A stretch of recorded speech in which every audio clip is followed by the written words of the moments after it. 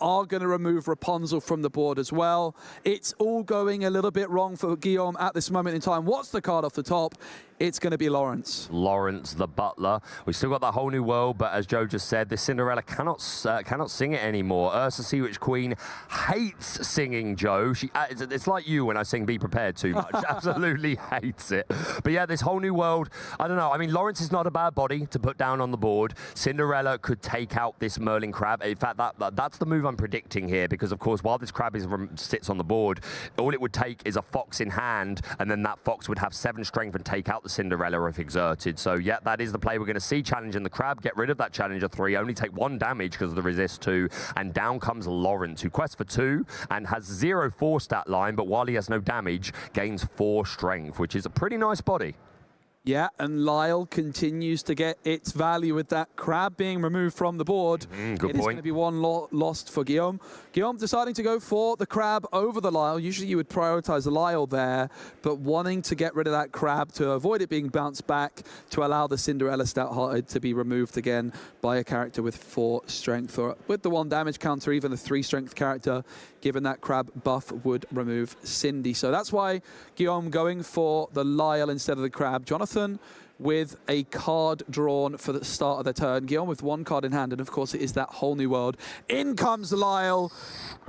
Another reckless given to the... Was it given to the Cinderella Stout-Hearted? It certainly was. Very good. So even if Jonathan doesn't turn and exert or quest anything this turn, then this Cinderella won't be able to quest. It's you must challenge if able, but you still can't quest for the turn. So that's a little bit of pressure off. Guillaume sitting at 6 lore at the moment to Jonathan's 10. Yeah, Jonathan really jumping ahead.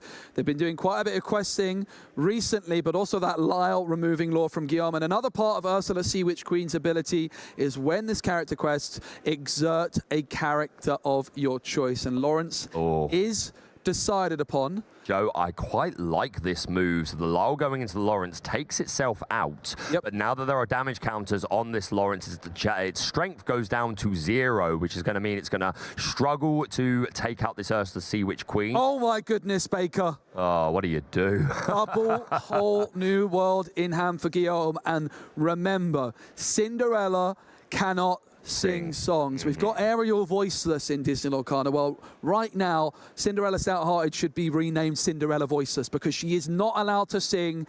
Guillaume's got 2 options. Option 1, they play a whole new world for 5 ink. Option 2, they play a whole new world for 5 ink. Which whole new world will they go for? Of course, it doesn't matter. I mean, it matters to you. You like to be specific about which one it is. But yeah, playing the whole new world, both players spinning the wheel of their deck to refresh a new 7 cards. And Guillaume finding a nice selection. Prince Naveen, another Stout-Hearted. We've got a Long Came Zeus, a couple of Storms, a Strength. So we've got a lot of removal options. Lots of songs for that Prince Naveen to sing on play. And of course, these Cinderella Stout-Hearted is just a constant headache to Jonathan. And finding another one is pretty good. But this Sea Witch Queen is putting in an awful lot of work in this matchup, just as I said may be the case. Yeah, it absolutely is. Even though Jonathan didn't get that shift down, I think just paid 7 ink for it in the end. But that was all that they needed to do. Have to say, Guillaume's draws just came at the wrong time, but Jonathan, with that Ursula Deceiver discarding that whole new world early on, really set the precedent for this game. And then Guillaume's top decks, when they needed it, just weren't quite as kind as they could have been. It was Cinderella Stout-Hearted into Pete, into whole new world, into Lawrence, into whole new world. Something like that. It just didn't quite go their way with the top decks, when a whole new world a few turns earlier would have been perfect, but then they both arrived at the exact wrong moment. And Guillaume with only 2 ink left to play, unless he hasn't inked for the turn, but you had to pay 5 for that whole new world, so definitely limited in terms of what they can do this turn. They are going to ink that Strength of a Raging Fire, and we're going to pay 3 to sing, to play, not sing, because none of our characters can sing with Ursula Sea Witch Queen. We're just going to pay for it the hard way and put 2 damage on Ursula Sea Witch Queen, and then the Cinderella Stout-Hearted is going to finally remove it from the board, only taking 2 damage because of that resist 2. Nice tempo play from Guillaume. Cinderella has found her voice again. Ursula has been defeated, and Guillaume is now able to sing songs again at will. And I do believe We've seen both Ursula Sea Witch Queens now gone from Jonathan, one into the Inkwell, one onto the board. So I don't think we're going to be seeing that again in game number 1 here. And just a quick note, if you too would like to defeat Ursula, pick up the Illumineers quest, Deep Trouble. That's an awful lot of fun.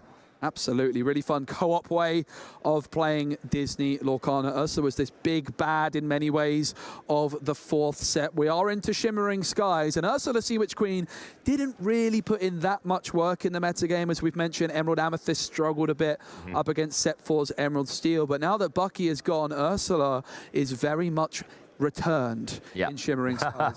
She's returned again. It seems that we cannot get rid of this Sea Witch Queen, but I'm sure that Jonathan is going to be looking to play another one. I'm actually just going to double check the deck list. Yeah, it's a 2 count of Sea Witch Queen, but did you say that you think he inked one earlier on in the game? Inked, If that's the case, then there are no more available. Of course, Amethyst Emerald does not have any options to return characters from the discard. You would need Amber cards to be able to do stuff like that, like Hades or Wreck-It Ralph.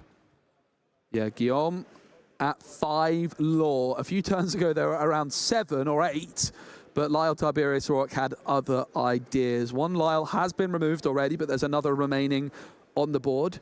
Jonathan, of course, with a fresh 8 cards after the whole new world and drawing for turn. Quite a lot of options available to them.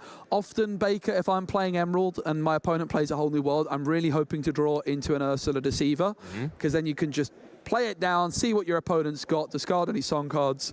Not an option that Jonathan has available right now, unless a rabbit draws into one. Yeah, no, there is potential for that. Oh, we are looking at this crab, which... Changes land. Yep. There we are going to go for the rabbit, get that card draw online.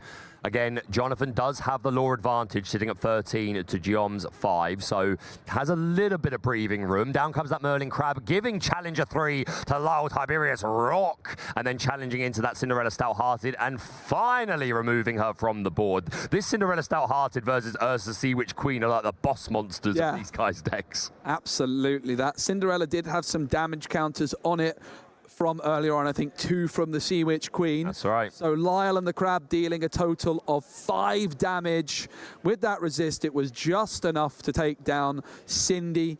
Jonathan with 1 ink remaining that is not being spent, and it's back on over to Guillaume. And this is exactly why you want that Ursula Deceiver after a whole new world, because Guillaume now has that Prince Naveen legendary card, which can play a song card from hand for free when it enters the board. 2 cards for the price of 1. That sounds like a pretty good deal. It is a pretty good deal, and of course, another whole new world in that hand. And again, the Steel Song decks, generally speaking, they like to be able to go nice and wide against decks where they kind of have that privilege. Obviously, you need to be a little bit more cautious if you're against things like Under the Sea or Big Sisu. Be prepared, but generally speaking, the power of Steel Song is his ability to use these singers, play these songs super cheap, play out a lot of bodies, play a whole new world, refresh your resources, and just create too much pressure for your opponent to be able to answer. But yeah, Ursula Deceiver, there's probably a couple more in the deck, so I'm sure they'll put in some more work later. Yeah, and let's not forget, Guillaume's Lawrence with those 2 damage counters. It's really a 0-4 character right now, which quests for 2.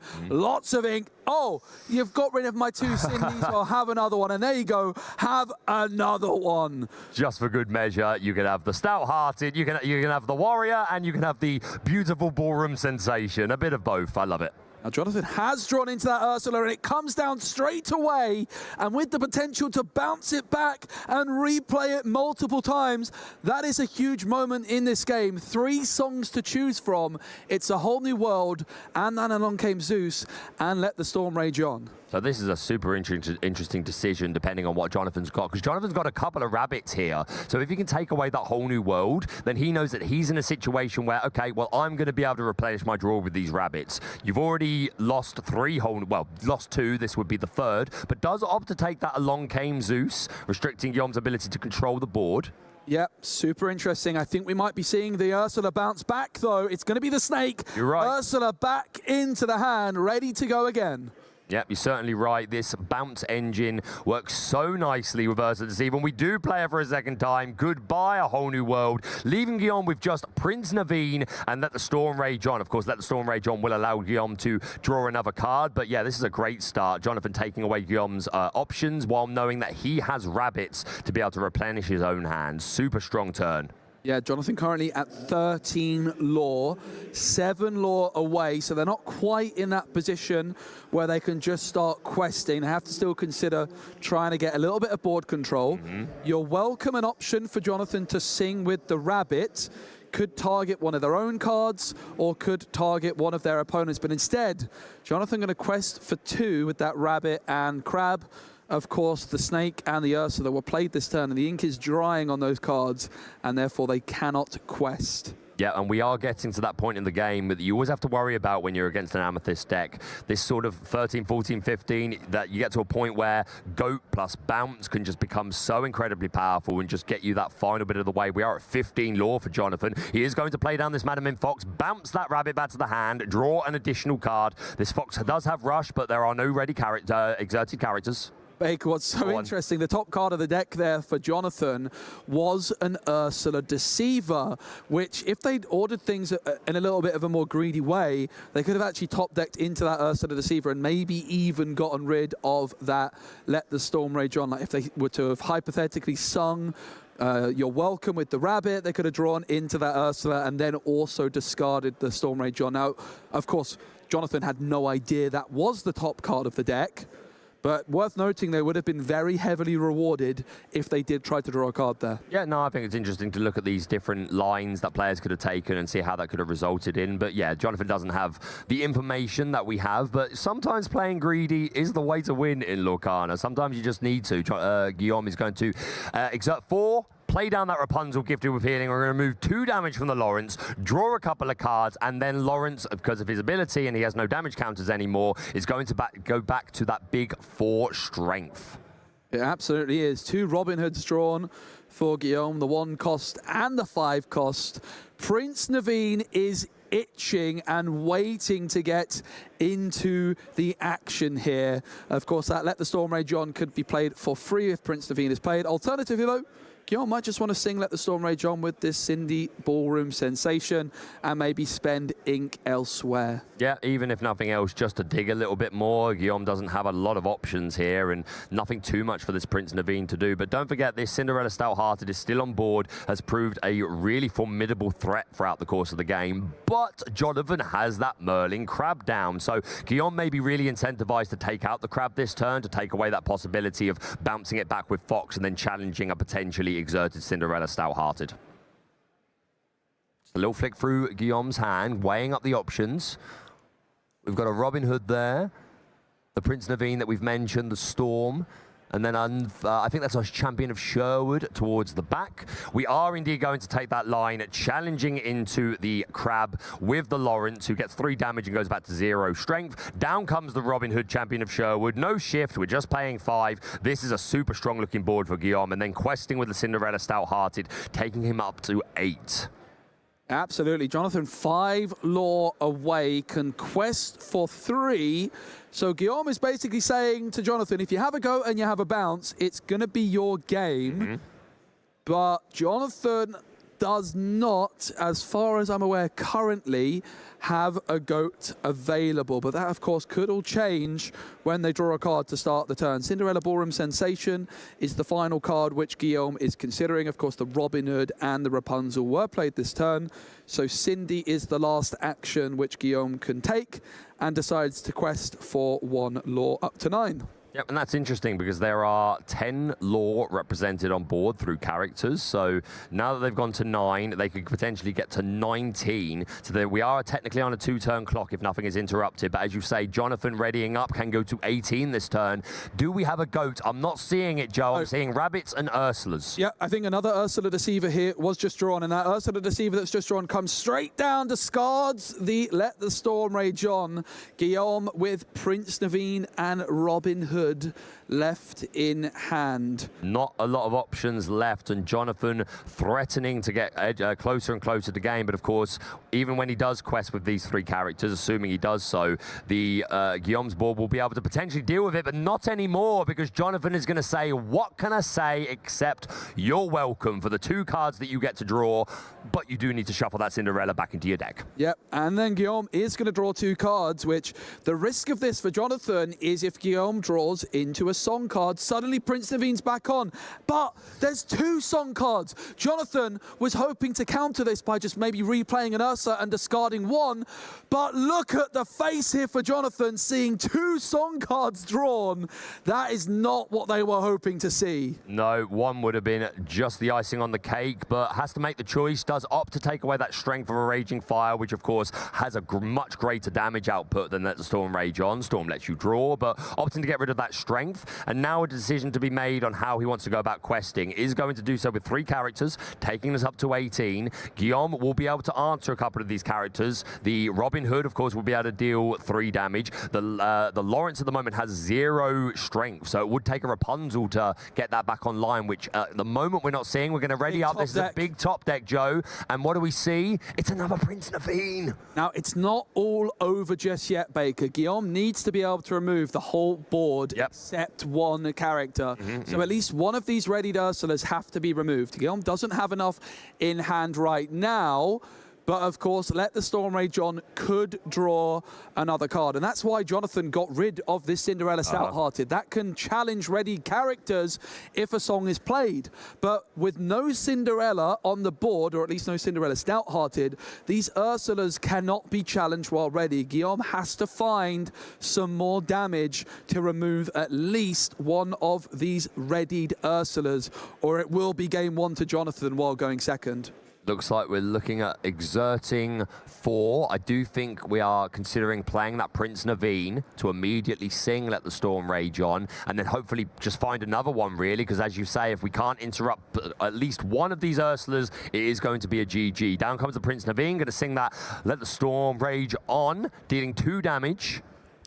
Yeah, so for Guillaume, there is a couple of outs. There's another damage spell, for example, damage song, which could deal some damage to an Ursula. Alternatively, if they've got a 4th Cinderella Stout-Hearted, because I think we've already seen 3, that could perhaps be shifted into play.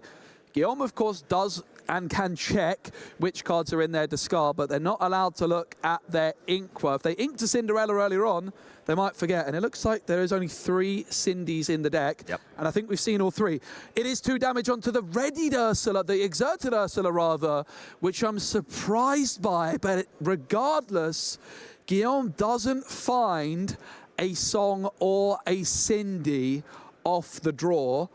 And I think that means that Jonathan's 2 Ursula Deceivers are safe and sound. Jonathan just 2 lore away. Looks like they're going to be able to quest for 1 with each Ursula, which of course goes from 18 to 20. I don't think Guillaume can stop Jonathan crossing the line here just by the skin of their teeth. No, I think you're absolutely right. I think the writing's on the wall. We are going to still just play it out, though. Put down that Lawrence, put down Robin Hood, probably questing with this Lawrence and this Rapunzel to get us a little closer to home, get up to 15. But as you say, Jonathan is free and clear at 18 lore to just quest with these 2 Ursula Deceivers. Ursula, just in general, has put in so much work for Jonathan, not just the Deceiver, but the Sea Witch Queen, absolutely repping. And there we go, both of them questing to 20, and Guillaume nods and says, yep, let's go to game 2.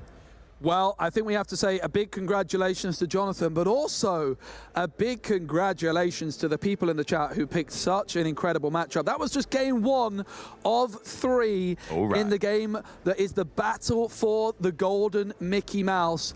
Amethyst Emerald, despite being the lower seed and going second in game 1, just about does the business. What a game that was, Baker. Yeah, super interesting. And like the back and forth, the Cinderella Stout-Hearted putting in so much work, not just from a questing perspective, but that Singing Sword challenging ready characters, I think at first caught Jonathan a little bit off guard. If I get the chance, I'll ask him about that. It was just the look on his face when he originally challenged the ready characters. That put in a lot of work. But on the flip side, the Ursa Sea Witch Queen shutting down the singing songs. And yeah, Guillaume really had a lot to like pull back from there with that turn where they just had the whole new world, drew into another one, had to pay 5 for it. Not the best tempo play.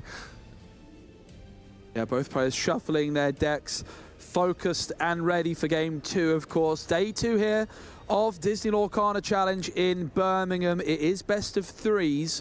The losing player in game 1 can go first in game 2, so Guillaume will be going first yet again. that Rapunzel gifted with healing behind each player, which is a great reminder of what these players have already accomplished this weekend in Birmingham. They've secured their invitations to the European Championships at Disneyland Paris in December. They've got themselves a Rapunzel gifted with healing foil promo, a Cinderella stout-hearted foil promo, a Let It Go foil promo, a Dragonfire participation, and last but not least, they've also got that foil Rapunzel gifted with healing playmat. But one big prize is on offer for this game. A single card that's name is Mickey Mouse Brave Little Tailor, and it is going to be a serialized version. Jonathan, one game away from getting their hands on that Mickey Mouse. Yeah, Mickey Mouse, arguably the most famous and beloved character of all time. You could certainly make the argument for it, and yet to have that gold card, a super exclusive, serialized, only you will have the one of your number. So yeah, a lot to play for. This is it. We're going to take a look at the opening hands for both the players. For Jonathan, we see a couple of fifth spirits, a couple of goats going to choose. Is that just holding one and we mulliganing 5? Yes, that does seem to be the case. Holding on to 1 card, yep, and mulliganing for 6, sorry.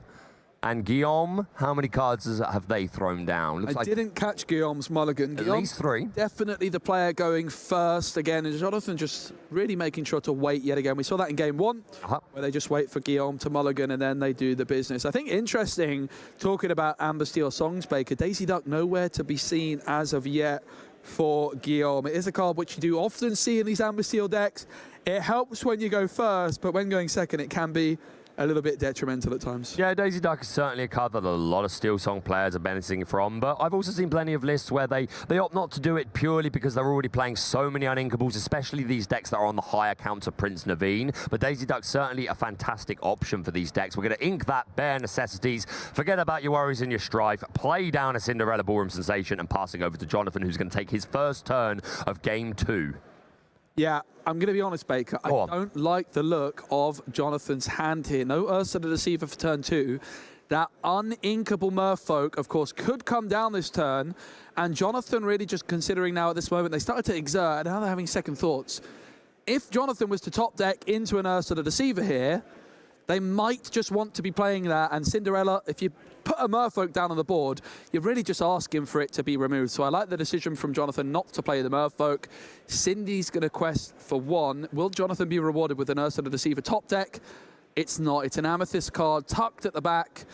Whatever card it is right at the back is what they just drew, but I can't quite... I think it's Belle Accomplished Mystic. Oh, no, it's Elsa Fifth Spirit. Right. It's Elsa Fifth Spirit. A very heavy curve here for Jonathan. No 2-drop. Does still have that Merfolk available if they want to play it, but might just want to try and hold on to it. It's a tricky position to be in. Guillaume, if they're paying attention to what Jonathan's doing with the ink, might just get the read. It's there anyway. It does now hit the board, and look at that. Jonathan not too happy about that. We saw the mulligan this Merfolk Baker in game number 1.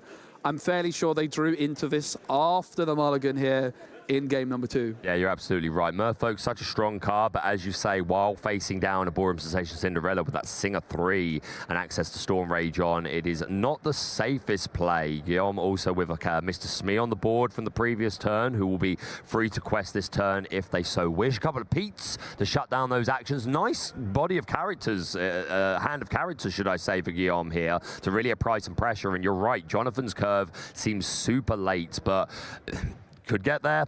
We certainly will. Could still pull it out.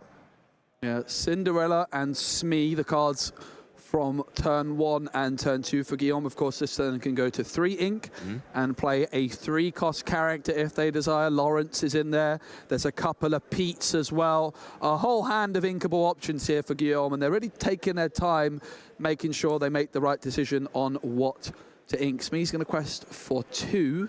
Of course, the concern for Guillaume, if they quest with the Cindy here, Baker, is a Madam M. Fox could rush in, bounce that Merfolk back, and remove the Cindy in a single swoop. I think Jonathan Baker going to be super relieved to see that this Cinderella doesn't have a song to sing right now. Yeah, absolutely. Must have been expecting it. And Jonathan, unfortunately, not holding a Fox, but you're absolutely right. Guillaume making the right decision and not questing with that Cinderella Ballroom Sensation. It just wouldn't be worth it. That's such an important piece, not just as a singer, but I'm sure he would like a repeat performance of game 1 and getting that Cinderella Stout-Hearted down nice and early. There are 3 copies in the deck.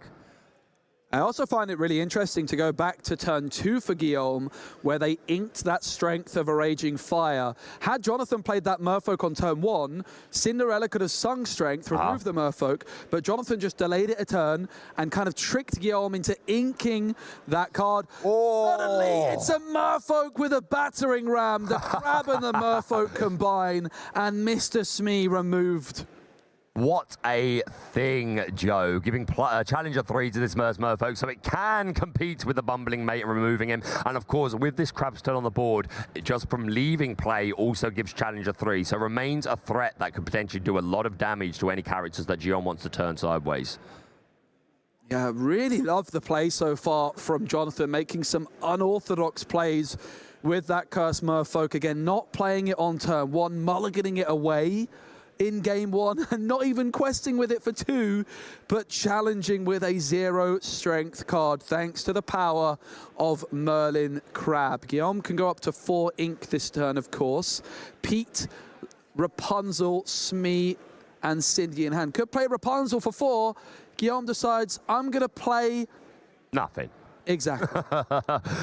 We've seen it a lot throughout the course of this tournament, Joe. We keep highlighting it. Sometimes the best plays are where you do the least. Yep. Down comes a Merlin Rabbit for Jonathan, drawing him an additional card. And I want to emphasize this again. Just the presence of this Merlin Crab does kind of restrict Guillaume on the kind of moves they make. Of course, Lawrence is, you know, it's just there to be a body. It can quest for 2. It's not the end of the world if it's removed, but maybe is putting Guillaume off of playing things like that. We do see that Stout-Hearted Cinderella, which is a great card, but this Crab can help deal with it. There's a whole new world in hand as well. 4 ink available for Guillaume. Can go to 5 this turn. Could shift in the Cindy, could sing a whole new world. It could be a big turn indeed for Guillaume. They held on to that Rapunzel on the last turn, maybe hoping to draw some cards with it. And something super interesting, Joe, is that Jonathan is holding this Elsa 5th Spirit. They're about to have 5 ink on their next turn. There we go. I was about to say, if this shift doesn't happen, we could see this Ballroom Sensation removed before it can happen. But there we see the Stout-Hearted going down. It is now too late for that 5th Spirit to deal with the Ballroom Sensation Cinderella. And just passing over. No quest, nothing, because obviously, like I said, this Crab plus Fox just deals with it immediately. We are going to see that 5th Spirit come down, exert the Lawrence. Elsa is going to challenge in because she does have Rush and Evasive, does 2 damage to Lawrence, taking him down to 0, meaning the Crab can, the Rabbit can finish the job without taking any damage, but the Elsa, of course, did take 4 from that initial challenge. Absolutely, and Guillaume not wanting to sing a whole new world with Cinderella the previous turn, perhaps fearing that they're going to allow Jonathan to draw into that Fox to take out the Cindy. Draws Ariel, and Ariel is not a bad card to draw into at all. Remember that Cinderella can challenge readied characters if you play a song this turn. So perhaps the Cindy could start trying to challenge that Crab to remove it from the board. If Ariel can find Guillaume a nice and cheap song. Yeah, as long as we can find a song that we have enough to pay for, or we do, we wouldn't be able to sing it with Cinderella. Here we go. Let's see. It's a Zeus. It's a Storm Rage on. It's a Strength. Not quite 4 songs. Finds the 3 songs. And a singer, of course. 1 can be revealed, added to the hand. The rest go onto the bottom of the deck in an order of your choosing. So the choice, Baker, is Zeus, Storm Rage on, or Strength. Strength is the best pick if you want ink. How much ink does Guillaume have left for this turn? We paid 3 for the Ariel. We've got 2 in the Inkwell. Has he inked this turn? Nope. No, I don't believe he has. So Let the Storm Rage on is selected. Sure. Rapunzel is going to be inked to allow Guillaume to pay 3 for the Storm Rage on. Cleans up the Elsa, draws another Rapunzel, and suddenly that Crab gets challenged and removed. And again, Baker. Amazing play. That same reaction from Jonathan, like, huh? Challenging my ready? It does catch people off guard, but yeah, that Singing Sword is so incredibly powerful. Look at the amount of bodies that Guillaume was able to remove that turn. The Crab, which is really a threat to that Cinderella Stout-Hearted, and that Elsa 5th Spirit. Yeah, Guillaume taking that Storm Rage on. It polished up the Elsa. It drew them a card, and it drew them into a Rapunzel, which they had just felt a little bit bad about inking. And here we go for Jonathan now. An abundance of cards available. Ursula Deceiver, I think they're considering inking. It gets inked, which is funny because it would actually be quite good at dealing with that whole new world. In comes a crab. The rabbit now with 5 strength, but 6 is needed to remove that Cindy. But there we go, it's the fox. The fox bounces back the crab. It's a 7 strength fox, and it's see you later, Cinderella. Yep, that fox plus crab combination is exactly what you needed to deal with that Cinderella Stout-Hearted at full 5 willpower and the resist 2. Really nice combat move there from Jonathan to get rid of that threat. Giom is going to draw into the bare necessities, which I don't believe Jonathan is holding any non-character cards at the moment. Obviously not that Giom knows that, but we're going to see the aerial spectacular singer is going to challenge into the rabbit, doing 2 damage to herself. Down comes the Rapunzel gifted with healing, removing that damage, allowing a 2-card draw. My goodness, Baker. It's another whole new world. It's another one. Goodness me. And whole new world and a Cinderella Ballroom sensation found off the top for Giom. They could have sung a whole new world already, Baker, but clearly they don't want to because they went for the Rapunzel play instead, probably fearing the card quality Jonathan could get would be really, really high. But they have not been rewarded here with the whole new worlds. 2 in hand. It happened in game 1. It's happened again in game 2. And it's only 3 lore on the board here, despite being very far into this game. It is a nail-biter. You're absolutely right. And yeah, you got to think Giom would much prefer the idea of singing this whole new world with Ariel on a subsequent turn, but I don't think he's going to get the chance as the rabbit is returned to the hand due to the Madam Mim Fox. We are going to challenge in. The Fox does survive that challenge. So yeah, if Giom wants to play this whole new world next turn, they either need to just pay for it or top a Cinderella Stout-Hearted to do it that way. Absolutely. I mean, the Crab Baker really has been the star of the show in many ways for Jonathan. I think so. Helping them deal with those Cinderella Stout-Hearteds. Giom could have sung a whole new world with that aerial, went for the Rapunzel heal instead, and is now left in a position with 2 whole new worlds in their hand and no Singer 5 available. Having said that, Baker, a Cinderella Stout-Hearted off the top would provide them with an opportunity to shift in and sing a whole new world instantly. Jonathan, lots of ink exerted. It's 4 ink for the rabbit. Another card drawn. And it's back on over to Giom. Surely not a 3rd whole new world. It's not. It's a Storm Rage on. It's a Storm Rage on, which this Cinderella Ballroom sensation could either sing or we could just pay for it with ink to remove this fox or put a couple of damage on the rabbit, try and find ourselves another card. And as you say, only 2, player 1 on 3 lore, player 2, Jonathan, on 2 lore. A very different story to the first game, Joe. By this point in that game, both players were around the 8 to 10 mark. So a much more conservative game. That Ballroom Sensation Cinderella is going to be exerted, singing Let the Storm Rage On, doing 2 damage to the Madam Mim Fox. To remove it, we find a Piglet Pooh Pirate Captain, which is a great way to start applying pressure to the board. If we can play that down this turn, and if we can keep 2 characters on board or extend again next turn, and it will quest for 3. Piglet's great, but when you've got this much ink available, something like a Robin Hood, something like a Cindy would have been considerably better. You're right. Giom with a couple of options. They could play the Piglet. Alternatively, is it time to just go for the whole new world? Jonathan does have a lot of cards in hand after drawing off the rabbit. The problem is you want to sing a whole new world. You don't want to spend 5 ink to do it. It's going to be Piglet onto the board. Giom not wanting to spend 5 for that whole new world, but does go for it. In fact, plays the Piglet and the whole new world, and then it's most likely just going to be inking one of the new 7 cards they draw into. Yeah, I expect so. And hey, they could ink, and then if they've drawn into another Cinderella or a Robin Hood, they could continue to extend. A couple of Prince Naveen's, there's a Ballroom Sensation Cinderella, a Robin Hood, and we saw once again the star of the show for Giom, that Cinderella Stout-Hearted. That Cinderella Stout-Hearted back on the hand. We're going to flick a Long Came Zeus to the top of the hand. It looks like Rapunzel is going to be singing this to take out that Merlin rabbit. It is important to remove these rabbits if you can. You don't want them constantly bouncing back to the hand and drawing even more resources. Yep, Jonathan, of course, draws a card when the rabbit is banished, which means that Jonathan's now going to be at 8 cards, ready to go to 9 cards at the start of their turn, thanks to that whole new world from Giom. Giom yet to ink this turn. Remember, that Piglet was played onto the board, which allows them to ink one of their fresh cards. And they also do have a 1-cost Cindy, which could come down instead. Cindy going to be inked, and no card is going to be played, it seems. Both players just having a little chat about something. making sure everything's all good and ready to go. I just want to take another quick look through this list while our players are having a little conversation. Our Steel Song player, not playing any copies of Grab Your Swords, in case anyone at home was wondering. As we said, the 3 copies of Cinderella, Stout-Hearted, the full 4 copies of Pete, 3 Piglet. Yeah, this is looking pretty solid Steel Song list. And then our EA Tempo player, of course, we've seen that Clarabelle engine is there. We haven't seen it really highlighted yet, but she is there. And our EA Tempo player is playing a 2-2 line of the Mother Gothel line, which is another nice way of that, and could remove the Cinderella Stout-Hearted that way potentially if it's the only character on the board.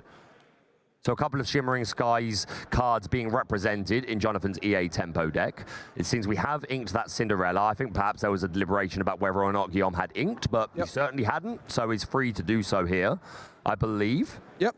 And it's definitely right for Jonathan just to make sure that everything there is right. It's easily done. These turns can take a long time. No cards on the board for Jonathan, but it's going to be 9 cards in hand once they draw for turn. You are right. Plenty of cards, but no board presence for Jonathan. And Guillaume with quite a few cards of his own and a few threats down with that Ursula's there, Baker. That's great to see. It's definitely the card I'm looking for the most after A Whole New World. Jonathan agrees. Straight down onto the board and is rewarded. Let the Storm Rage on Naveen was ready and waiting for Guillaume, but it's been disrupted by the menacing Ursula Deceiver. Well, what a card that has been in this matchup. And I think we're really seeing some of the value here, Baker, of Amethyst paired with Emerald. We've seen the Crab putting in some serious work for Amethyst. And then on the flip side, Ursula Deceiver for Emerald, really just combining well to give you control on the board, but also disrupting your opponent's game plan at the same time. You're absolutely right. And Jonathan not only removing the Storm Rage on, but getting a glimpse of the hand and seeing that Stout-Hearted is in the hand is something that Jonathan now has to respect because there's a Ballroom Sensation on the board. And Jonathan has learnt a couple of times now from experience in this game that singing a song for Cinderella Stout-Hearted, if Guillaume can find one, will allow him to challenge ready characters. We're going to see a bit of an extension here. Rafiki, Mystical Fighter, and Clarabelle hitting the board. We need to get some board presence. We need to get some lore on the wheel. And passing back over to Guillaume is going to ready, set, draw, as is the standard in the Disney Lorcana trading card game. Find another Pete off the top to shut down those actions. Yeah, no song found for Guillaume, which I'm sure they're going to be a little bit upset about that. Ursula really getting a lot of value, disrupting the Prince Naveen play, which Guillaume was waiting for. 2 Petes as well. Does have that Cinderella Stout-Hearted. 5 ink can be spent to shift it onto the Cinderella Ballroom Sensation. Piglet, Pooh Pirate Captain here can quest for 3. Currently, it is Guillaume with 3 lore, Jonathan with 2, but not for much longer. In comes Cinderella Stout-Hearted. In comes Prince Naveen, but there's no song forthcoming thanks to the Ursula Deceiver. Yeah, the Ursula Deceiver came just in time because this could have been a very different move that Prince Naveen would be singing a song and then the Stout-Hearted would be allowed to challenge ready characters. As it is, the Cinderella Stout-Hearted is just going to be questing, taking us up to 6 lore, and now the race. I feel like the race is going to start. It's been a battle of attrition, like both players just fighting for control of the board and resources, and now I feel like we're at the point where you're going to start to see a lot of trade, you're going to see a lot of questing as we start to push on. We've got 11 minutes, or just under 12 minutes remaining. Jonathan is 1 game up. If Guillaume can take this victory, then we will be going to a game 3. Yeah, that Bell Accomplished Mystic could be a card Guillaume's forgotten about, because I think there's only 1 copy of it. And it was a very long time ago now that the players looked at each other's deck lists. So that could be a little bit of surprise value. Jonathan able to move damage counters from 1 card to another. Of course, going to be wanting to deal with that Cinderella Stout-Hearted as quickly as possible. Your Welcome is an option to be sung with the rabbit to get rid of it and shuffle it back into the deck. But it does come at the cost of Guillaume drawing a couple of cards. So Jonathan, lots of options available. It is going to be Your Welcome. It is going to be sung by the rabbit. And it is going to be the Cinderella Stout-Hearted and the Ballroom Sensation it was shifted onto, shuffled back into the deck. And Guillaume is going to draw 2 fresh new cards. Yeah, great play. Guillaume already has a quite sufficiently filled hand, an extra 2. could make all the difference, but that Cinderella Stout-Hearted really does have to go. There's already so much lore on board. That Piglet questing for 3, as long as there's 2 other characters, then 4 from the Rapunzel and the Naveen combined. So yeah, Jonathan really needs to slow down and potentially just be ahead in this race, especially because at the moment he's only on 2 lore. Not many high questing characters on board, but we do see the shift. Down comes a card I know you like a lot, Joe. It's Clarabelle. Baker just packed one of his own. Clarabelle shifting for 5 ink, combining with You're Welcome. Jonathan added cards to Guillaume's hand just now. Well, Clarabelle synergizes with that, as Clarabelle is going to be able to provide Jonathan with some extra card draw if they have less cards in hand than Guillaume. And we're also going to see another card hit the board there. It's going to be a goat. Nice 9 goat. ink spent here by Jonathan and singing You're Welcome. Clarabelle is going to draw them 1, 2 cards as they end their turn, and it's back on over to Guillaume. It is still a 6 lore to 3 lead for Guillaume. And hello, off the top, it's and then along came Zeus, and that is going to be pretty tasty with Prince Naveen. Yeah, no, this Prince Naveen with Singer 6. I mean, it's a 4-cost character anyway, but that Singer 6 can sing anything of 6 or less. And yeah, that would be a super nice way to be able to deal with some of these bodies. Is Clarabelle a 5/6? It is a 5/6. 5/6. So absolute unit of a card. Unit. She a big cow. I'm so proud of her. But yeah, that Zeus certainly not enough to get the job done, but perhaps in correlation with a Storm Rage On or something if we can find it. I do think, though, even though Guillaume is ahead on lore, and this turn could potentially quest for 3, 4, 5, 6, 7, taking him all the way to 13, Jonathan seems to have the more oppressive board, but Robin Hood, champion of Sherwood, coming down, changes it, and Prince Naveen is going to sing that Along Came Zeus straight away. Yep. Who's the target here, Joe, do you think? Well, Clarabelle would still have a little bit of willpower remaining. She would be the most tempting option if it removed her. It's a really tricky question. It is. It would be the GOAT because of that 4 strength, perhaps. It is going to be Clarabelle, so Clarabelle with 1 damage counter more needed to finish her off. And it's going to pass back on over to Jonathan. No question from Guillaume. It's a bit of a standoff here. Sure is. And the reason I asked that, Joe, is because I was trying to think myself, what does the most realistic target here seem to be? I think that's a good choice to just get some 5 damage on the Clarabelle, but there was always a good argument for the Rabbit and the Goat for their damage, plus their in and out of play abilities, but opting to put the damage on the cow. Yeah, and I think the decisions here from Guillaume not to quest is one of the higher skill ceiling aspects of Lorcana. You have to pick your moment when to quest. What I would imagine Guillaume is waiting to do is be able to quest with so many characters that Jonathan can't remove them all at once. If Guillaume was questing now, Jonathan would have more characters available to just remove everything in a swoop, and then Guillaume quests again in the next turn, and then maybe Jonathan can remove those. Whereas Guillaume is just trying to wait to develop a wide enough board to quest with lots of things at once, and therefore that gives him the best chance to protect it. But there it is, the bell! Oh, this is a big move! 2, 3 damage counters moved from Clarabelle onto Prince Naveen. The one of Bell accomplished mystic for Jonathan has caught Guillaume by surprise. What a move, Joe, and certainly something that I don't think Guillaume saw coming. Otherwise, perhaps would have reconsidered that Long Came Zeus on the Clarabelle. What a play this Bell accomplished mystic has been putting in some work. I think I blame you, to be honest, Joe. It is going to be the Ursula, and Guillaume's last card in hand is an Aerial, which can fetch a song, but it's not a song itself. But the board is so wide, we need a bigger table, everybody. We need a bigger table here. Banzai comes in as well. I've never seen so many characters on the board all at once with so little lore on the score. Finally, this GOAT is going to quest to take Jonathan up an extra lore. And yeah, are we going even further? We are questing with that Merlin Rabbit as well. It does seem that the race is beginning.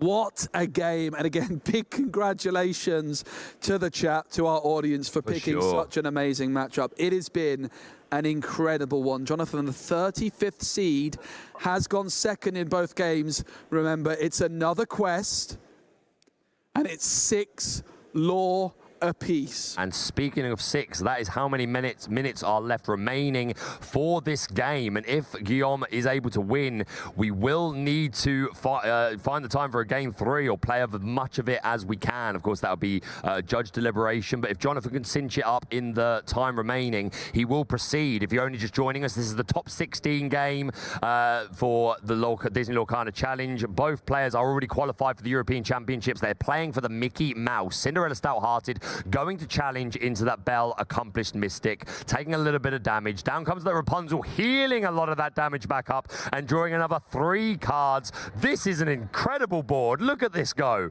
It absolutely is. It is a Robin Hood, not that Cinderella. So Robin Hood gaining a couple of lore as well, Baker, when taking that challenge. So really nice synergy, gaining lore while challenging, healing with Rapunzel, drawing a bunch of new cards. It's a Cinderella, it's a Rapunzel, it's a Zeus, and an Ariel. That is an incredible little play from Guillaume. Sure is. Yes, my apologies. The Robin Hood champion of Sherwood, not the Stout-Hearted. But there is one now in Guillaume's hand, so that could be coming down before too long. We're at 6 to 8 lore. We have just under 5 minutes remaining. What an incredible game. Both these players have certainly earned their place in this top 16 game. Yeah, and Guillaume at 8 lore, currently on the board. I think with characters that are able to quest still, they could gain another 7 this turn. 2 for each Rapunzel, 2 for Naveen. In fact, 9 lore would be available for Guillaume to quest with everything up to 17. So they're getting very, very close indeed to that margin. I think one Rapunzel actually was played this turn. So one Rapunzel not able to quest, but they are getting up to that point, Baker, where they're getting close to that magical 20 mark. Even though they're still down at 8, with so many characters around, that can change very, very quickly. Yeah, even if we just quest for 7, then we are now, we're technically saying check, because we have the bodies on board to be able to then get finish off next turn. But of course, Jonathan with an equally impressive board of characters. We are going to challenge into that Merlin Rabbit to remove it, taking a couple of damage ourselves, just trying to alleviate some of these threats that can shut down Guillaume's questing characters. Jonathan with how much lore on the board himself? 2 from Bonsai, 2 from Belle, and then 5, 6, 7 from the Clarabelle, 8 from Rafiki. And what's the card at the top there, Exerted? Ursula Deceiver. That's an Ursula Deceiver. Lots going on. Played Strength of a Raging Fire, the only song found by Guillaume. So that's, of course, going to go into the hand. Now, Guillaume's drawing a lot here with the Ariel, with the Rapunzels, but of course, when there's a Clarabelle on the other side of the board, Jonathan could also draw themselves. However, Guillaume might have a plan up their sleeve to deal with that Clarabelle. Strength of a Raging Fire is going to target Belle, removing them from the board, and then Rapunzel's going to sing, and then along came Zeus, and this time Clarabelle will be finished off by Zeus. What a turn in trying to alleviate some of the pressure on Jonathan's side of the board. We've got a Rapunzel and a Stout-Hearted in hand, and then on the other side of the board we see a rabbit, a snake, and a Rafiki. So that rabbit can help us find some more cards, but not a whole lot else going on. No crabs, Joe, no foxes to be able to alleviate some of this pressure. This is looking pretty good for Guillaume so far. And that Piglet Baker finally does something. It came down about 6 or 7 turns ago. It has been sat, waiting and ready, but it is finally exerted to quest, and it quests for 3. A Pooh Pirate Captain always waits for orders, and finally they have received them. Go on a quest for me, Piglet. Get me 3 lore. Jonathan holding a rabbit, a snake, a Rafiki, and a... I can't quite make out the last card there. It looks like a 3 cost. That'd be your Lyle, I think. You may be right. Yes, it is indeed. The Lyle Tiberius Roar can give Reckless to a character, so that can offset Guillaume a little bit. Guillaume at 11 lore right now, and we have 2, 3, 4, 5, 6, 7, 8, 9, 10, 11, 12 lore on board if we assume that Piglet is questing for 3. Yeah, so Jonathan now in a position where they're not going to be able to quest themselves, but rather is going to have to start taking some challenges. It's going to be the rabbit to start things off. Jonathan's going to draw a card, and those Lyles, though, Baker, also give Jonathan an interesting option, providing Reckless to their opponent's characters so they can't quest, but also whenever one of Jonathan's characters is banished, Guillaume could lose lore. So those Lyles might arrive just at the right moment. Jonathan has already spent 4 ink on the rabbit. Do they have 6 ink to go for the double Lyle? I have a feeling that they do. We have the inked Rafiki, and yeah, double Lyle here could be super, super good because with 2 Lyles, we'd lose 2 lore for every character banished, which could really start to offset Guillaume's lead that they've worked for here. Yep. So 1 Lyle comes down. I think Jonathan just deciding which character to provide Reckless to. It's going to be Rapunzel. So this Rapunzel here to the left is Reckless. It cannot challenge next turn. Sorry, it cannot quest next turn. It must challenge available. And there's the double Lyle. Piglet Poo Pirate Captain. Also given Reckless, it cannot quest next turn. But here we go. It's the Lyle show. Ursula removes the Prince Naveen. That's 2 lore. 2 lore removed for Guillaume, thanks to the double Lyle going from 11 down to 9. Oh, that hurts. And you can see Guillaume not happy with that. Knew how close he was to cinching up this second game. Jonathan, mate, really doing the calculations here. Which characters do I want to take out? Which of my characters am I using? And am I questing at all this turn? Jonathan has played a rabbit and 2 Lyles this turn for a total of 10 ink. Rafiki, Banzai, and Ursula are readied and waiting, and 2 of them are going to challenge Robin Hood. Super interesting, Joe, because I was wondering if potentially we'd be going into Rapunzel to take that out but survive the hit. But, of course, this Robin Hood with the... Oh, we're going to extend the handshake. Guillaume is... We're just going to work out exactly what's happening and let you guys know exactly what the plan is. It looks like time might have been called there on the round, and I think Jonathan has been claimed victorious. I believe time has been called, and it looks like Guillaume has making the decision to just say, I can't come back from this. I do believe that's the case. Jonathan is the winner. Jonathan is the winner there, taking it down. Really, really impressive win. Really, really good job. I think the time has been called. We're just getting confirmation on exactly there what is happened. But it is a 1-0 victory for Jonathan. Those Lyles were going to steal so much lore away, and it was going to go on for a little bit longer. Yes, so basically what's happened is time has been called there, and basically the immediate decision has been made to declare Jonathan the winner based on the lore count. Okay, really, really interesting. Jonathan takes it down. Jonathan, of course, winning that game 1 and is victorious. The Emerald Amethyst player marching through. Golden Mickey secured. I have to say, Baker, I've never seen a game go for so long. Especially that second one there with like hardly any lore and so many characters. But yeah, an incredible game. A Steel Song player, an incredible run for them. That's the second time we've had them on stream today. Took down Ruby Sapphire, which is arguably the hardest matchup, but here EA Tempo just wins the game. Can EA Tempo have the great comeback, beautiful story and win the DLC here in Birmingham? We'll see. Well, it's a really good story, Jonathan, winning that golden Mickey Mouse, that serialized Mickey Mouse. But Guillaume, we're not going to see, well, we are going to see them again. We're not going to see them again in Birmingham. But of course, they have now secured their invitation to the Disney Lorcana European Championships, rather, in Disneyland Paris in December. What a feat. You've got to imagine both players are very much looking forward to that. I do believe we are preparing for a little interview very, very shortly. But yeah, honestly, I would love it. If, don't get me wrong, I'm a Ruby Amethyst guy, but if EA Tempo can have like this beautiful comeback story, it was strong in set 3, it was pushed out of the meta by the Squirrel Squeak Tutor, can it come back and claim the first DLC in Shimmering Skies format? Let us know in chat right now, what deck is winning today? Let us see, I want to know.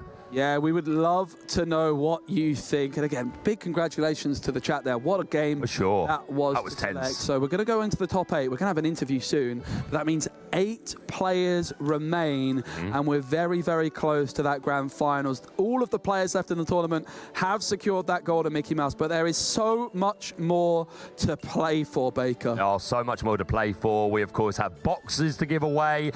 My favorite prize is that enchanted folder, though. I'm desperate for one of those myself. I'm going to have to compete in one of these one day. I know you're competing in, is it Seattle? Yep, off to Seattle next month. That's the last Lorcana challenge. We've also got Vegas happening happening later on today over in North America? It might have even started. I think it's just started or on the way. So yeah, a huge shout out to our American counterparts. Please, after you've checked out our stream, or maybe watch both. Both is good. If you've got a couple of screens, have up the EU stream, have up the North American stream. It's going to be a wonderful time. Joe, it's been an incredible weekend of Lorcana. Again, I just want to say what a pleasure it is to be here. I want to shout out all the staff involved. This is such a huge operation. We've got, obviously, Ravensburger hugely involved, Fanfinity, so much going on. So a huge shout out to our staff. But the time has come. We want to hear from our winner. We're going to take you over to the couch where we have a lovely interview prepared. Thank you very much, Baker. I'm here with Jonathan, who's just booked spot in top 8 of the Disney Lorcana Challenge in Birmingham. You've got your cereal Mickey. How good does that feel? Vous avez gagné le Mickey Serialized. Comment tu te sens? C'est une joie indescriptible, c'est beaucoup de travail. J'aimerais remercier tous mes coéquipiers d'ailleurs. J'ai affronté, franchement c'est grâce à eux. So he cannot describe how he feels. It's great. All the hard work has paid off, and he wants to thank everybody that helped him and everybody he's played against. Sounds good to me. Amethyst Emerald, not one of the top picks coming into the tournament. Why did you choose that deck for this weekend? J'ai commencé le chapitre 5 avec vert violet. Ouais, avec vert violet et je me sens bien avec. J'ai compris assez vite que certains match-ups étaient plus faciles que d'autres avec ce deck. Voilà. So he started playing in set 5 and he used that color combination, Emerald Steel.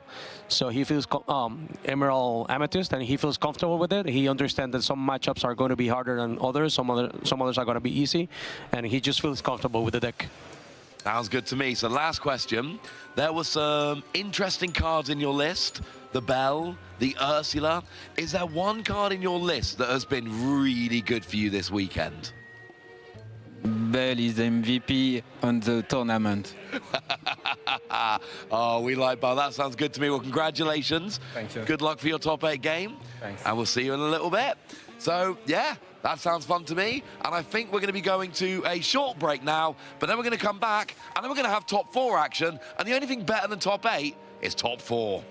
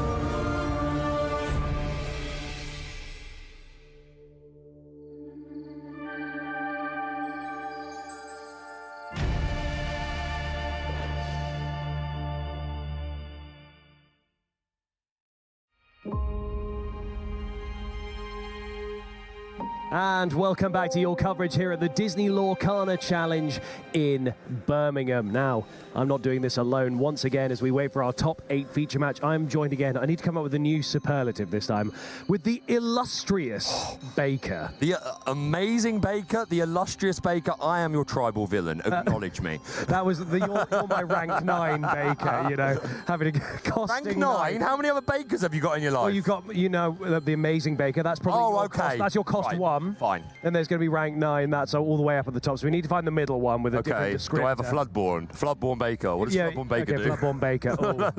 Oh. Well, you can sing for free. Okay. What sing or what though? Oh, you can sing anything. I can sing anything. You any sing song for free. Any song for free. Ravensburger design team. I hope you're listening. I want to see this one day. You could always you could sing "Be Prepared" at any point. You could search "Be Prepared" from your deck. I mean, it hasn't happened yet today, but I haven't seen a "Be Prepared" played. No, that's true. Ooh. When it happens, I would love it if the viewing area would join me. I mean, if we can imagine we get this whole hall singing "Be Prepared," wouldn't that be cool? Imagine the cacophony of people all singing that in chorus. That would be amazing. But while we're just waiting for our top 8 feature match to get underway and get decided, because there's still a couple of those top 16 matches still going, we are going to do a little bit of Guess the Flavor text. Ooh, very nice. You feel confident with these, Ed? No, this is the first time I've done it. No, I don't. So I'm actually slightly anxious because I've been playing backstage watching these guys do it, and I have currently a score of 0. I see. So we're going to change that here and now, okay? Well, we're going to certainly try. So let's have a look. I'm going to put this wire behind me so I can really get ready. Ahoy, there's lore out there, and I'm gonna find it. Oh, goodness me. Okay, do you know this? Because you're looking at me like you know it. Yes. I'm just gonna go for Mr. Shmee then. So, chat, we'll give chat a minute to try and guess. What have I told you that this is in a lot of meta decks? Mr. Shmee. No. Oh. But the same ink combination. Not that I didn't say the same ink, I said the same in combination. Well, to be fair, you could play Steel with other things. It's from Steel Song, or it can be from Steel Song. And it's definitely a pirate of some kind. Oh! I'd say it. I know what it is now. Give the chat a moment. Give the chat a moment. Yep, okay. If I'm wrong, though, this is going to be another one of those times where I look very, very silly, but I am pretty sure it is a particular captain. I think you might be right. So how long do we give him? Do we give him 5, 4? I'm pretending to count on. He's pretending to count 2, down. 1. Well, we don't have any power really as the production team. Oh, there we go. It works. And there he is. See, they're throwing us off a little bit because the first few of these they were doing Shimmering Skies, but they've started going into other sets now. So not bad. Hope you guys got that at home. Let's have another one. Come on, that was a nice and easy. You know what it was? It was the combination of the ahoy and the stuttering. Yeah. Exactly. That was exactly what led. I do love Piglet. He's very sweet. I can't wait until we get. I mean, this is an assumption. It's not confirmed. But obviously we've got the Pooh Pirate Captain. We've got to get the whole crew as captains, right? Oh. Like Captain Winnie the Pooh, Tigger would be the one up in, is it the Crow's Nest? Do they call it on a ship? Oh, wow, that would be so good. Yep. And you could have Kangaroo and Eeyore at the wheel. Eeyore, Captain Eeyore, Helmsman Eeyore. Oh, I'd love to see that. Okay, let's take a look at another one. Let's have another. I will rule as far as the eye can see. So I will admit straight away, this isn't one of those where I'm immediately like, yeah, I got it. I'm not immediately sure, but I think we can make a couple of safe assumptions. Ed, perhaps a villain. Yeah, it's got villain vibes to it, doesn't it? Because I'd say, you know, benevolent kings don't say things like, I will rule. I don't think this is confirmation of the Sultan from Aladdin, although I'm very excited for it, hopefully, if we do get the Sultan one day. See, part of me instantly, because it was the I can see thing, I was thinking of Mufasa saying things to Simba. So I was wondering, is it a version of Simba? But there aren't any villain Simbas, so... No, and again, it's... to be fair, Simba, when he's early years, is a little bit cocky. You know, that's kind of the issue. Does that mean he's a villain? No, but at the same time, you'd be like, I could rule as far as the eye could see. Oh, you can imagine a bit of sass. Yeah, a bit of sass behind young Simba. I don't think it's right, but... It could be, but yeah, I think it's going to be a villain. So we think about different villains that specifically are trying to rule as far as the eye can see. I think Ursula's a good choice. I think perhaps Hades could be a choice, although I think he's more bothered about ruling the gods. I don't think he really cares about ruling the natural world. No, I think you're right. Weirdly, and I'm just going purely on gut instinct, I'm having a feeling it's Yzma. Ooh. I'm almost certainly wrong. interesting. But I can imagine it said in Yzma's voice, I will rule as far as the eye can see. Right, I could absolutely See what I mean? Yeah, I could absolutely do it. Do it. I'm probably wrong. Do it as Kronk. I'll rule as far as the eye can see. That was the worst one I've done so far. I still think you've got a really There's a couple of lines I can do, like, Oh, yeah. It's all coming together. There you go. that one's all right. I could do that. And the poison one. But anyway, back on topic. I will rule as far as the eye can see. It does sound a bit Ursula to me. I'm not convinced, but I am. That is going to be my guess. Are you going to lock it? I'm going to lock in an Yzma of some kind. Okay, that's fair enough. Chat, this is your last few seconds to try and guess what you think this is. Again, I'm convinced that we're looking for a villain. I don't think there are any non-villains that would say something like this. And here we go. It's Jafar. Why didn't I say that as one of my options for villains that want to rule the natural world? Very cool. We got the Lamp Thief. Very cool card. All right, okay, so we got one. We missed the Uno one Mas. more. We have Let's do Uno it. Mas for you. Let's have see. another one. Read this one out for us, Ed. Some days, it's nice to let the river do the running. Some days, it's nice to let the river do the running. Very nice. Okay, I mean, if we don't have this IP in the game yet, although it is confirmed for 2025, but it would sound kind of Pocahontas-ish for, you know, just the river reference. but yeah, Pocahontas was sort of where I went. Yeah, of course. We're a couple of years early for that. Isn't Yeah, it? so Some days it's nice to let the river do the running. So it's someone that spends a lot of time running, I would assume, and is fed up of running. You could think of someone like Aladdin who spends a lot of time running. That could be an option. Ahead of the bread line. One swing ahead of the sword. Lorcana karaoke coming to you. Just us two for Just us two. 7 hours worth. Some days it's nice to let the river do the running. Yeah, I'm not sure. I'm not going to lie. This one has stumped me ever so slightly. Hopefully you guys in the chat are doing a little bit better. We'll give the chat 10 more seconds because I have no guess. So I'll tell you what, like, I don't even know how many people are there, but are there anyone in the viewing area that knows what this is? Shout it out. no, not a single. I am hearing some shouts. Say it one more time. Oh, someone shouting something. I could just say, and then that could be anything. That could be any 3-syllabled card. Someone in the audience thinks they know what it is. I can't hear what they're saying, but we're going to reveal it. And if you were right, person in the viewing area, I want you to... Yeah, everyone needs to cheer if they're right. give them a big celebration. 3, Here we 2, go. 1. And see it? Were they right? Robin Hood. Oh, that is 3 syllables. Yeah, that could be it. Okay. To be fair, I love this artwork, by the way. Gorgeous. And questing for 4 as well is always a nice thing to look at. The card Joe likes an awful lot, a bit of Robin Hood. I do like a bit of Guess That flavor tags. It's just fun. It's just nice to do. And I'm sure we'll end up doing more of that as we go on. But what we can look at for you now is the bracket, because we can reveal what the current top 8 is looking like. So as we head into those quarterfinals, Raffaello on Cinderella bracket. Oh yeah, the Cinderella bracket there, and we're seeing Ruby Sapphire and Ruby Amethyst there. What a matchup. I do personally believe that Ruby Amethyst is slightly favored, but it could absolutely go the other way. And then into our Elsa bracket. Mirror match. A mirror match. See Ruby Sapphire doing an awful lot of work this weekend. I did predict that would be the case. It's been the most successful deck throughout set 5 meta so far. In fact, to be honest, seeing the meta breakdown that we looked at earlier for this tournament, pretty much all of that data was well reflected. Ruby Sapphire first place, Steel Song, Ruby Amethyst, and EA Tempo. But moving along into our Maleficent bracket, tell us what we've got going on here, Ed. We have Ruby Sapphire and Ruby Amethyst. So basically exactly the same thing that we're seeing in another bracket. So are you telling me that there is hope yet for my prediction to come true in Ruby Amethyst? But this one looking particularly interesting. In the Rapunzel bracket, Jonathan and William both on that EA Tempo. Just win the game. A really fantastic in combination that is thriving in this set so far. I do think it would be quite a beautiful Cinderella story if EA Tempo could snatch a win today. Don't get me wrong, I want it to be Ruby Amethyst so that I can be like, well, of course I was right. But EA Tempo is such a fun deck. It's such a strong deck. Shout outs to like people in the community that really popularized it. Artabax, the godfather of EA Tempo. I know content creator Earl Meister as well has been putting a lot of work into this in combination this season as well. Amount, yes. So a lot of players picking this in combination back up, and it does seem that set 5 is a lot kinder on the EA Tempo combination. So can it come out the first DLC of Shimmering Skies and take a dub? Who knows? But I'll be honest, I'm not listening to you because all I'm noting is that my Amethyst and my Amber Steel decks are not in there. So my prediction was wrong, and you've got 2 options currently in the top 8, and I've been reduced to nothing.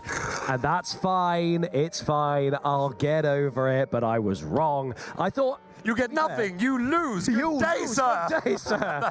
I was convinced that Amber Steel had a shot, and to be fair, it did. It did. Yeah, let's be fair. But with Ruby Sapphire in the game right now, just really dominating things. And we even saw earlier, you know, when you're against something like Amethyst Emeralds, that's actually quite a strong matchup against that Amber Steel. And so I guess just a lot of very unfortunate things there. Just means that I'm out of the running. So yours was Ruby Amethyst. Mm-hmm. Was it Ross who was on Ruby Sapphire? Ross is on the Ruby Sapphire, and Joe was on the Emerald Steel, which I'm going to need to double check if there was even an Emerald Steel. I don't think there was. There was Emerald Amethyst. Oh, yeah, it was Emerald Amethyst, but Emerald Steel. I believe it was Emerald Steel that was Joe's prediction, which I do think is a little bit stronger at the moment than some people may be giving it credit for. Of course, fallen off a lot since the heydays of the Scroll Squeak Tutor, but still a really great in combination. But yeah, it does seem that today's winner is going to either be the Ruby Sapphire deck, the most represented at this tournament, the most represented and successful deck for all Set 5 events so far that have been publicly reported, and of course EA Tempo, and of course my own pick, a couple of Ruby Amethyst lists. And to be honest, I think the Ruby Amethyst success is going to very much hinge on whether if it makes the final, again assumptions, what it's going to be against. I do think it's slightly favored against Ruby Sapphire, not all the time. By any means, Ruby Sapphire is so incredibly strong, but if Ruby Amethyst is running a lot of things like Lady Tremaine and Be King Undisputed, then that does make that matchup a little better. But EA Tempo is a really hard match for Ruby Amethyst. It certainly is. But would you like to know what we're about to see in this top 8 feature match? I'd love to, Ed. Please, speak to me. We are going to see Ruby Amethyst, which I know is your pick and one of your favorites. Why don't you just take us through this? We've got the highlight up on there. I will. Before you, is that before you tell us what it's facing? Yeah. Oh yeah. All right. We'll okay. So first. We'll keep everyone in suspense. Oh, I'm with you. I'm game. So we will be seeing some Ruby Amethyst control, lots of card draw, flexible game plan. Known as the deck that keeps control of the cards in play with powerful removal effects such as Be Prepared and lots of card draw such as Merlin Rabbit, and repeating it with bounce effects from Madam Mim. So this is a deck that tends to be a little slower, but not all the time, because of that Flynn Rider frenemy, who can be so powerful at the beginning of your turn if you have Flynn in play. If you control the character on the board with the highest strength, you gain 3 lore immediately. And against some of these slower decks, like Ruby Sapphire in particular, can really struggle to be able to match that strength. So Flynn Rider can be that early pressure that it needs, but as the game progresses and we gain access to the rabbits to bounce, we've got Fox for that rush, Crab to get to bigger numbers, we've got Maui access, we've got Madame Medusa. Sisu is very useful with that Flynn Rider. Early game, that is the combo that we're seeing. But I can now reveal, as you can see on screen, this is what Ruby Amethyst is up against. Okay. It's up against Ruby Sapphire. This is one of those decks that is very, very popular at the moment, leading the way with your data. So the greedy control, slow to start, but obviously ramps up and dominates the late game, just gathering those resources, not only cards in hand, but massively cards in Inkwell. This is known as the deck that accelerates its Inkwell and combines it with the powerful removal options from Ruby. This deck delivers possibly the strongest control-oriented late game among commonly played decks. And we're about to just have a little moment and just go through some of what is in these decks. So let's start with your deck, because obviously this is one that you know very, very well. So the first thing I'm noticing, and I asked Ross about this, is we're seeing 4 Be Prepareds. In some of these, we've seen 3 Be Prepareds. Now, obviously, it's a 7 cost and uninkable, but how would you approach Be Prepared and how many you'd want in there? Like, what are your thoughts as a big fan of this deck type? That's a good question. So in set 4, when Bucky was in play, you were seeing a lot of players, some were going down to 3. One of the reasons that you might want to play less copies of Be Prepared is because Ursula Deceiver is such an incredibly powerful card, ripping away those Be Prepared. You don't want to draw them early. Really, you want to draw into them as the game progresses. You don't want them to be easy snipe targets for that Ursula Deceiver, especially in addition to if those decks are running things like the Sisu Empowered Sibling, with that ability to basically do a half board wipe to any characters of 2 strength or less. That can also help you with your board control. So some players opting to play a lower count of Be Prepared. However, these days, because we're not seeing Squirrel Squeak Tutor anymore, it's far more more common for the 2-drop-in Emerald to be that Ursa Deceiver as opposed to the Bucky. So Be Prepared may be a little less safe, but it's still such an incredibly powerful card. It's one of the, it has been the meta setter since the beginning of the game. So 4 copies here, but I do want, if you don't mind, Ed, to point out a couple of these specific counts and cards in this Ruby Amethyst list. That's super interesting. First of all, seeing 2 copies of Pegasus Flying Steed. I was just looking at that. Feel free to talk about that one if you'd like. Well, it's just an interesting one because I don't think that's much that we've seen. Obviously, it's an evasive 2-cost, so for early, that's very good. And there aren't a lot of evasive choices, especially when you're against some of the other decks, like the Emerald ones. They tend to run the smaller Pegasus, the 1-cost, which is also evasive. So actually, this is very handy against some of those matchups, which I imagine is why this is being run.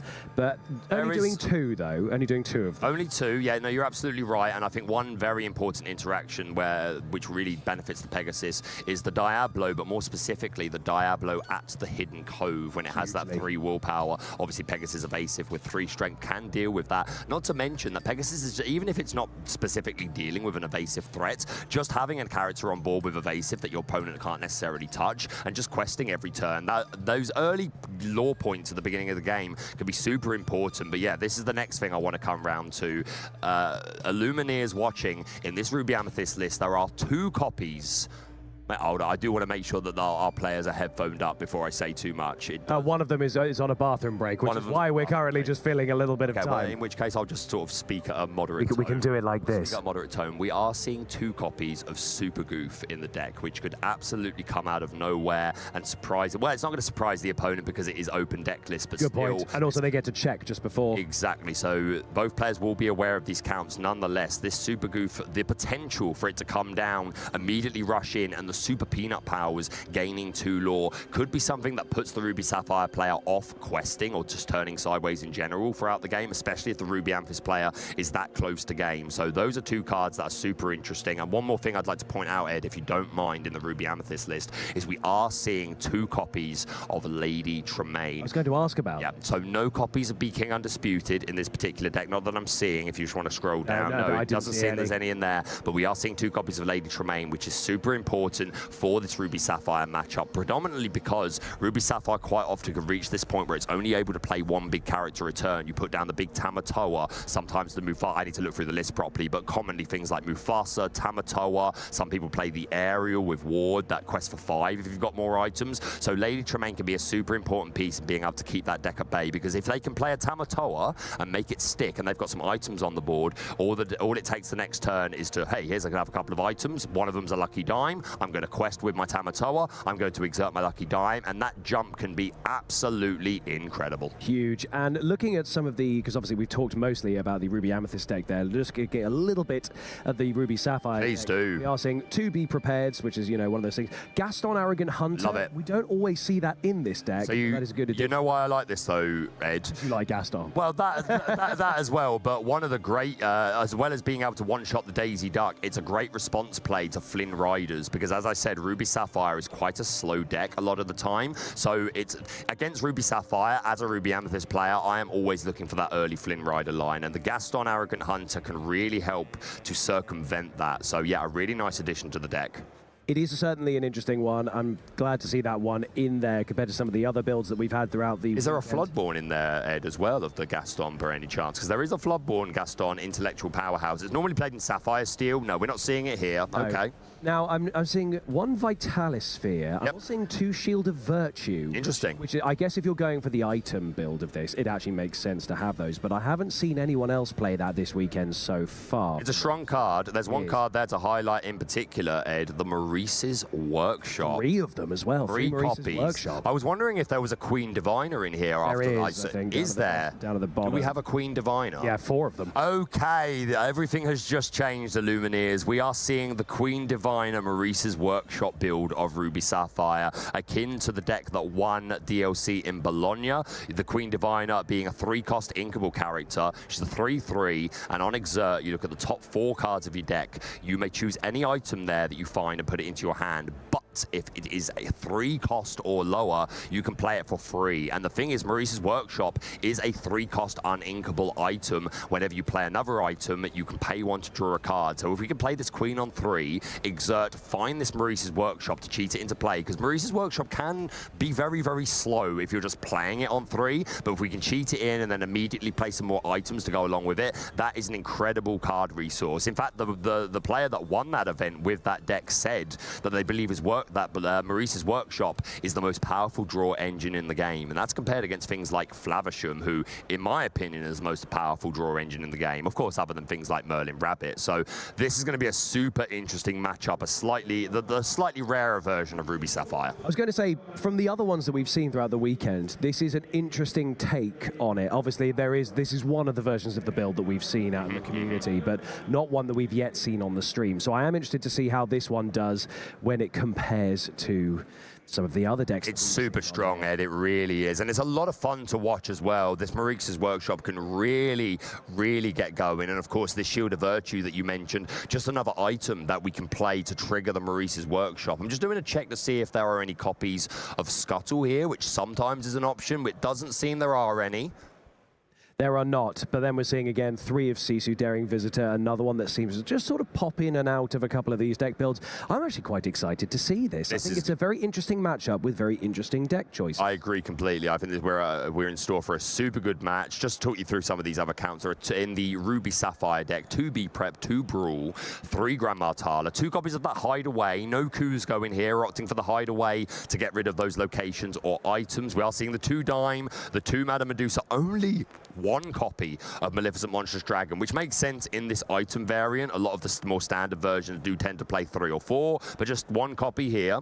As you mentioned, the Sisus, the 4 Tamatoa, 4 Tipo, and 1 Vitalosphere. So no real shockers here, but yeah, this is a super fun deck. I'm excited to watch this one, Ed. Oh, absolutely. And now, bear in mind, both of the players that we've got on here have secured a serial Mickey. It's got to be a weight off your mind, right? Knowing that you've qualified for Euros, you've got your Mickey. Don't get me wrong, you want to go all the way. You want some booster boxes. You want the folder with all the enchanteds, but I think you've claimed like some of the best things already. So if I'm sat in this chair right now, I'm feeling the pressure has gone off. But maybe, Ed, maybe that's why I would lose, because I've sat down and I've gone, oh, I've already got basically what I came here. Who cares? Whereas if my opponent is like, nah, mate, like, this is serious. I ain't chilling.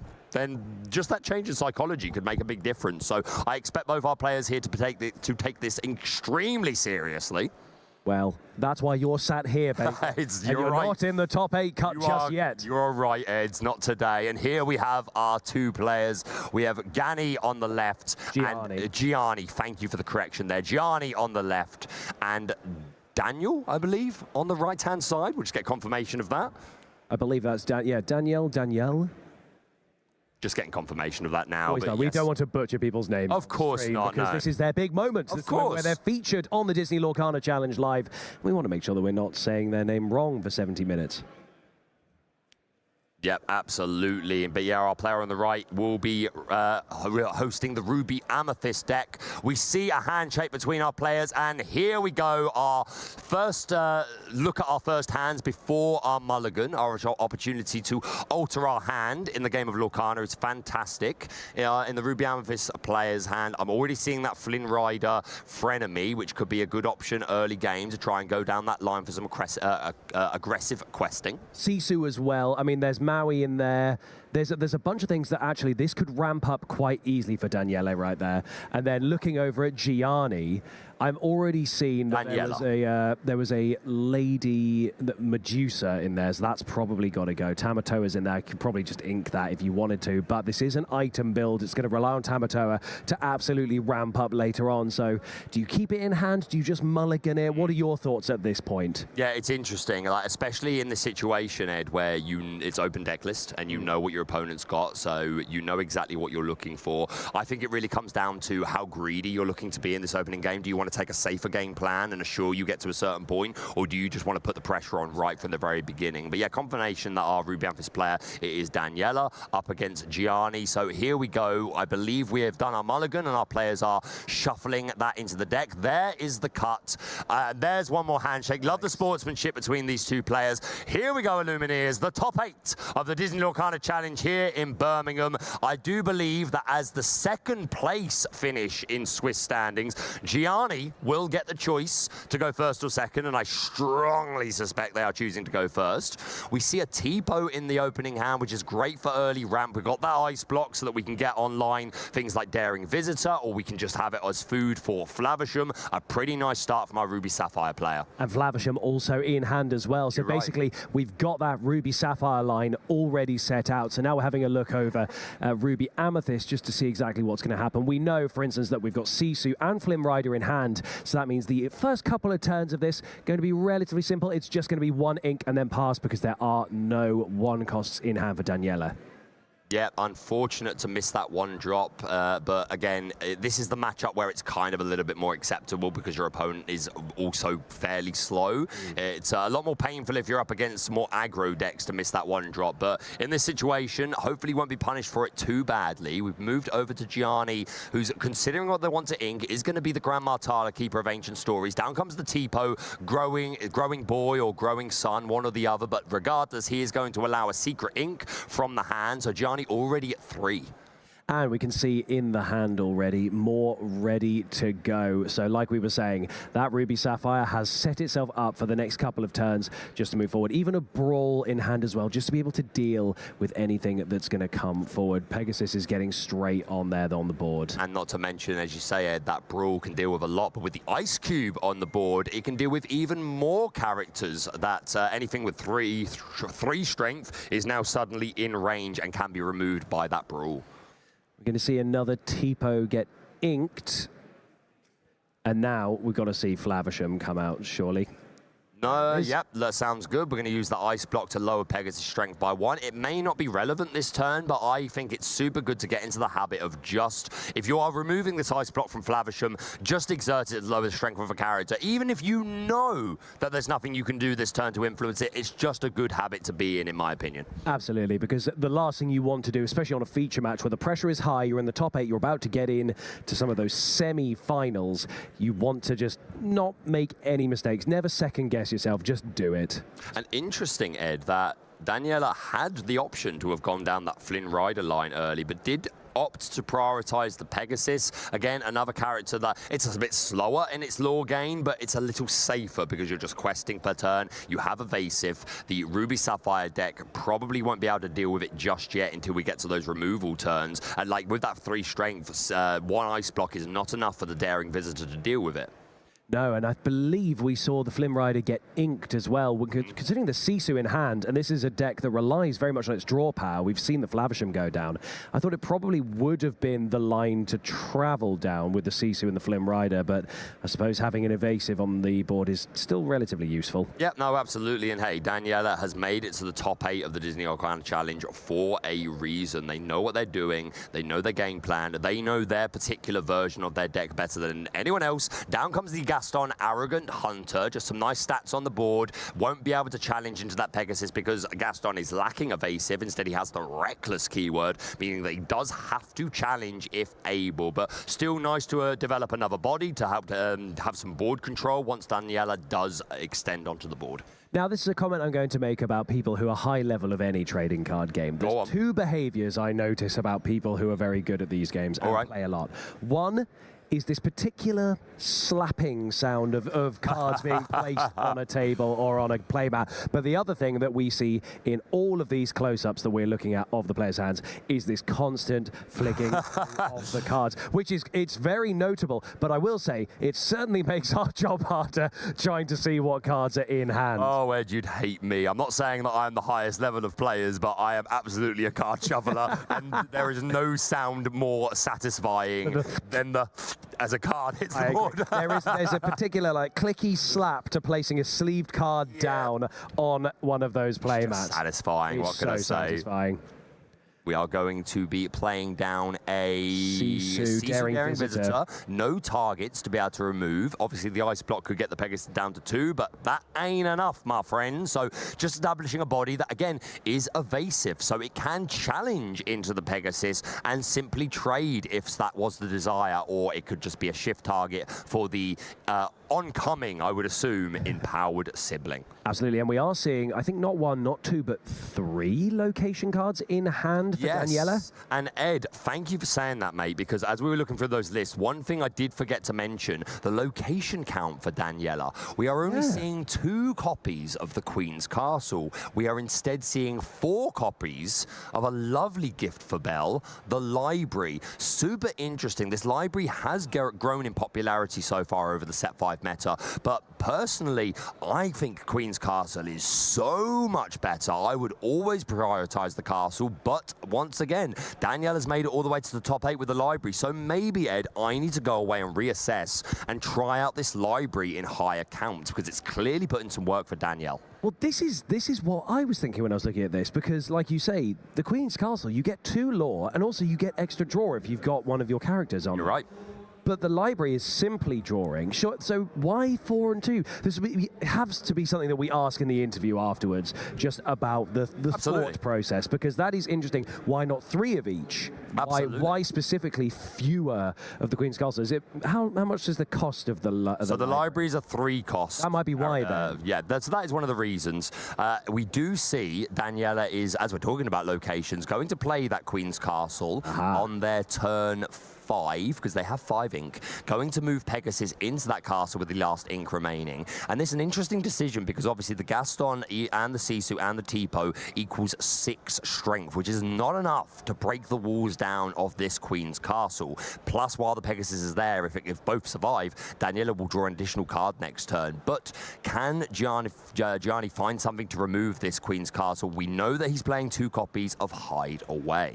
We do indeed, and it's very interesting just having a look. I'm trying to figure out those brief lines. So, for instance, we do see the Shield of Fortitude there. Virtue, but yes. Pardon me, sorry. Oh, you're fine. The Shield of Virtue. And then we'd all see Medusa in hand as well. Tamatoa sat at the back waiting. At the moment, only 5 ink, so that's not gonna. It's still gonna be a little bit of time before that. And we don't seem to have any of the staple sort of ink cyclings, but we are actually going to see that shield get inked. Medusa's going to come in and therefore get rid of that Pegasus. So no need to use the evasive Sisu there just to try and swing in. It doesn't matter. It's been taken care of. 100%. An interesting decision here. Do we go all into the Queen's Castle and just do 6 damage? Or do we just go in with the Gaston doing 4, quest with the Sisu and the Tipu, knowing that Gaston next turn could challenge into the castle? Because this Gaston can never quest, Ed. It doesn't have any lore. It's reckless. So I think that makes a lot more sense personally, but we'll see what Gianni wants to do. We are going to opt to go into the castle with the Gaston and the Tipo doing 5 damage. Now the Sisu is going to quest, and to be fair, this means that next turn that the Madame Medusa or the Gaston could be the one to go into the castle. I think that's an interesting move, because the Gaston could 2-shot this Queen's Castle. So perhaps the Tipo could have quested there, but I'm sure Gianni has a plan in mind, but super interesting to observe. Currently, the gap between them in terms of lore is not very big, so I imagine there's not too much pressure on Gianni right now just to try and, you know, overquest. Maybe it's just best to hold back some of those resources and make sure that it's being used as delicately and sensitively as possible at this point. But at this point, looking at the hands of both of these players, Daniele does have... I have spotted one thing in hand. Go on, tell me. The Enchanted Super Goof. The Enchanted Super Goose, goodness me. It's in there, it's ready, and when that comes down, that is going to be very useful, because there's a lot of exerted characters right now. There sure are. Beautiful artwork, and yeah, this Tipo, something like that, looks prime to be the target of the Super Goof, because the Goof would, of course, survive that challenge. Could also go for the Gaston, but would trade in that particular interaction, and I feel like you could get more bang for your buck if you took out the Tipo. Here it comes. There it is. The Super Goof. And moved in. Who is going to be the target of this challenge? It could just go into the castle, to be fair, Ed. You make a fine point. It could I saw the arrangement of it and thought that the character had been put in there, but actually, no, there was a distinct separation to show that they weren't a part of each other. Yep, no, absolutely. We do choose to take out that Super Goof, which does trade with the Super Goof. Take out the Gaston, should I say, but we do gain 2 lore as a result of that interaction. And to be fair, that means that Gaston is now not here to take out the castle. castle. Instead, it would require either the Tipo and the Sisu to double in, or for the Medusa to go in, which does technically save a lore. It certainly does. Now, we've just seen the card, the Baker card, has just come into the hand. Goodness me. But there's only 6 ink currently in Gianni's Inkwell. And I don't think this would be the best No, value be prepared I've ever seen in my life. So that is going to stay in that hand. But a great observation. Yeah, it's there for when it's necessary. Tamatoa also ready and waiting, but still needs a couple more ink to be able to do that. However, we are now going to see the Queen's Castle disappear there, which is very, very useful because it stops Daniela just being able to just, you know, turn by turn, just start ticking up that gap between lore. Chernobog's followers still just sat there, but obviously is not a very useful card by itself. But with a little bit of a quest, you can get that card by banishing, and I think we've just drawn into another one. Yeah, absolutely right. And this Medusa choosing not to quest on this turn, which is super interesting, wanting to keep it safe, potentially worried about this Chernobog, who was on the board at the time, maybe being combined with a Merlin Crab to be immediately take out the Medusa. Super interesting play. But we do see the Chernobog questing, taking that option to draw a card by banishing it, and down comes another, well, our only other Queen's Castle in the deck. Once again, a situation where it can't be dealt with on this one turn as the board stands. We have 6 damage accounted for the Medusa, Tipo, and Sisu. Now, this is the kind of moment that in the top cut, being able to read your opponent's deck list gives you a distinct advantage. Because like you say, this is the second of this, and it's almost gone already. And it's such a devastating card to keep on the board that at this point, if you get rid of it, you now have the guarantee that the only locations that are going to come up are just going to be cards, which obviously, whilst that's still bad for you and you don't want your opponent getting cards, it's certainly better than the option to get cards, but gaining 2 lore at the start of every turn. No, you're absolutely right. The additional card draw has got what really breaks this castle, but it's kind of broken enough just from the 2 lore. But down comes the Sisu empowered sibling, going to remove the opposing Sisu and Tipo. Not the most value I've ever seen, but not bad at all. An immediate -2 from Gianni, and of course this Sisu now established where it can be a quester. Absolutely, and we still have obviously the Medusa on the board there because it's unaffected there by the effect, and then we're going to see Grammatala come down as well. Just sort of taking the time just to rebuild that up. Is that Donald? No, that's the Queen. That's the Queen Diviner that you were talking about there in hand. There is no Donald Duck in this deck list, so I don't know why I even said well, to be fair, there is a Sapphire Donald Duck that we've seen over the course of the weekend. Yes, I've seen that. So the last time I commentated over a Sapphire deck, there was a bunch of them. The focus Flatfoot, so it makes sense. The Medusa is going to choose to take out that Queen's Castle. Our Lady in Red, not Lady in Chair, that's a desk. We also still have Grammatala on the board, who is a 3/3 and can quest for 1. Potentially an option just to quest this turn and maybe tempt the Sisu into challenging as opposed to questing, although the Medusa is still another prime target. And interesting to say, Ed, that Gianni so far, we've not seen any signs of this Diviner Workshop build of it. I mean, I say we haven't seen signs. We've seen the cards. Yes, we haven't seen any of them actually played. So far, this is looking like a quite traditional Ruby Sapphire matchup. We're seeing the second ice block onto the board. It's getting awfully cold in here. It certainly is, and I'm wondering, I need to double check how many Fishbone Quills are. There are 4. It's just been an unfortunate amount of draws because that early game Fishbone Quill is supremely useful. Just helps you get that ramp up, and especially if you're aiming for Tamatoa, you just want the constant inking of those uninkables, or even if it is an inkable card, who cares? Use the Fishbone Quill every turn and absolutely speed ramp into it. We are going to see the library come down though, so now we're almost 3/4 of the way through all of these. That's certainly a third of the way through all the location cards that Daniela has been playing, but we're going to see both of those characters attach themselves to it. Merlin Rabbit also coming down just to guarantee an extra card in hand, and we are seeing, I think in hand was Maui and obviously something else. And I didn't, is it? Oh, it's a Lady Tremaine. Oh, an enchanted Lady Tremaine. Enchanted, I'm sure. But yeah, I'm starting, Ed, to see the value from these 6 locations. Those 2 Queen's Castles from the beginning. Daniela knew that they weren't being played at the optimal time if you really wanted them to stick, but they stuck for a turn each, gaining 4 lore total, and forced Gianni to go on the offensive, spend less time questing, wanting him to deal with these 2 Queen's Castles. At this this point now, Daniela is already at 13 lore and has just played the first of 4 libraries. They have 8 willpower, Ed. They're super hard to remove. There's a Sisu on the board that quests for 3. This is feeling pretty good. You've dealt with my 2 Queen's Castles, fine. Now deal with 4 of the one that has 8 willpower, and I can still potentially get card draw by moving characters there. The Flavisham coming down, gonna banish a Porpsicle, draw some cards, and another Porpsicle played. That's very helpful. What a handy thing to have right there. There it goes in that other one, which means another card draw. That is very good card advantage, and another Flavisham to hand, as well as Maui, which can help deal with some more of the library later on, especially if we start challenging some of these characters just to get rid of it. But so far, again, it's been very good draws, and at the moment you just get to keep seeing the lines that this player is likely to go down. Now, if we have a quick look at Daniele's hand, a lot of cards. Oh, that was the discard. I was going to say, hang on, I don't remember there being that many cards in hand. Yeah, no cards in hand for Daniela right now. Oh, and we have seen that the Sisu empowered sibling is going to be removed.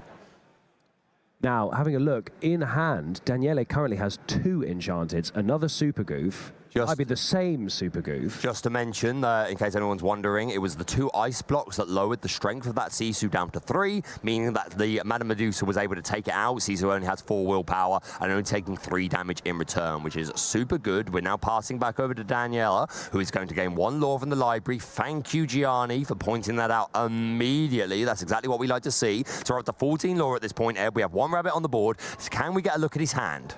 I would love that. Super Goof, enchanted.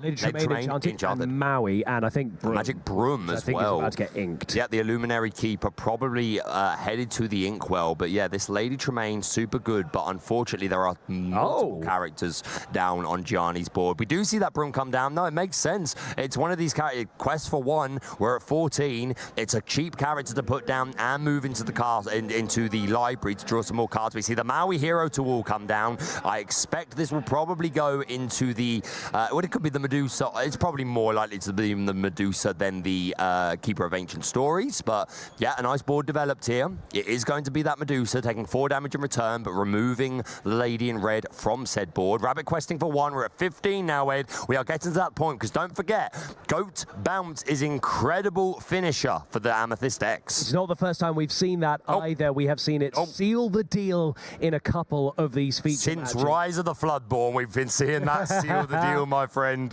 Indeed, and then also during some of these feature matches, did I see 2 copies of Be Prepared in hand for Daniele? I think it might have just been 1, but 1 caught my eye, caught the light in such a way that it looked like 2, which means both of these players have Be Prepared in hand for each other. So again, not that this is the optimal time to use it for either player really, but knowing that the lead has been softly taken there by Daniele, probably is the time to maybe consider some more extreme action from Gianni to see if they can close that gap. But the thing here is, Ed, we do have access to that Maui Hero of All, which would be a way that we could either immediately deal with a character or probably more importantly one-shot that library, which is currently at 5 willpower. The Maui Hero Tool is going to come down, immediately challenges the library, get that out of here, so no more card draw from the characters that are going to be banished, the first of which being the Merlin Rabbit, but the Grandma Tala, Keeper of Ancient Stories. Daniela going to draw a card, and now suddenly this board is looking much more favorable on Gianni's side of the field. And Ed, maybe this particular board with a Flavisham, a Maui, and a Grandma Tala, while it doesn't represent a lot of lore, Flavisham represents a lot of draw, Maui has a lot of strength, so can one-shot things, so maybe this is a temptation to start thinking about, is this a Be Prepared turn? Maybe not. Daniela may choose to be patient, but it's the Flavisham that's really causing me issues, because I never like to see the opponent get too many Flavisham plays. He's got 3 copies of it in his hand.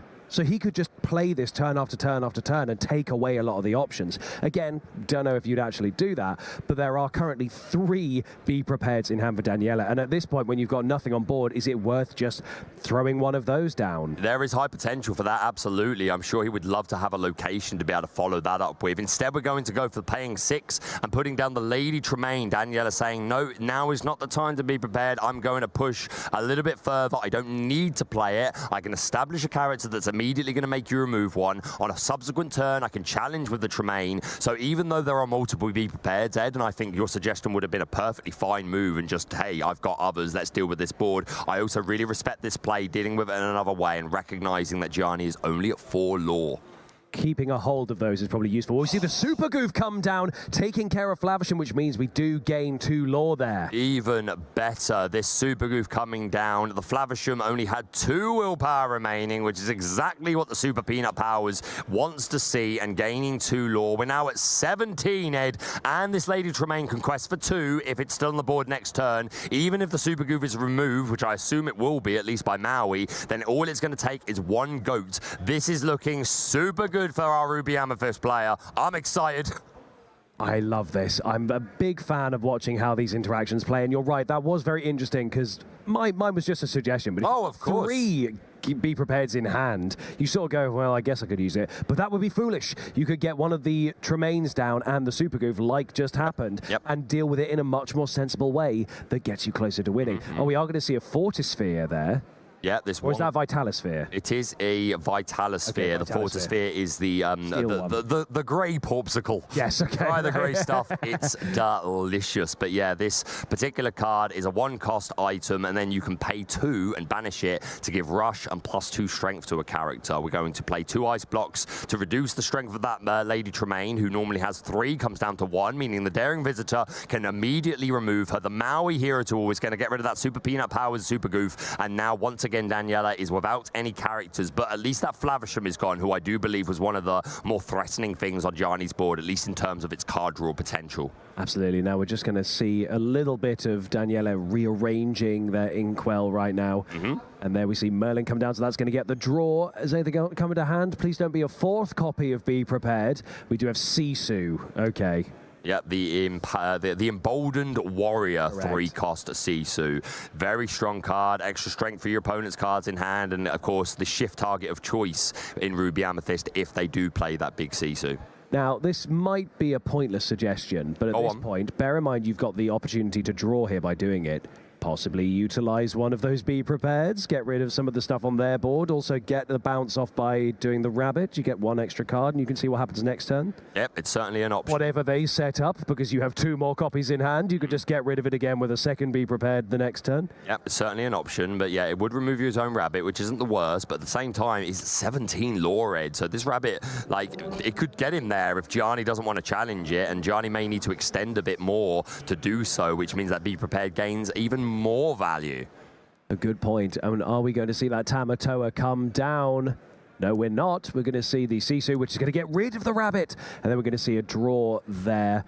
But currently, a very, very good board there. Two very interesting characters on the board there for Gianni. And so now we just pass back over, go for the draw for turn for Daniele. We have Chernobog's followers. I do believe there is a high potential chance here that we see what you have been suspecting, Ed. Here we go. We're going to pay 7 for Be Prepared. That's 1. Can we get 2 more in this same game? There is friends on the other side in hand as well, with enough ink to do that. Oh no, we're going to go for Sisu Emboldened Warrior. Yep, lovely character to establish. Quests for 2. And Daniel only at 17, meaning it would be simply a goat or a Super Goof for game. I think both of our Super Goofs are actually gone in this particular game. But again, we haven't seen any goats yet. We have not, and anything could happen on the draw. There is a friends on the other side in hand, which means at the start of the next turn, that could easily be played. Still with loads of ink left in the Inkwell, but also on top of that, an option to just draw into something even better. And with the right card, could even just play it and be prepared it yourself and gain 2 lore by doing so. Yeah, that's certainly a way to get there. But yeah, Gianni knows that this Sisu, well, to be fair, it may not be questing for game straight away, but is there a second big Sisu in the Ruby Amethyst player's deck? Because I believe there's only 1. It's just 1, okay, because if there was 2, there would be the option there to shift and then just quest for game, which absolutely is something that you want to answer. We're going to see a Porpsicle come down, draw an additional card, thin out that deck, put more items on the board to, of course, complement the Tamatoa that we have on board. And we pass back to Danielle, who will be able to quest for 2 with the Sisu, leaving them just 1 from game. Is there a goat? I don't believe I saw one. But we know there's a couple of Be Prepareds. I think there's a Chernobog's followers. There's a Fox, I think, at the back there. Yeah, you're right. Okay, so now obviously friends on the other side. Sisu and Bolden Warrior and another friends on the other side. Another? We could do it. We could sing another friends. Just do it. Go for it. And then still have enough to play the GOAT. I don't get, like, see, it makes sense to me. I guess play it safe. Definitely do the quest. Get 2 now. You're only 1 away from taking the first game. Wants to be prepared instead. I think that's totally. I think that's Tamatoa. Yeah, no, I think that's totally fair. This time. You got to sing it. Not every time, Ed. People but twice in one game. We got to keep it fresh. It's not having it. The production team are all staring at me like, go on then. You're getting thumbs Say the line, Bart. Say the line. Oh, all right. Do it. Be prepared. Twice in one game. We're done for the day. You broke the mic. Here we are, Daniela, just 1 away from game. We have a Chernobog's followers on the board. Gianni needs to answer this, otherwise this Chernobog followers will be enough to be able to just get us all the way home. We are holding he's got to be prepared, this Chernobog's followers. We have an option for a 4 be prepared game if both players end up doing this. They have 2 in hand, and also Daniela has 1 in hand as well. So here's the thing. We could play the Grand Martalo. If we found a Medusa, then if we've got ink, then we could potentially play that instead. But it's a bit of a risk if we don't find it.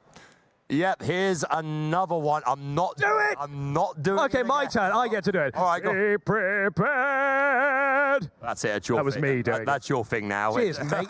Say the line. I did it. So now both of us have got to try. All right, perfect. I love the way you think. Maurice's workshop coming down onto the board. A bit late in the day for us to establish that particular draw engine. Definitely would prefer to have got that online much earlier, courtesy of the Queen Diviner. But it's here now. Daniela going to play friends on the other side. Still looking for that Merlin Goat. We do not find it. Instead, we put down another Emboldened Warrior. But again, that quest for 2, can we answer it? Does it have to be another Be Prepared? Go on, do it, do it, do it, do it, do it! Do I have to do it now? Be prepared. Very good. Wow, who thought we'd have Baker in the one game where 4 Be Prepareds happen? We've got a key. I don't want everyone getting sick of it. Oh, Baker. Oh, honey. It's far too late for that. Oh, Sisu. Okay, we've had the other Sisu come down there just to send it over. Daring Visitor sending Flim Rider away. I was wondering why Sisu and Flim Rider didn't come out in the last round, but then again, the Be Prepared was in there, so actually it wouldn't have made any difference either way. But we do see Madame Medusa and another Sisu come down. So let's have a quick look and see what's in Gianni's hand here.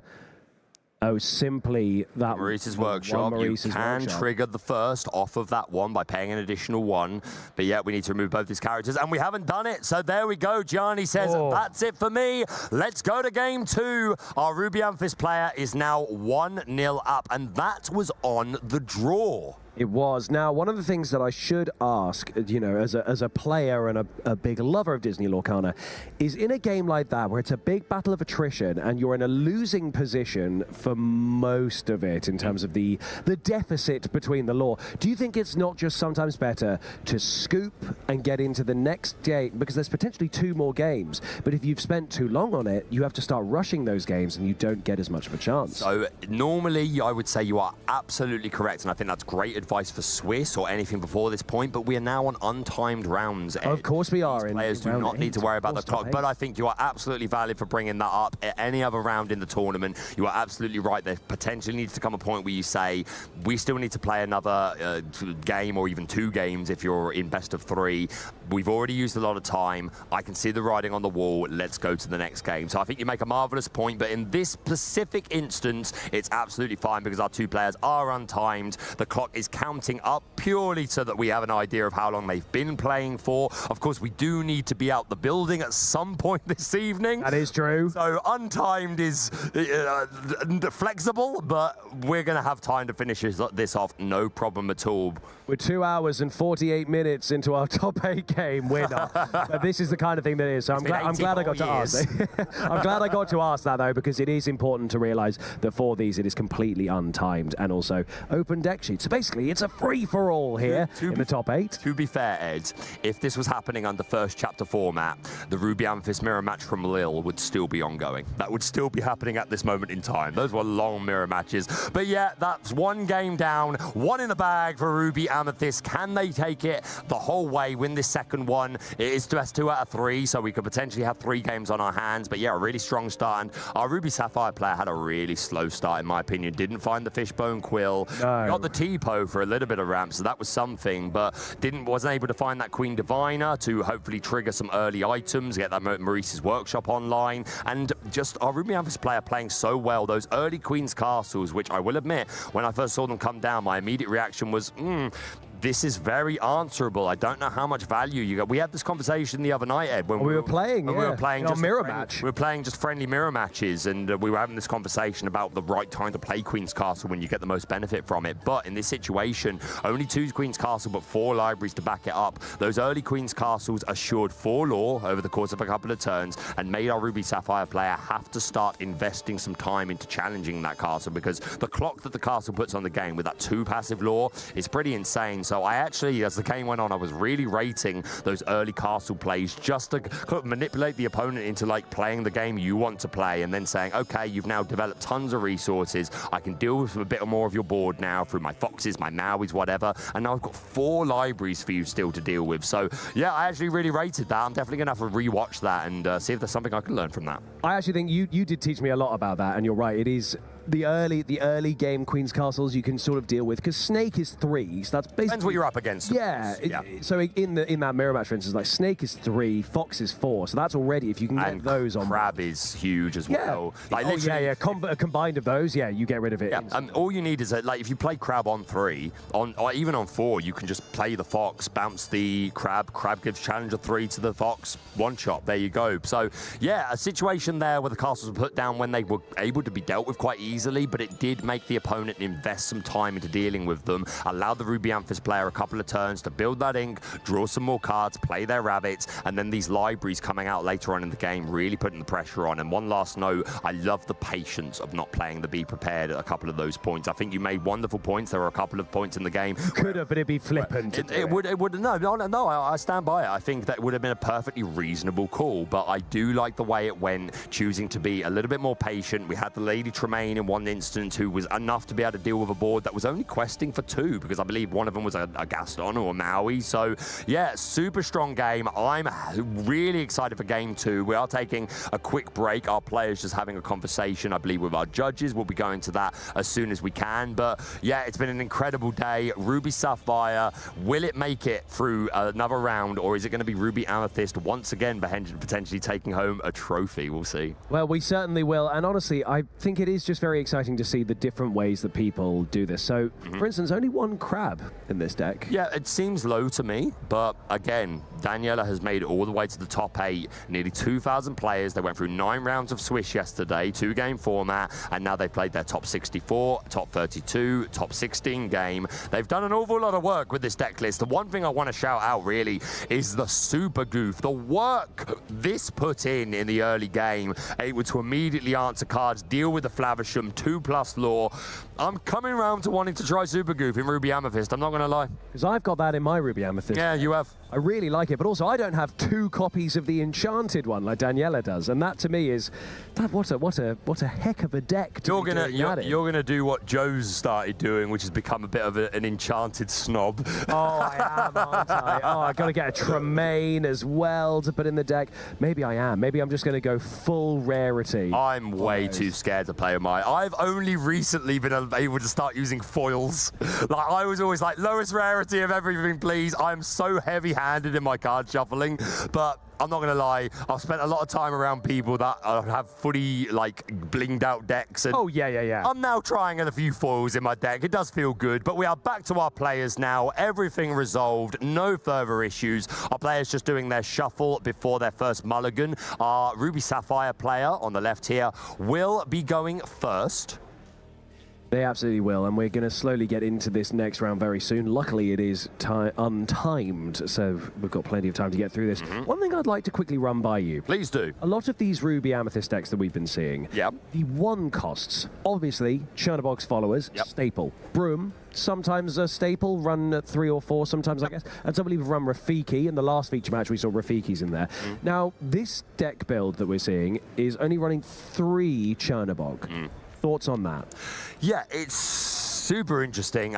So for a start, if you're expecting a lot of Steel Song, then the Chernobog's followers and the Brooms aren't always necessarily the safest thing due to that Borum Sensation Cinderella. But if you're worried about that, you could instead play the Mini or the Olaf as the 1/3. Really, I think it's because they've made the room for these super goofs. We've got the extra locations in there. The thing is, Ed, something's got to go if you want to keep to a 60-card deck. Even the Pegasus we found room for. So, and we're only playing 3 Maui Hero to all in this deck as well. So if you want to play these higher counts of other cards, you've got to find other. There is a Magic Broom and Luminary Keeper there. No, I know. I said just the 3. A whole 4 of them, but some I've seen drop the Broom ones down. Yeah. No, absolutely. Like I say, if you want to find room for like Super Goof and Pegasus, then you've got to find that room from somewhere, especially with 6 locations. But nonetheless, I'll turn my eyes to the players who have just done their mulligan. We are about to be going into game 2. Can Daniela make it a 2-0 and proceed through to the top 4, or will Gianni take this one and progress us to game 3? I do think that the longer I stare at this deck list, the more I'm noticing the interesting ratios between things. And then I actually just think both of these are a great example of how sometimes changing what you expect from the norm can lead you into the top 8, along with those sensible and patient plays like you were describing in the first game. Knowing when to use a card, doesn't matter how many you've got, knowing when to use something like Be Prepared. You're right. You've got more in the chamber. You're right. And shout out to Jason, who is here today. I was having a chat with earlier, met them today, and they didn't do as well as they wanted, but they were still super positive. And one of the things they said is just about it being a learning experience and just being able to like think about what went wrong. But we do have our opening hands. We've got a couple of Queen Diviners here, which is certainly going to be something that Gianni's going to want to use. He inks one of them because there is another, and down comes that ice block. But yes, this seems like Gianni will have a much better chance of getting this Queen Diviner on the board and then getting that item package going. But yeah, super interesting. Now, we can already see that there's a Flynn Rider in hand for Daniela, which means we're probably going to end up seeing that quite early. But then again, I tried guessing that earlier, and then other things came out. But the usual thing that I'm seeing a lot of these players do is go into Flynn Rider and Sisu, and you usually guarantee that at least one of them will help that proc. But we'll have to see. Okay, maybe we're not interested in going down this Queen Diviner line. It looks like this one may be for the Inkwell. If that's the case, probably an eye on prioritizing the Daring Visitor on 3. Super interesting, even though we don't know if the Daring Visitor will even get value.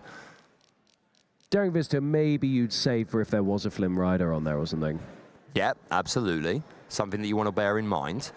But yeah, to finish the point I was making earlier, talking to someone on the floor, Jason, who was saying the player expression in deck building these days is super good. But with the bigger card pool, there is room to try out these more unique things that you don't see all the time. So yeah, love that. We are going to ink that Queen Diviner. We play down the Tipo, who is going to hidden ink, and we are left with a Maui, a Daring Visitor, and a Grand Martala in hand. Super interesting. I would have assumed the Queen Diviner would have been a play that we want, a road that we wanted to go down, but Gianni says no. Daniela putting down that Flynn Rider frenemy, so Gianni preferably wanting to find a character with at least 2 strength, which he does have, the Grand Martala. Look in the top 2 cards of the deck. You can put one into your hand, and the other one goes to the bottom of the deck. Now, which would you pick there? The Sisu? Is that Sisu and a Hideaway, is it? Yes. Super interesting. Well, we've already got a Sisu in hand, so I'd be more likely to take the Hideaway either because I want to ink it or because I'm scared that Daniela is going to do what they did last game and go for those early Queen's Castle plays. And that's exactly what it looks like Gianni has done. So now in hand are both of those cards that we were talking about, and you're right. But then again, looking at Daniela's hand, quite a lot to go on here. I think we do see a rabbit, we do see a fox, we also see 2 different friends on the other side, so a lot of card draw potential. And is that a Queen's Castle or is that a library? It's a library in hand as well. I do believe so. The Flynn Rider going to quest for 1, putting Daniela's first lore of the game onto the board, and then bounce back to the hand by the Madam Mim Fox. which of course has 4 strength. So Daniela on a next turn could try and re-establish that Flynn Rider frenemy to get that +3 lore. Gianni is holding a Maui, which I think they're prioritizing wanting to keep hold of it so that they have the counter to that Fox or Sisu plus Flynn Rider line. Absolutely right. That is the very smart thing to do, especially now that you've seen that Flynn Rider come down. It's been bounced back to the hand by Fox. You know it's there, and with the amount of ink available, you know it has the potential to come back down at any moment. But we are going to see that Maui getting ahead of it, just making sure it's there and ready. Yep, no, makes sense to me. Just pop it down now. Maybe puts Daniela off the idea of going down the Flynn Rider line. We see Super Goof has come into hand. Very nice. That could be a way of... You could go into the Grand Martala, you wouldn't take her out, but she wouldn't take you out either. We are going to sing Friends on the Other Side with this Madam Mim Fox drawing ourselves a couple of cards. We didn't get another Super Goof, did we? We do ink the Flynn Rider, play down that rabbit to draw another card. Is there another Super Goof, is there? No, I might have just caught the light in a slightly wrong way. Gotcha. But yeah, establishing this rabbit engine to start accumulating card advantage, as Ruby Amethyst likes to do. Passing over to Gianni, who... To be prepared. It is a be prepared, understood. We do see that lucky dime now in the hand of Gianni. Certainly something they want to establish as early as possible. And against Ruby Amethyst, the good thing about playing your lucky dime early is you know that they're not going to be able to do it. No item interact. Well, there are a couple of item interaction cards in Ruby Amethyst, but they don't see play and they don't banish them. They return, like there's a new Maleficent. So there's a ways of bouncing items, but not removal. That is very true. So now we need to try and see, with that ever-growing board from Gianni, how does Daniela respond?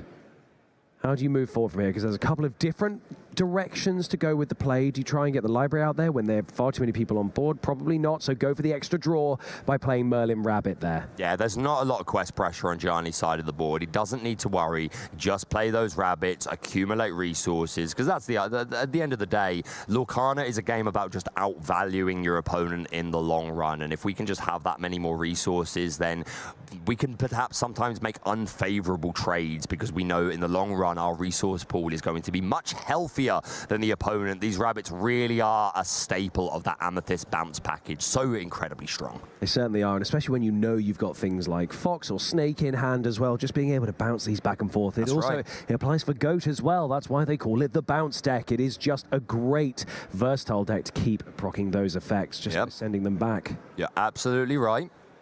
Just moving our characters around the board, tidying up a little. Probably based on who we're expecting to be questing with this turn. We see the Dime, the Medusa, and that Shield of Virtue in the hand of Gianni. That shield, a 1-cost item. You can exert it and pay 3 and re-ready one of your characters. Can't quest for the rest of the turn, but it can keep them safe, allow them to sing a song, things like that. And of course, 1-cost items are the name of the game in Ruby Sapphire.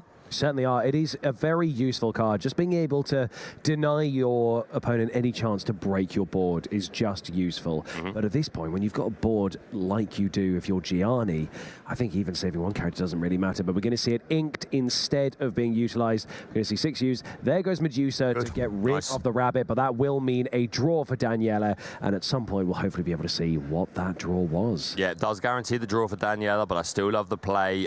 You always want to remove these rabbits if you get an opportunity. Yes, they get to draw 1 when they've removed, but if you don't do it, then they're probably going to bounce it, and then they're guaranteed at least a 3-card draw because it exits play, and then they're going to play it again, and it's going to draw another one, and then when it leaves play, they're going to draw another one. So, yeah, you always want to get rid of these rabbits when the opportunity arises. We're inking Chernobog's followers. Down comes the Super Goof with those Super Peanut powers, and we're going to challenge into... It was into Tipo, which has now been taken received, and that Snake coming down, bouncing the Super Goof back to the hand, keeping it safe to Super Peanut Power another day.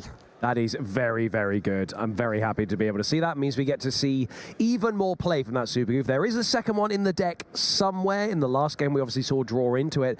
But right now, I do have a feeling that Gianni is going to try and be a little bit careful about what is going to be exerted, because then that opens it up to Goof and then closes the gap between the lore. However, with quite a few bodies on board, could do some questing just like that. We're probably going to therefore go up to 8 lore.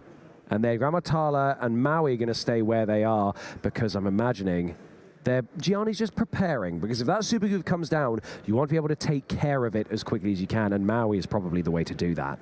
Yeah, yeah, absolutely right. Already this game looking a lot better for Gianni. They are on the board in terms of lore and in the lead with 8. A few characters. Daniela has not been able to establish as much of a board presence as he was on the previous turn. And in this game, he is forced sooner than last game, at least, to play that 7-cost Be Prepared, wipe that board. Can Gianni re-establish with what he has in his hand? I finally see that Fishbone Quill, Ed. Took it long enough. It certainly did. It's taken 2 whole games to get to this point, but this actually could be a really useful time for that to appear. Also, neither of us did it, but Be Prepared. there it was.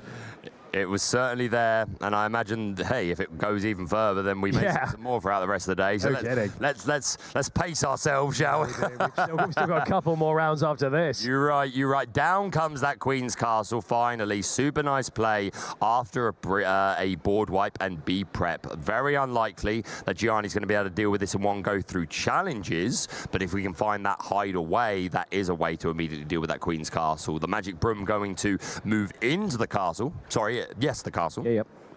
And also just helping secure, even if it's a low cost, it doesn't matter. Nope. It's ready. It means by the time we get back to that next turn, not only are you gaining lore, you're gaining the draw. 2 lucky dimes. Oh, mate. Well, with the Fishbone Quill, you can just ink one if you yeah, get rid of it, but still, like, there's just not a whole lot going on here. We finally see the Queen Diviner put onto the board. We are going to exert that Fishbone Quill. And put away one of those lucky dimes. Okie dokie. So we do have a nice high lore count.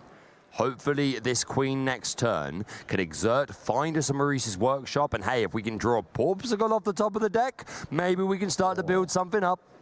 This is where the ramp starts, although we are now seeing Medusa come down and just getting rid of that Queen Diviner right there.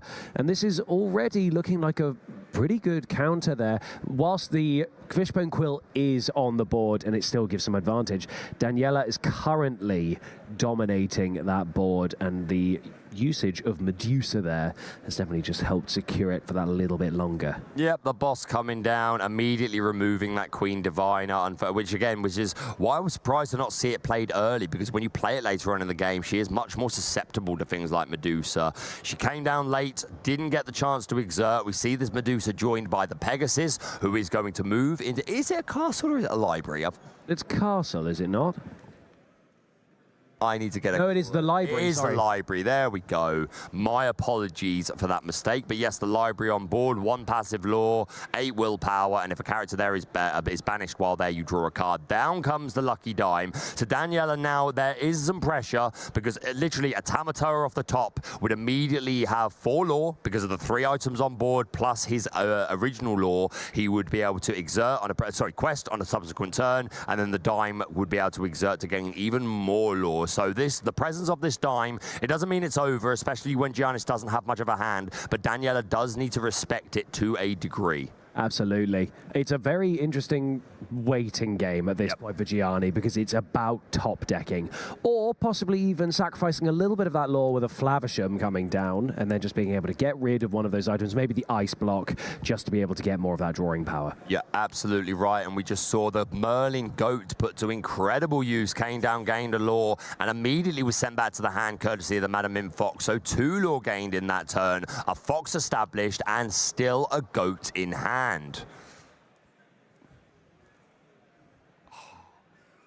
So we're just having a look here at what's going through Gianni's mind, because currently all they have in hand is the Sisu and also a Maui, and right now that is not quite enough. But the Daring Visitor, remind us of the Daring Visitor's effect, because that... Yep, I will remind you of the Daring Visitor's effect. She is a 3-cost uninkable card. On the play, you can banish any character with 1 strength or less. A fantastic card, and it can shift into the Floodborn Sisu. It certainly can, and thank you for saying that through gritted teeth. And we'll reveal a little bit behind the curtain. The reason for that is we were just shown some lovely cards by our 2 colleagues that have made us very jealous. No, I'm just emotional. I'm just in the game. Here is a lot to think about for Gianni. Luckily, all the time in the world. And there goes that Maui trying to just swing in a little bit to... Oh, God. An accidental moment there of placing the damage. Maui going into the library, crashing into the science fiction section, taking damage. Covered in paper cuts from all the books, accidentally took the damage. But no, as I was saying, a choice to make there for Gianni. They could have taken out one of the characters, but that would have allowed the library to draw a card for Daniela, so opting to just go into that library isn't enough to finish it off in one, unfortunately, but we're a part of the way there, and if we can deal with that library before anything else, at least that's taking away some of Daniela's card draw, but he's already holding 1, 2, 3, 4, 5, 6, 7 cards, is that, or am I really bad at math? You know, I do believe 7 cards. We're eyeing up the rabbit. Down. Oh, no. It's the goat that comes down. Goat. So another lore gained. Daniela going up to 12 lore. Right now, the board domination is very much in Daniela's favor. We're going to get rid of that Maui. No, not. We're going to do a lot of damage to that Maui with the Fox. What are we going to see now? Is there another Fox? We're just going to put down another Fox? Quest and then Fox? I mean, why not? It's gaining. Oh, they're the lore straight off the goat, of course. That's what I mean. You gain lore on play and when leaving play. And of course, because it's back in Daniela's hand, he's free to use it on a subsequent turn. The Fox going into the Maui, which takes away Gianni's ability to remove this Queen's Castle through challenging next turn. Of course, could find a hideaway or something like that. But this is not looking good for Gianni. They do have that Lucky Dime established. Could find a Tamatoa, but even then, they're going to need it to survive a full turn. We do finally pass over after the Magic Broom comes down. We do find we've got an Ice Block and a Sisu Daring Visitor for Gianni.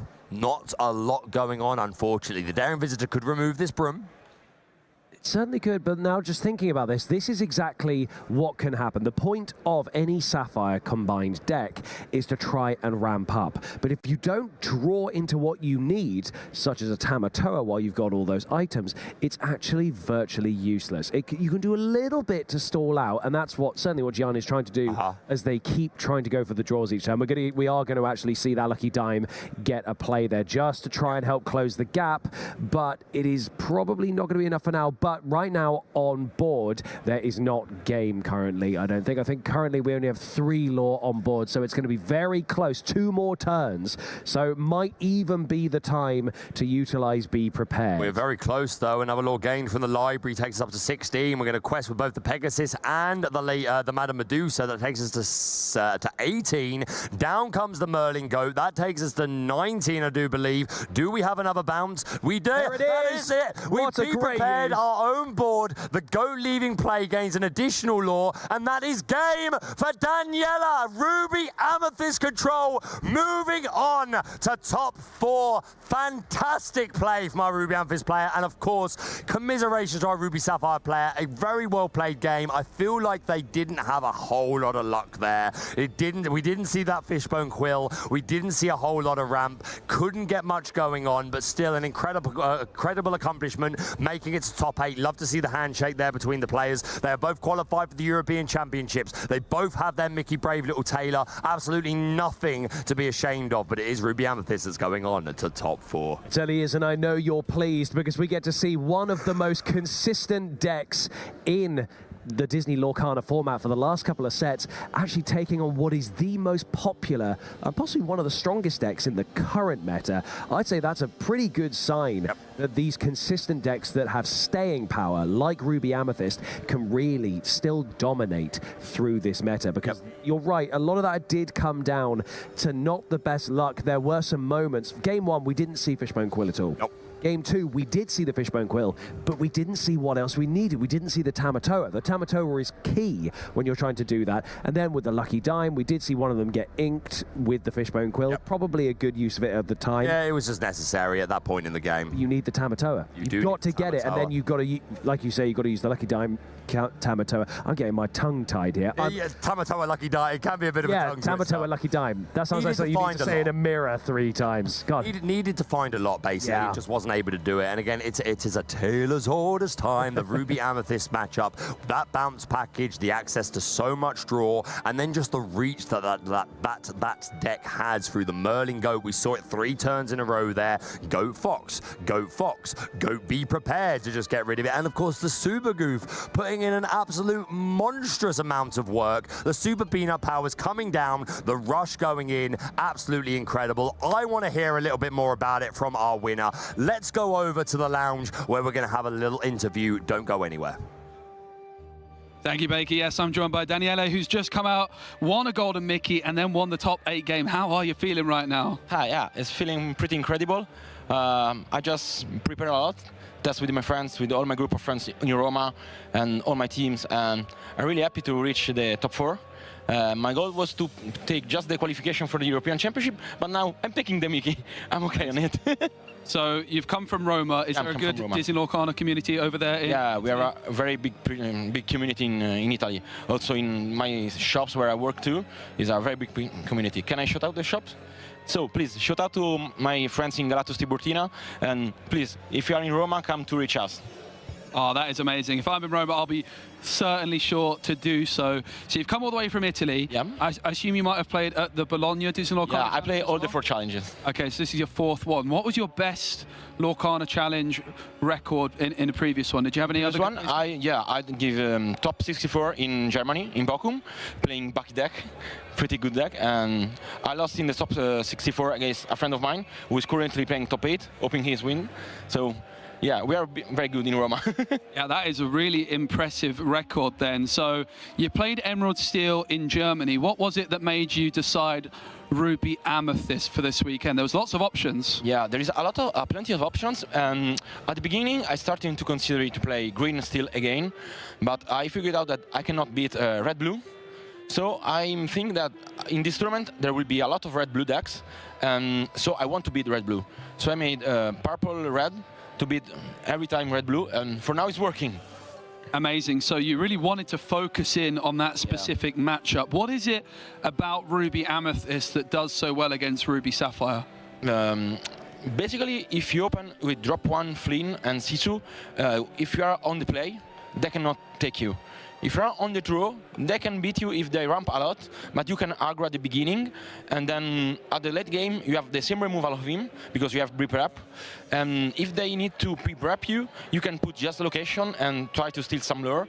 And then I put in the deck Goofy, Super Goofy. I was just about to ask you about the Super Goof. Yeah, I put Super Goof and Pegasus to improve the matchup against Steel Song and against Ruby Red-Blue.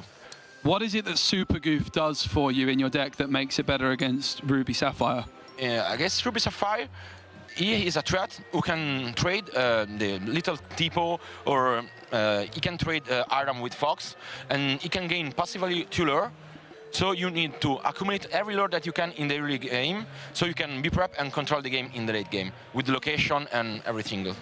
Amazing. So final question. You've said Ruby Sapphire is the matchup you like the most.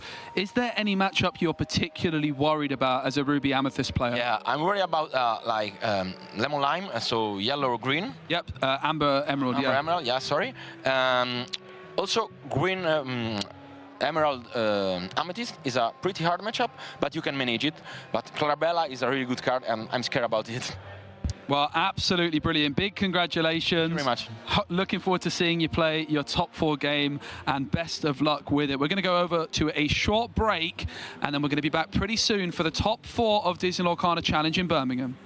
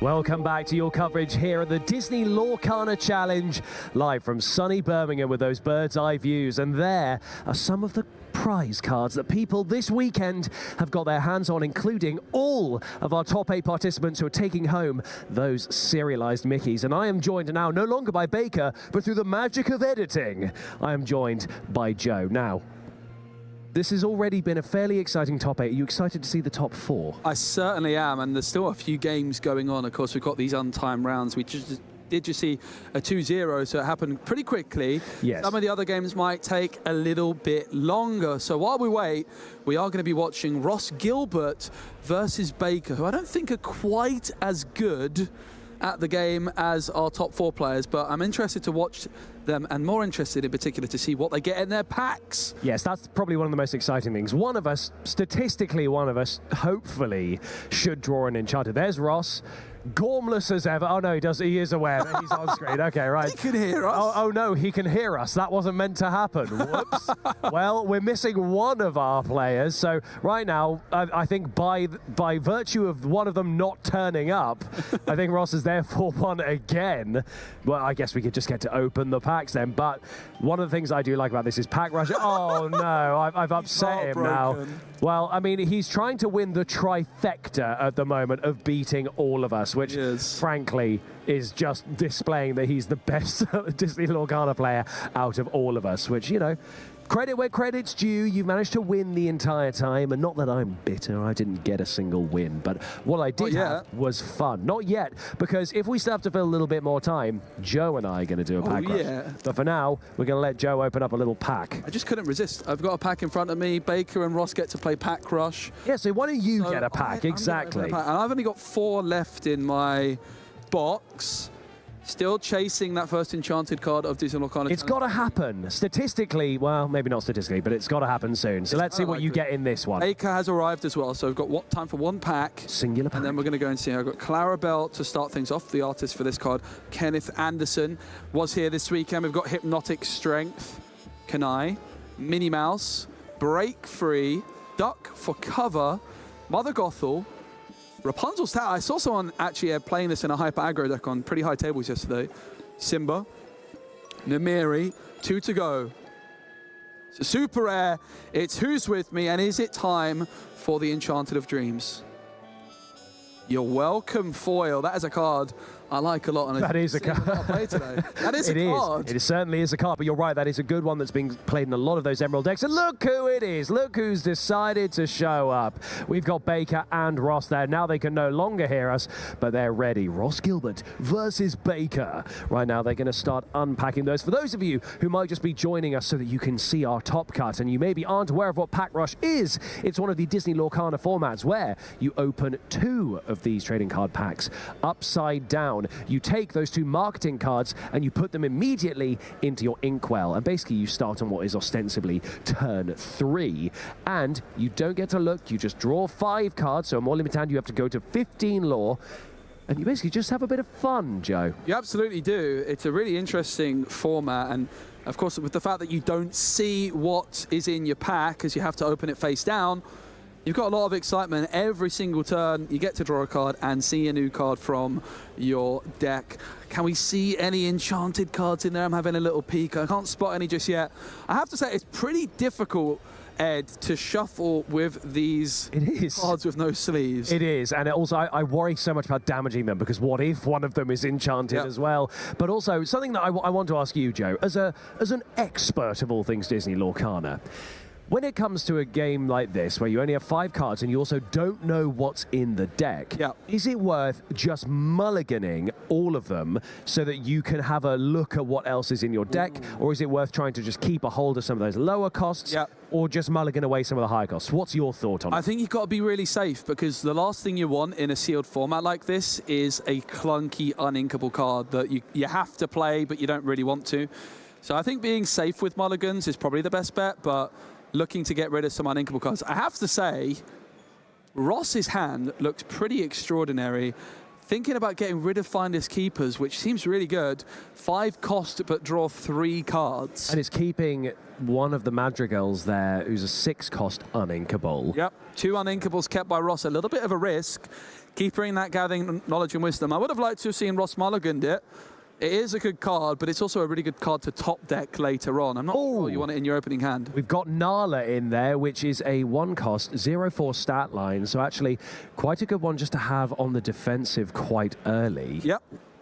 Actually, Nala has a promo version of it as well in set 3. But Baker opens things up with inking and playing Parcher. Parcher can quest for 2. 0 strength, 4 willpower. At the start of Baker's turn, if they have a location, they gain 1 lore. If they have an item, they gain 1. So if Baker can get an item and a location down, this Parcher will gain him 2 lore at the start of his turn every single time. So looking at what else is in Baker's hand right there, we definitely see Arthur, the bird Arthur, and then we see Monstro as well. Speaking of Arthur, Ross has an Arthur of his own. Arthur Wart enters the board, which I have to say, Ed, it's a little bit of an unfortunate name, that one. It certainly is, yeah, and I suppose that's all part of the story. But will this be the story where we see it take Ross to a 3rd and final victory in this sort of, you know, contest that he's had with all 3 of us in the coverage team? Yeah, and I will just point out the fact that despite being the reigning pack rush champion, Ross Gilbert did not exert their ink after spending it, which is just terrible manners. Judge? Yes. Judge, I believe that's a disqualification, and I therefore get a prize card. Look, it's your favorite card. Oh. Or is your favorite flavor text? Yes. Underestimating him is a recipe for disaster. I'm sure Ross would never put this card into the inkwell with how often I've been repeating it. No! No! Wow. Oh, that hurt my heart. And then he doesn't exert his ink either. Ross! This is just borderline insulting. Is this a personal vendetta against you? Oh, there we go. There we go. We've got a hey in hand there. Yeah, Ross did gain that 2 lore from Gathering Knowledge and Wisdom. Baker is going to rub his hey against the table for good luck, and then is going to play down an Arthur. It's an uninkable 1 cost character. Also adds in one of the 7 dwarfs. I'm not sure which it is. Let's have a look. I'm going to see if I can find out simply by looking. Baker now continue to exert the ink and make sure everything is as it should be. It's Doc. Doc comes in. Okay, so Doc is the... Is it? Oh, it's Doc. Yeah, so Doc that is when you play this character, you may discard your hand to draw 2 cards. That is extraordinary. Doc, really, really good there. I was wondering why Baker was drawing cards. Well, it is the uninkable dwarf. I think the only uninkable of the 7. It is on over to Ross Gilbert, who draws into, I think, a Fix-It Felix. Pays 5 ink for Finders Keepers, draws 3 cards, which I think Baker was quite impressed by that play. Currently Ross at 5 lore, Baker trailing behind at 4, but Baker has a lot of cards on the board right now. Certainly does. That is a formidable board, and it does look like in hand Ross has some reasonably good cards to be utilizing over the next coming turns. Definitely a Simba in there, one of the Magicals, and I think it's that Banzai as well, one of the Hyenas. So there's a lot going on there. So now we're going to see even more coming down here from Baker. He's really storming ahead. And another card enters the board. It's going to be the Queen from Sapphire. There's many of those queens in this latest set. Baker just doing the maths on what they can quest for. Of course, that Arthur is reckless and is unable to quest and must challenge if able. And is that going to be more than enough to really push into the lead for Baker here? Because now Ross has lost that Nala, that one little defensive piece, and one of the only characters on board. But right now, looking at the hand that Ross has, there are some options coming forward as we move further into this game. The more ink, the more likely you're going to be able to play some of those uninkables. One of the ones that was not mulliganed as well. So we're going to have a look and see what happens here. Banzai is going to get inked there. Yeah, Ross currently undefeated pack rush champion. It's going to be a real damage to his ego if he gets taken out like this by Baker. But Baker in a dominant position with a very wide board. In comes Louisa Madrigal. Ross has been waiting for this moment. He kept her in the mulligan, and he finally gets it done. And look at the Patra synergy. One item on board. So Baker starts the turn by gaining 1 lore from Patra before even questing with it.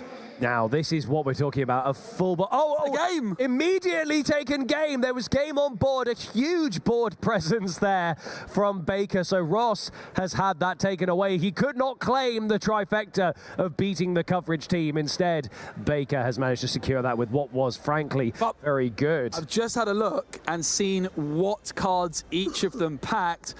Both of them getting a legendary. I think you're about to see Ross with it. Ross, Gilbert, and Baker both pulling a legendary. It was a Merlin. Ooh. In fact, Ross got 2. 2? See the Merlin and the Arthur legendaries there for Ross. And I believe Baker getting that Mirabelle Madrigal. All the excitement, the game was over. But with Pack Rush, the excitement doesn't end until you see that last card in your deck. That is very true, and maybe during one of these pack rushes, we'll even have the honor, nay, the privilege of opening up and utilizing an enchanted card, because we have already seen a couple of legendaries, but Baker there, very proud of himself. Oh, what's this? What's he been given? What's he been given there? Go on, show us. Oh, it's the D. Oh, my goodness, it's the Mickey promo. It's a D23 Mickey. That is quite the prize for Baker. I bet Ross is absolutely gutted. I just saw the light leave his eyes, yeah. That is a man whose soul has been crushed. Baker is very pleased, staring at it like it's a precious item that he's never going to let go. This is going to be kept in a necklace around his neck for the rest of his days, because that man does not want to let it go. It looks like we're having a discussion between them about who really deserves it. Does Ross deserve it because he's beaten 3 of them, or does Baker deserve it because he beat the champion?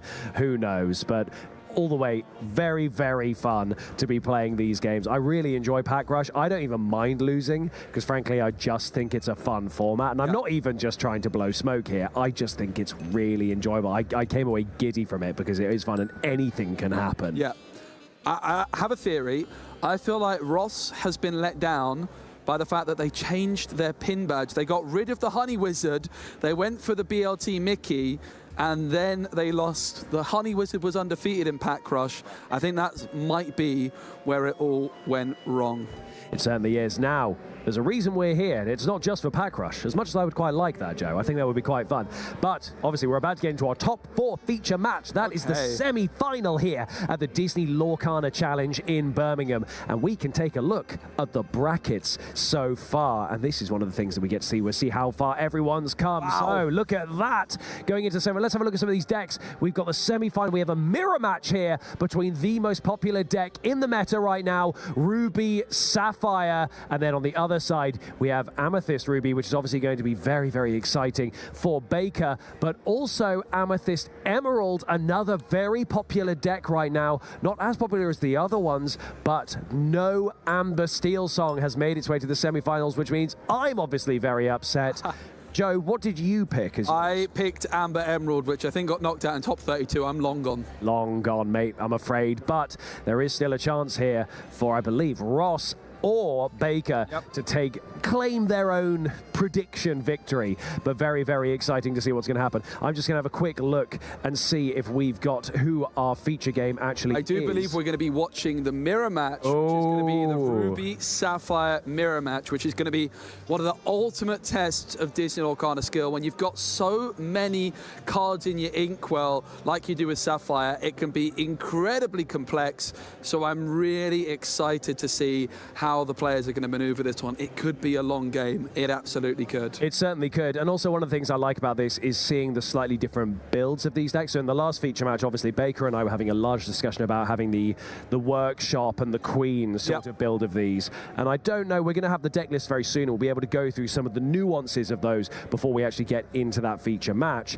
But I'm wondering if there is any alternative builds, or if maybe these two are actually running something very similar, because then it will be a true test of the mirror match. It'll all come down not only to luck, but sometimes patience, and also sometimes just that knowledge of when to play the right thing. And obviously that means we know for a fact that as part of this meta, one of those Ruby Sapphire decks is going to be going into that final here at the Disney Lorcana Challenge in Birmingham, and that is very exciting. Yeah, and then the other semi-final is going to be Ruby Amethyst versus Emerald Amethyst. And I have to say, Ed, I think Emerald Amethyst going to be pretty heavily favored in that one. It's certainly not a foregone conclusion because I think any Amethyst and a mirror match, it's a real battle for rabbits, but I think Emerald tends to have the edge in that match. And in fact, in my interview I did just earlier, our Ruby Amethyst player said they'd rather avoid Emerald Amethyst, but that is what they found in the semi-final. That's unfortunate. But either way as well, I have to say, Ruby Sapphire, you've got the mirror to get through,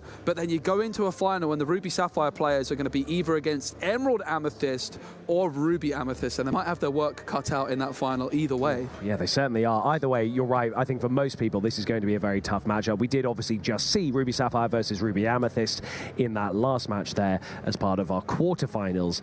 But, you know, each game can be totally different. We've seen some decks perform amazingly well because other decks have maybe failed to get the draws that they need, maybe off their initial draw, their mulligans, etc.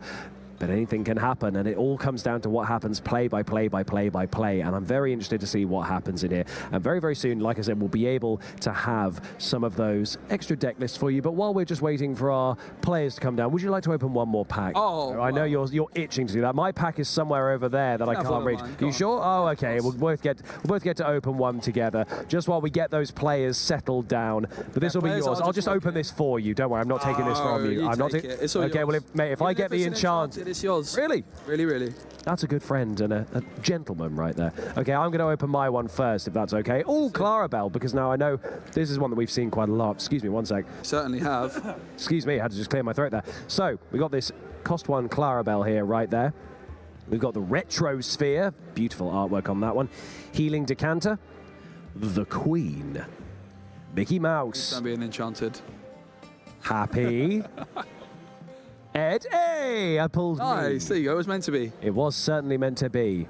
Okay, Maid Marian. Food Fight. Oh, Louisa Madrigal. Ross just had that in Pack Rush. Absolutely. Robin Hood. I really like any of those. Go for... It's a location. It's a location.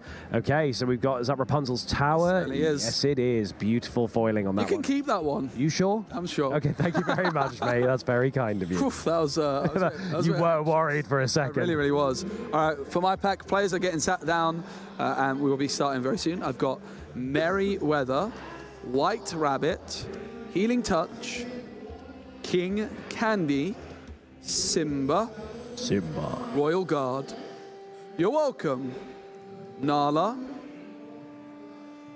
Pete, Anna, Super Rare, Blast from Your Past. Wow. And the final card, it is going to be a foil Amethyst Chronicon. That's one I'm very happy to have. That is good. It's a really cool card. I think we've seen it a lot in Hyper Aggro, but haven't seen it really too much Jafar action yet. But I think one day this card with Jafar is extraordinary, Ed. It might be one that we do see. I can tell you guys now, by the way, we actually have the deck list right here. So we're going to go through a couple of what we see here. I think most of them running what you'd kind of expect. A lot of items in here, Visions of the Future, T-Pose, etc. I'm just trying to see if there's anything... Oh, we have a crossbow here that I've not seen someone play yet. We have Great Stone Dragon as well. I've not seen anyone play those yet. I guess they make sense to do in some of these decks, but that's the first time I've seen it. Yeah, I think the Fang crossbow, if I'm not mistaken, has the ability to banish a dragon. I'll get that verified for you because it's not a card I've seen too often either. I've got another pack as well. You certainly do. One thing to really look out for in these Ruby Sapphire mirrors is a card like Hideaway, which I can see one player is running Hideaway. Here is Ruby Sapphire Control. Sisu and Ice Block are two of the most powerful cards when combined together, but it is a deck which in a mirror matchup is going to be so complex because the game's going to go on for a long time. You need to try and not play too heavily into your opponent's removal while still developing the board. So a card like Lucky Dime is going to be a really, really important card in the mirror matchup, but possibly both players having access to some item removal, that could be a really, really important thing. Often, Ruby Sapphire, if a Lucky Dime gets removed, it doesn't matter. You play Tamatoa, you get the Lucky Dime back. But Hideaway and Cuzco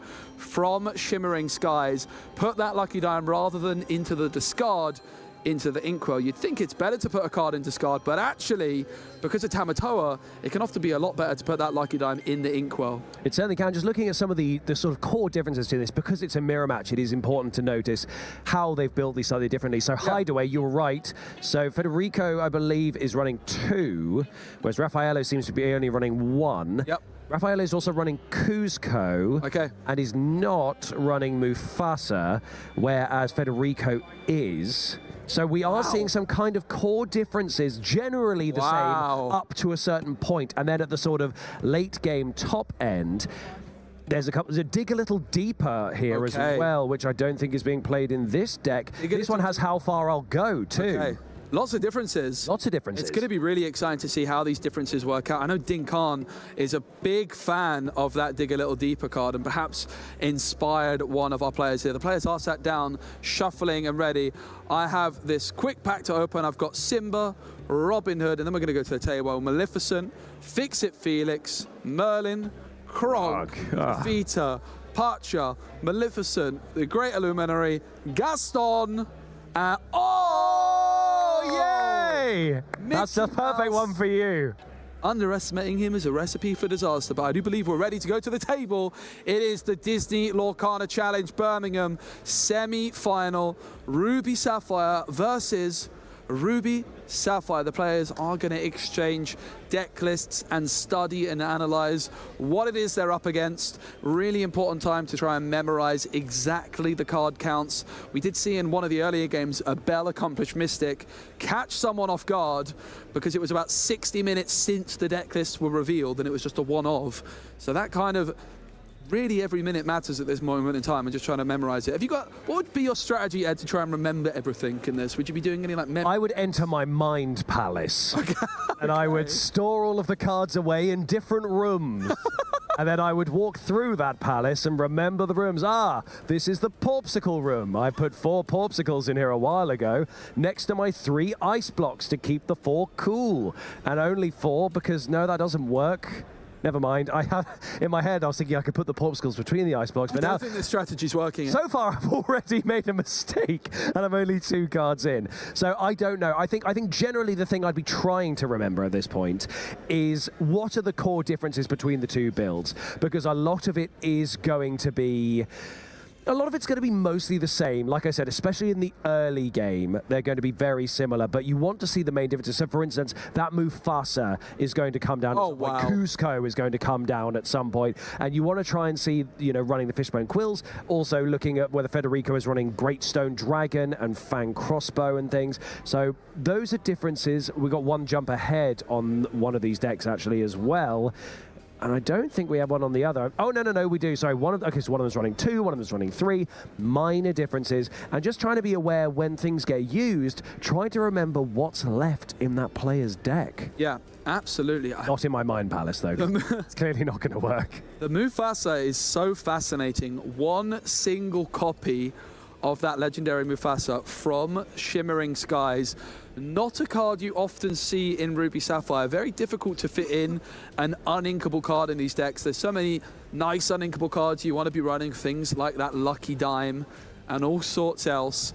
But it's really, really fascinating to see someone managing to slot in that Mufasa. When it gets down, it can pop off in a big way. However, the Mufasa, Ed, if you play Mufasa down onto the board, it adds 2 cards from your Inkwell back to your hand. And if it's removed before it can quest, it is such a loss of tempo that it can be really, really a bad moment. So it's going to be really interesting to see if it's going to get inked. Enchanted Sisu's getting shuffled into the deck. However, if that Mufasa does resolve, it might be, from what I've experienced, the greatest resolution feeling in Disney Lorcana that I've had yet. It is amazing. Being able to play that, get 2 cards back, one of which you might then be able to use because Mufasa resets all of those in your Inkwell. And at that point, if you've got enough of the the Fishbone Quills and things that are putting more and more of that resource in there, you just get to build an enormous board. If you've got Tamatoas and items as well, you basically can win in a single turn if you get that to resolve. But I guess we'll see what happens between these, because only one of these players, Federico, is actually running that. The rest is all going to be fairly similar, except for things like Cusco. Amazing. So players are ready. The decks are getting shuffled.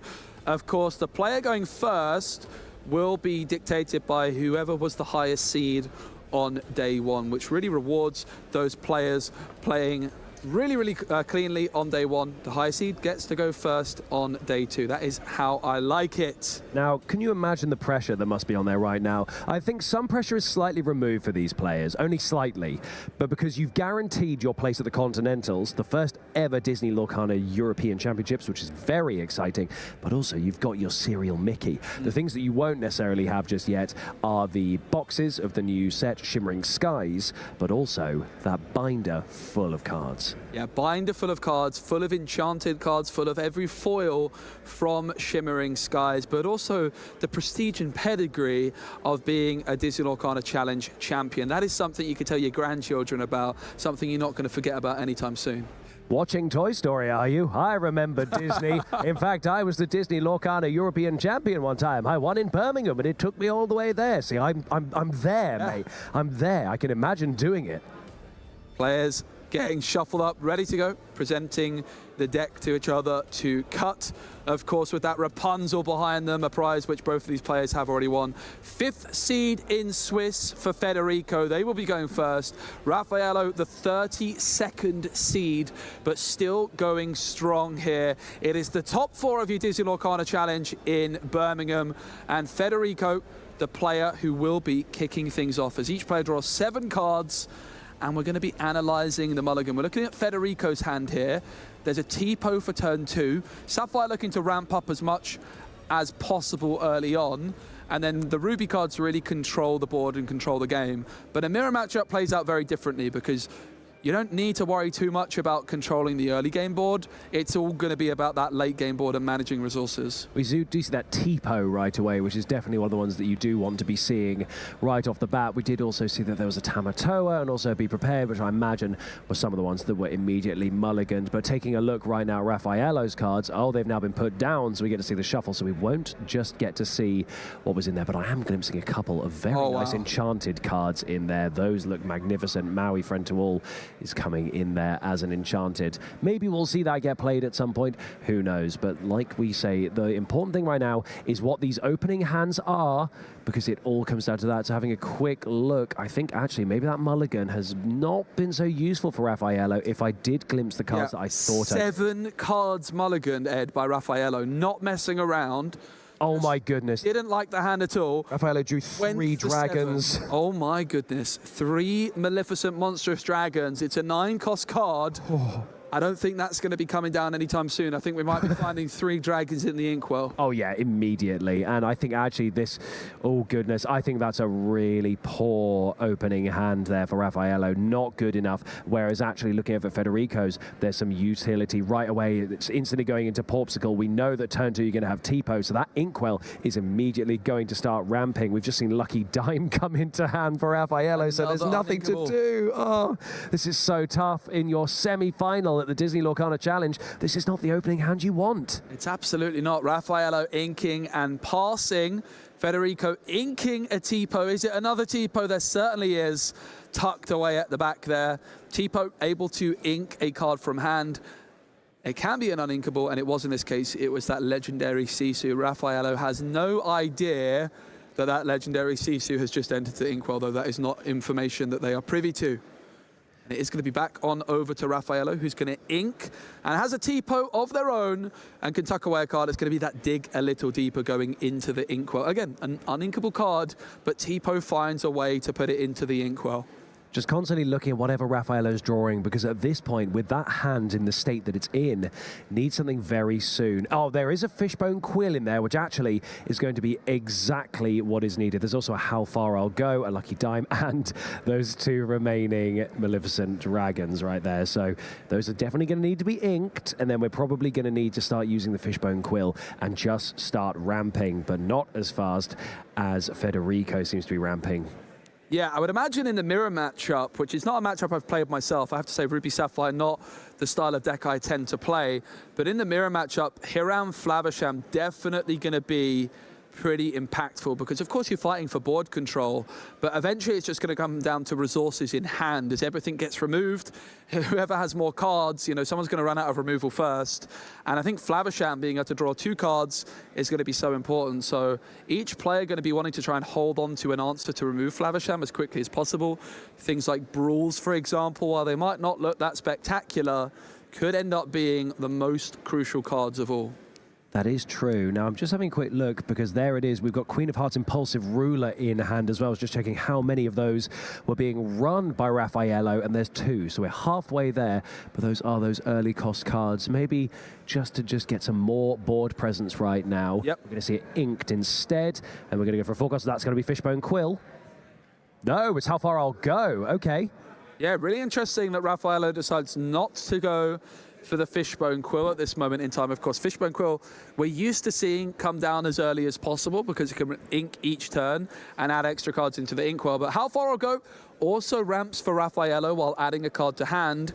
And we do know how awkward their hand's been, Ed. So maybe they're just wanting to preserve those dragons and try and do Mission Impossible and not ink the dragons, but instead play them as soon as possible instead. Did you see what was drawn off it as well? Because I didn't catch it. So the card that was drawn, the card that was put in the inkwell was a Fishbone Quill. Right. The card that was taken to hand was Kuzco, the 1 copy of Kuzco. Wow. It's now in hand for Raffaello. So despite a wobbly start, we might start seeing a change of pace here. Yep. And Federico has a couple of Grammartalas down on the board, and one of them is going to sing How Far I'll Go. 2 cards from the top of the deck. 1 goes into the ink, 1 into the hand. The options are Brawl or Tamatoa. Interestingly, Federico already has a Brawl and a Tamatoa in hand. I would imagine at this stage you'd be more interested in the Tamatoa as it's nice and greedy, but the Brawl, again, removing the Flavisham could be nice, but Federico does already have a Brawl in hand, as well as Medusa, which are probably the 2 main ways for Federico to deal with that Hiram Flavisham that they might be worried about. So as we can see, yeah, 2 Tamatoa in hand. Items are probably going to start gathering more and more as this goes on. Going to quest for 2 there, and then it's going to go straight back over to Raffaello, who's going to ready up that ink. And also, all we need is 1 more ink in that inkwell, and Kuzco can come down with 2 dragons still in hand. Hiram Flavisham as well. So right now, probably just inking one of the dragons and get into Kuzco. Yeah, somehow we've still not seen the Toy Maker enter the board, but don't get used to it because Hiram Flavisham is going to be one of the key cards for each player. Raffaello, though, despite having that Flavisham, does not have any items on the board. Didn't find that Porpsicle for turn 1, didn't play that Fishbone Quill down. So Flavisham not looking great right now, but does now Raffaello play the Fishbone Quill. It's going to be exerted instantly. Adding that Kuzco into the inkwell, and Ed, you just shot up in surprise. I wasn't expecting that. Admittedly, right, all Kuzco can really do is put a chosen item into the inkwell or location. And right now, I don't know how useful that actually is, so maybe just getting rid of it and utilizing it for yourself, putting Havisham in there, probably the best thing to do right now. It's just not quite what I was initially anticipating. Yep. But smart move. Raffaello also, by getting that Fishbone Quill down and inking with it, is able to get Flavisham down as well. So I would imagine Raffaello didn't want to ink that Kuzco, would have loved to have held on to it, but I think the other options of ink were the Maleficent Monstrous Dragon. In comes that Medusa. This is what it's all about. Don't let that Flavisham stick around. Restrict the amount of cards your opponent can draw and just try to control the board while also having more resources in hand. It's a wide board for Federico. I feel like Baker might be needed for a Be Prepared, but I'm not sure Raffaello has it. Also, I don't know if you caught the last feature match, but we had 4 Be Prepareds, and after 2, Baker had stopped enjoying them. So I don't know if Baker's going to want to do it, but if it happens, we'll do it for him. So it's a Porpsicle for Raffaello. Now, imagine if that Flavisham was still on the board here, it would be able to quest and draw 2 cards by banishing that Porpsicle. That's why this Mana Medusa to remove Flavisham was so important in this game. It's going to be 5 ink, I believe, exerted here for Raffaello.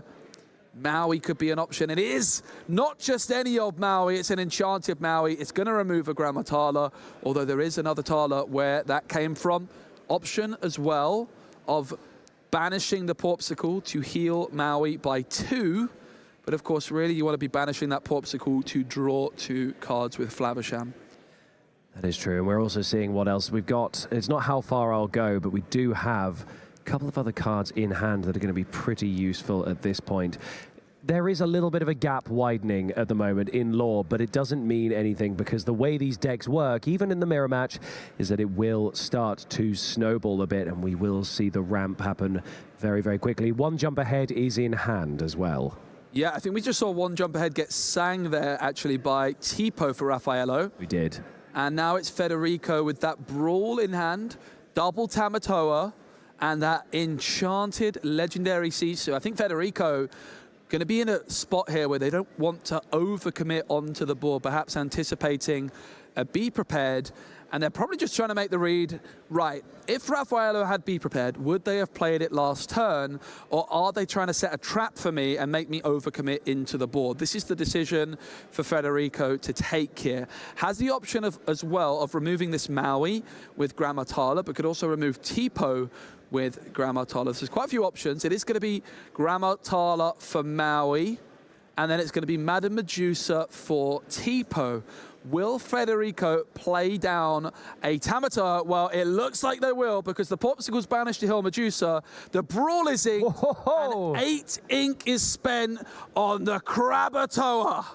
That's right, Krabatoa. Krabatoa, I like it. Now, that was a great play there, just being able to, you know, use that Popsicle just to get rid of some of that damage that was done to Medusa, bring out the Tamatoa, but now we're ready to start really seeing this ramp up. Obviously, it's currently 6 lore to 1 lore for Federico. There it is, the dragon! There it is! Oh, Tamatoa's been instantly dealt with. That was the moment you were waiting for. It wasn't quite a Be Prepared, but it's exactly as you were saying, laying that trap and getting rid of the card that was going for. But we know that Federico has another one in hand still. We do. And this Maleficent Monstrous Dragon, Ed, we said all 3 were going to end up in the inkwell. Well, Raffaello had other ideas, managing to play it perfectly, getting that Fishbone Quill Flaversham down at the right moment, preserving enough cards in hand that they didn't have to ink the 3rd dragon, and it was so impactful here, removing the Tamatoa. However, Tamatoa added that Popsicle back into hand for Federico. It comes down now, and if they can ink, they will be able to play that Tamatoa again. Perhaps look for them to banish the Popsicle so that there is an item in their discard pile that they can grab back again with that Tamatoa. Did they get a hideaway off the draw? I believe so. I would imagine it might go into the ink. I think Federico's at 8 ink still. Yes. And has already spent 1 ink on that Popsicle. So might just be looking to ink that hideaway to play Tamatoa. But Hideaway, a great card, Ed, to deal with that Lucky Dime. Absolutely. So, the best possible way to deal with it right now. Federico, as good as it seems like, yeah, ink the 2-cost action, play that 8-cost crab. But just because the Hideaway is 2 costs, that doesn't mean it's just a card which Federico can throw away willy-nilly. And this is the beautiful thing about this in Lorcana. But Federico does eventually decide to go for it after much consideration. The Popsicle is going to heal absolutely nothing, but it goes into the discard pile, which allows Tamatoa to grab it back, add it into hand, and Federico will quest for 2. It's 8 lore to 1. Now, there's still a lot of board presence for Federico here, and what we're going to end up having to see is what Raffaello draws here and what is available, because right now in hand is simply a Popsicle, which we're going to see come down there, so that's the second one, and now we've seen Vitalisphere come into the hand. I believe it might be a Grammatala. Yep, and there it comes down. In comes the Tala. Oh, Be Prepared and Tamatoa. Now, which is more sensible? It does have 2 items, and that's helpful for Tamatoa, but do you want to Be Prepared to really get rid of that board? Because we know that there's only 1 Tamatoa. We've already got rid of 1. That was the second one. I probably need to double-check how many are actually being played, but they would have looked, and they probably would have remembered something like that, because it is such a core part of this. Yeah, Raffaello was not happy to see Be Prepared and Tamatoa with the Tala. Interestingly, if they'd played it before, we're going to see it, we are! It's singing of Be Prepared with Maleficent Monstrous Dragon. Raffaello wanted to clear that board, and they wanted to clear it right now. There was not any ink remaining, certainly not enough to play Be Prepared. Well, Raffaello finds a workaround by singing Be Prepared with Maleficent Monstrous Dragon. Acres gone! That was a very good move, and it probably was the smarter decision. Get rid of literally half of the Tamatoa available in Federico's deck just by doing that and clearing it a little bit. We still do have those Popsicles on field and, you know, a couple of cards in hand. Or is it single card in hand? No, 2 cards in hand. Yeah, Federico with a Tamatoa in hand, that legendary Sisu, the Lucky Dime, and the Porpsicle. Lucky Dime's such an important card in this deck. Often though, you want to play the Lucky Dime and be able to exert it for some lore the turn you play it. So Federico might want to try and develop the board first. They banish the Porpsicle, which hints towards the fact they're going to play the Tamatoa again. I think Raffaello just checking with the rules. Are you allowed to use Porpsicle if there's no target? The answer is yes, you are. And the Tamatoa now back down on the board. Raffaello wanting to remove it as soon as possible. Now, this is the third Tamatoa we've seen. Yep. Which, if this can be dealt with as well by Raffaello, pardon, this is actually really bad for Federico, because right now a lot of the items have already gone. Yep. And Tamatoa, if we're going to be 3/4 of them down, that's really going to make things suffer as we go forward. Obviously, we've almost been playing for 15 minutes in game one. And there's still plenty of time left. Sure, things are ramping up with the Inkwell, but we do need to see exactly what's going to happen. And looking at the hand that we've got here, we do see a couple of options available for Raffaello. Yeah, Raffaello, having played Vision of the Future for 2 ink, looked at the top 5 cards, added 1 into the hand. And I do just want to check which was selected. Not actually certain. There is a Lucky Dime in there. There's a Vitalosphere in there as well. Raffaello has spent 2 ink. It's going to be the Grammatala that's played now for 4. Oh, and 2 Grammatala off the Grammatala. Wow, look at that. You play a Grammatala, you see 2 Talas. Which Tala do you take? Raffaello puts one of the Talas in the hand and one onto the bottom of the deck. Has spent, I think, 6 ink this turn. Passes playback on over to Federico. Tamatoa has stuck down on the board. Now, this could be the moment that Federico needs to really start pushing. Admittedly, is still already ahead on lore and still has plenty of options left, especially with that enchanted Sisu in hand. We're going to see the Porpsicle come down and allow for an extra draw, which is taken into a Hiram Flavisham. Wow. That might be useful for later on, especially if that Tamatoa gets dealt with. Hey, even if it doesn't, that might still end up coming down. We have another Porpsicle still in hand, and we know there's also a Lucky Dime in there and an Ice Block as well. Yeah, I said this game might be the battle of the Hiram Flavishams, but we've not really seen Flavisham do too much. I think definitely for Federico, getting that Madame Medusa through earlier to remove Raffaello's Flavisham as soon as possible was huge. But this is the first Flavisham I think Federico's had available in the whole game, but they still seem to be in a pretty strong position. Of course, the lore counts in a game like this can jump out so quickly with Tamatoa and Lucky Dime, but not that many items down for either player as it stands. Federico just checking that discard pile, having a look to see if there's any items in there for the Tamatoa perhaps. And obviously, as we've said before, these top cut rounds are untimed, so both of our participants can take as long as they need. They can remove the pressure of having to rush their decisions because it lasts as long as we need it to. They've got plenty of choice, plenty of time to slowly think through what they're going to do and make sure they're playing things exactly right. We do see that Lucky Dime come down onto the board, and now that is going to certainly help out the Tamatoa. It certainly will, and it's going to be also one, well, not an ink spent on the Porpsicle, but rather Porpsicle sent to the Inkwell. That gives Federico enough ink to exert the Lucky Dime to gain 3 lore off that Tamatoa. And now Federico can banish a Porpsicle, quest with Tamatoa for 2, and then put that Porpsicle that was banished back into their hand. That was an exceptional display of why you want Tamatoa and Lucky Dime and a couple of extra items on the board. Dragon off the top. It's a Maleficent monstrous dragon. This Tamatoa was looking like such a problem for Raffaello, but has now found that Maleficent monstrous dragon, the 4th in their deck. We saw 3 in the opening handhead. Well, the 4th one has been waiting for this moment, and it is finally time for the monstrous dragon to deal with Tamatoa for the 2nd time this game. I know, and just being able to shut down what is frankly one of the more scary and staple combos in this matchup. Although we're going to see Grammatala first. Oh my goodness, to guarantee a little bit more. Okay, we do see the Hiram Flavisham and a Lucky Dime. The Lucky Dime is going to go to the bottom of the deck. Hiram Flavisham is going to come into the hand there. And I think this might be it. Are we going to see the dragon come down? I don't know if there's enough ink. Oh, you're right, there is. After playing the Tala, not enough ink for the dragon. So Raffaello clearly wanting to hold on to that monstrous dragon for a later turn and instead going to go for the Flavisham. My concern here, Ed, does Raffaello have enough time to not use the monstrous dragon on Tamatoa this turn? Because it's going to quest for quite a lot. Well, in comes Grammatala, dealing 3 damage to Tamatoa. In comes a Vitalosphere. It's going to give the Grammatala rush and 5 extra strength. Wow. That was the plan Raffaello had up their sleeve all along. Wow, you get to preserve that dragon in hand for a moment that you really need it and just deal with it with a couple of Grammatalas. Vitalosphere coming in absolutely clutch in the play there. And now we get to see exactly where this goes from here, because basically the board has almost been reset. But the one thing is, Raffaello, despite being very behind in lore, now has Hiram Flavisham with an item on the board. So actually, this could be the ramp that Raffaello needs.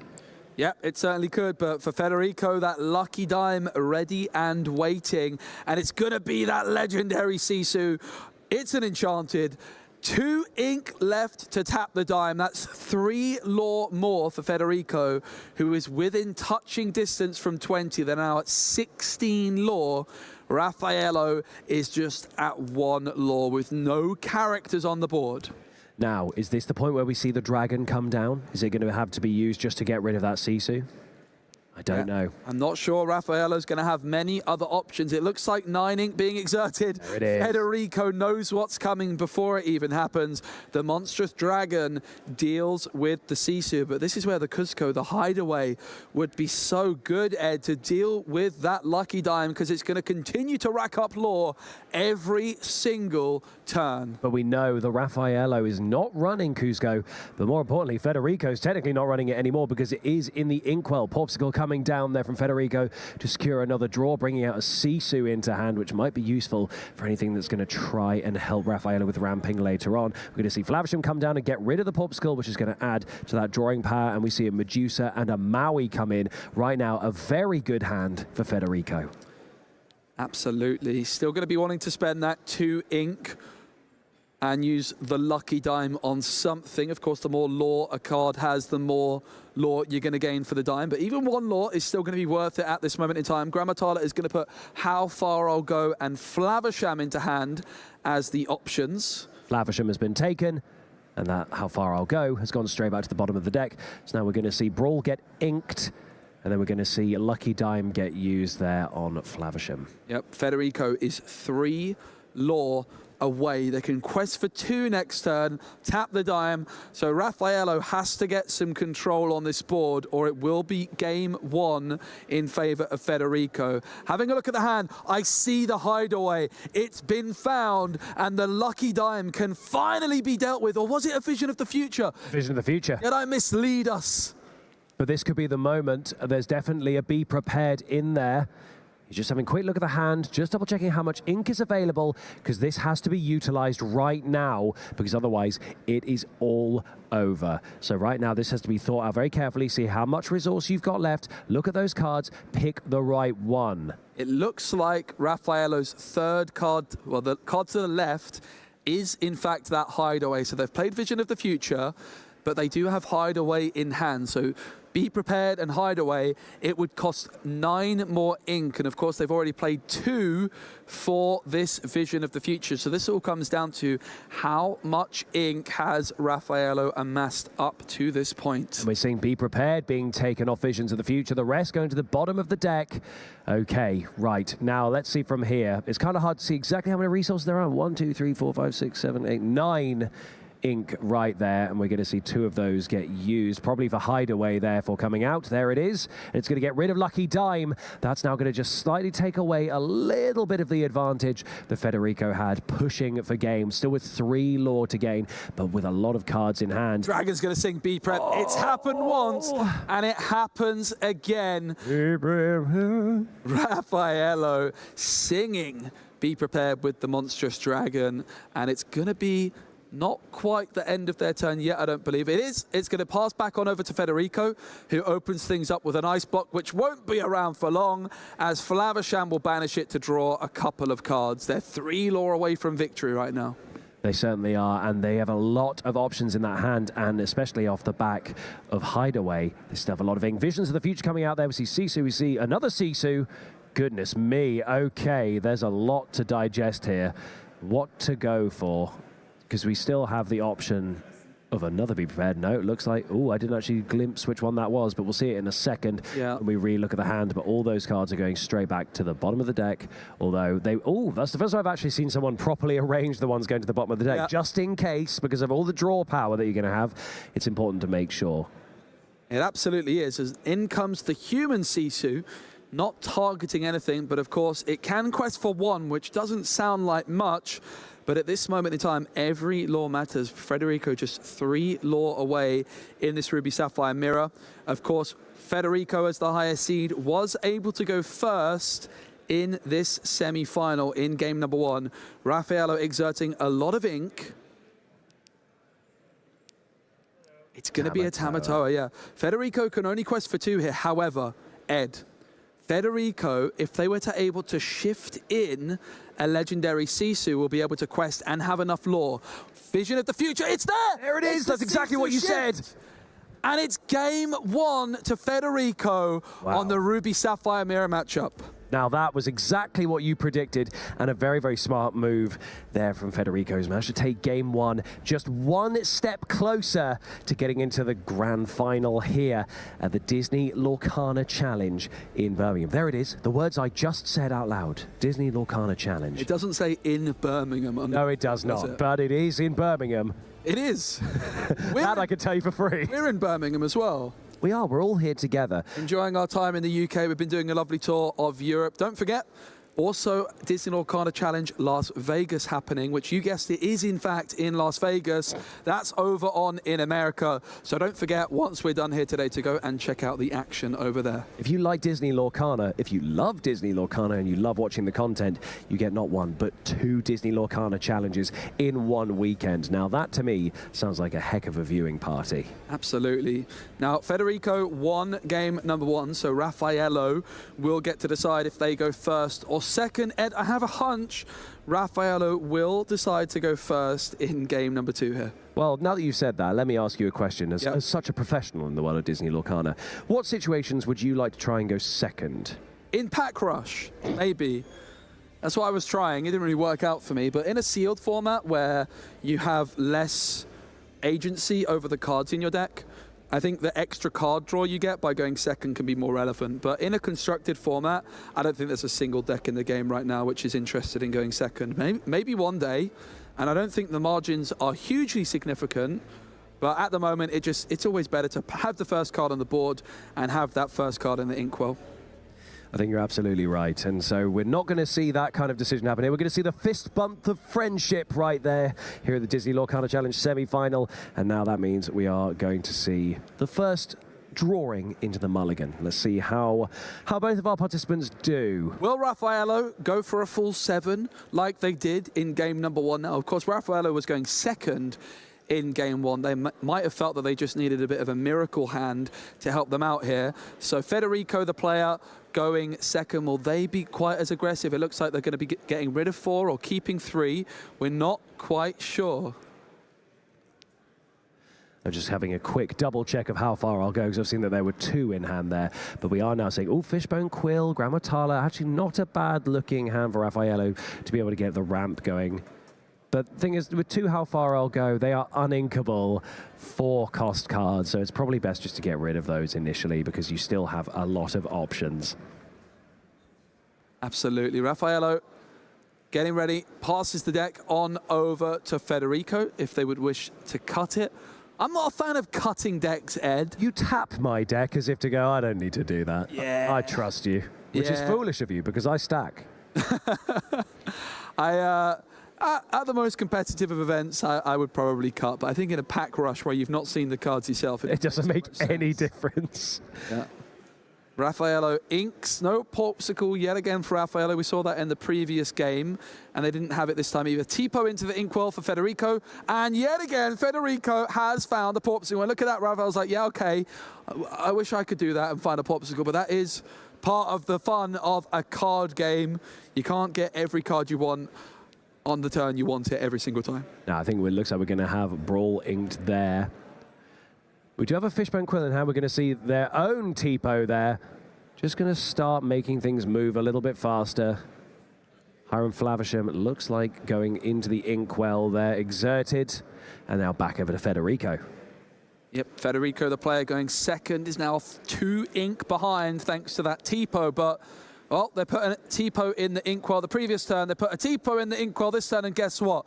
They play a Tipo as well. They took away that legendary Sisu as a secret ink with Tipo, of course, an uninkable card, but Tipo has the power to put that Sisu into the ink. It's a Tipo tea party out here. Oh, yeah.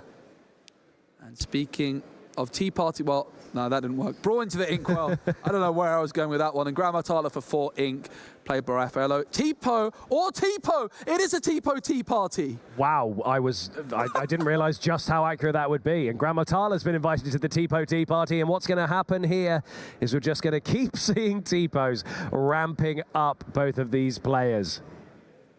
How exciting. This is what it's all about here at the Disney Lorcana Challenge. Federico has 2 Tipos in the inkwell.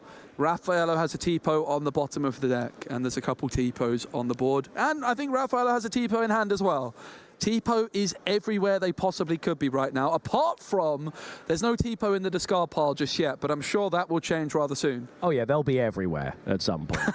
But we also do see in hand that we've got Brawl, we've got 1 jump ahead.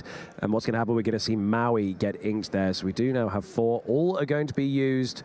Oh, just to get that Flavisham out, and there goes the Popsicle, and there comes the draw. 2 cards into the hand. One of them is a Be Prepared. And the other, Ed, a Maleficent Monstrous Dragon. And Tipo's not just doing questing, not just challenging, but singing 1 jump ahead.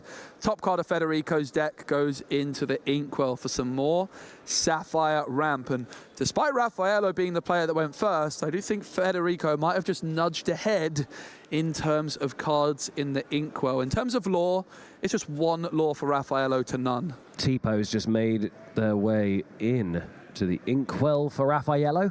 And now we're going to see Fishbone Quill come out, and this is going to make life a lot easier for starting that ramp.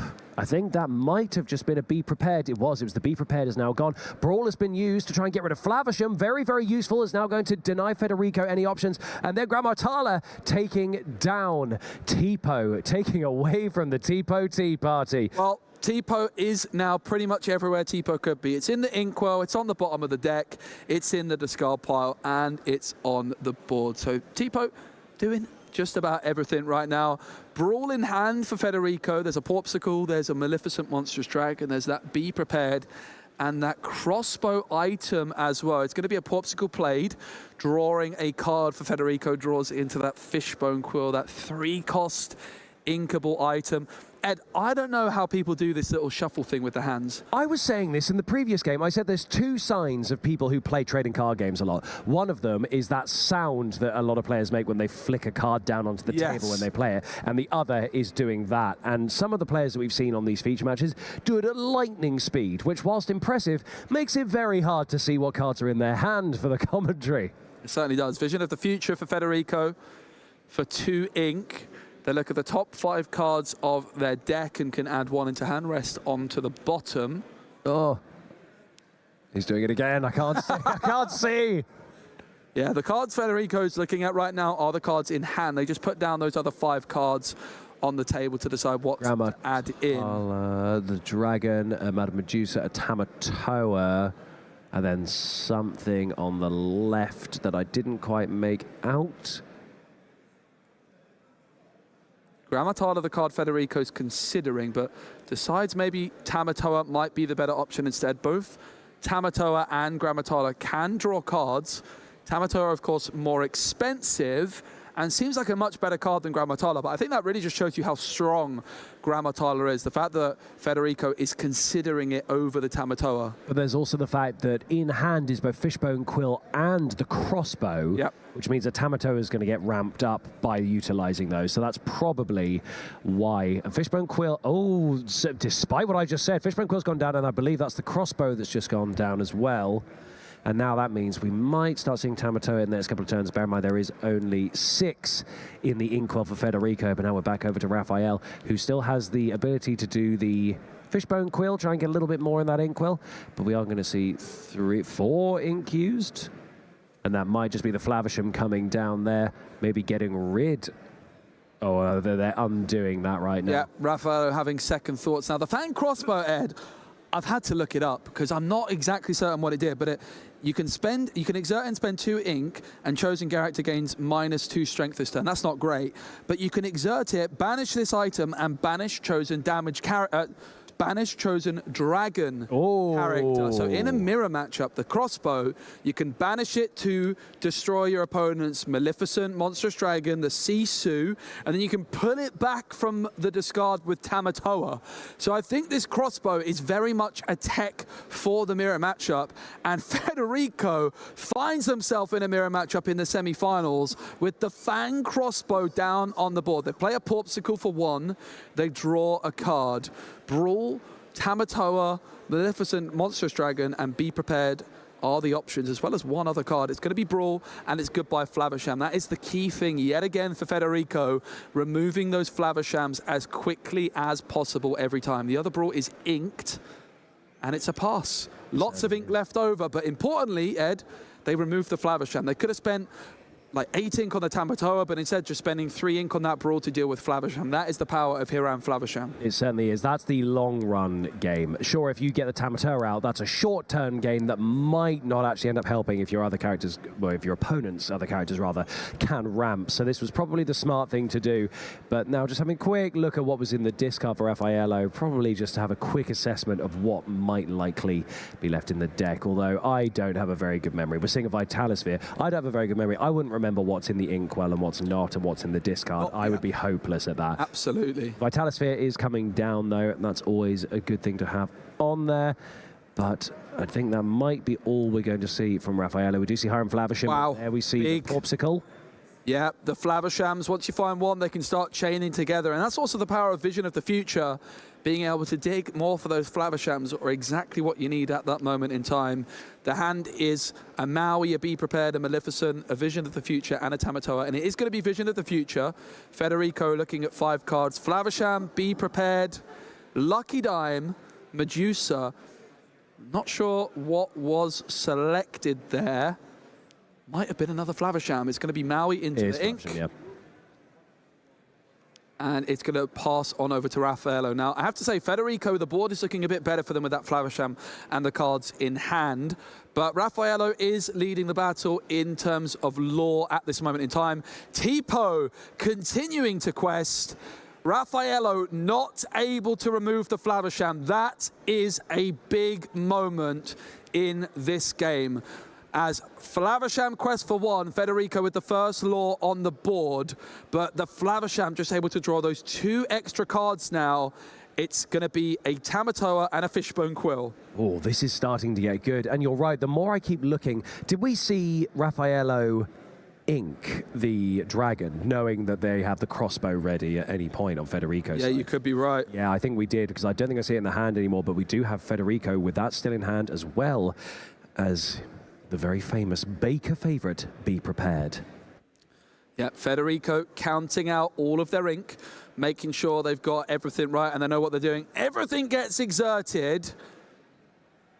And it's going to be a Tamatoa, not wanting to clear the board at this moment in time. Only a Grammatala and a Tipo down for Raffaello. But the Fishbone Quill into the Inkwell, the Porpsicle played, and a Brawl is drawn by Federico, who's looking to get the 2-0 victory in the semi-final and put their place in the final. Raffaello has to win this game or they are out of Disney Lorcana Challenge Birmingham. Raffaello has drawn into Brawl, which might be a good way of getting rid of Flavisham at this point. And Grammatala quest, Tipo quest. This Tipo has done some questing, Ed. It's been on the board for so long. In comes Brawl, Flavisham now removed. Better late than never, but Raffaello passes yet again because the disparity for each player is really with the cards in hand. The Flavisham for Federico has drawn so many cards. Raffaello's have been shut down every single time. And we still have Popsicle in hand as well, which is just going to get even more draws. And at this point, I can't remember how many Flavishams we've seen. I think we've only seen 2. Well, there goes the Popsicle, and we're going to see a draw here. And what's coming to the hand? It's an Ice Block. So this will probably help beef up that Tamatoa. Yep, beef up the Tamatoa is a really good point.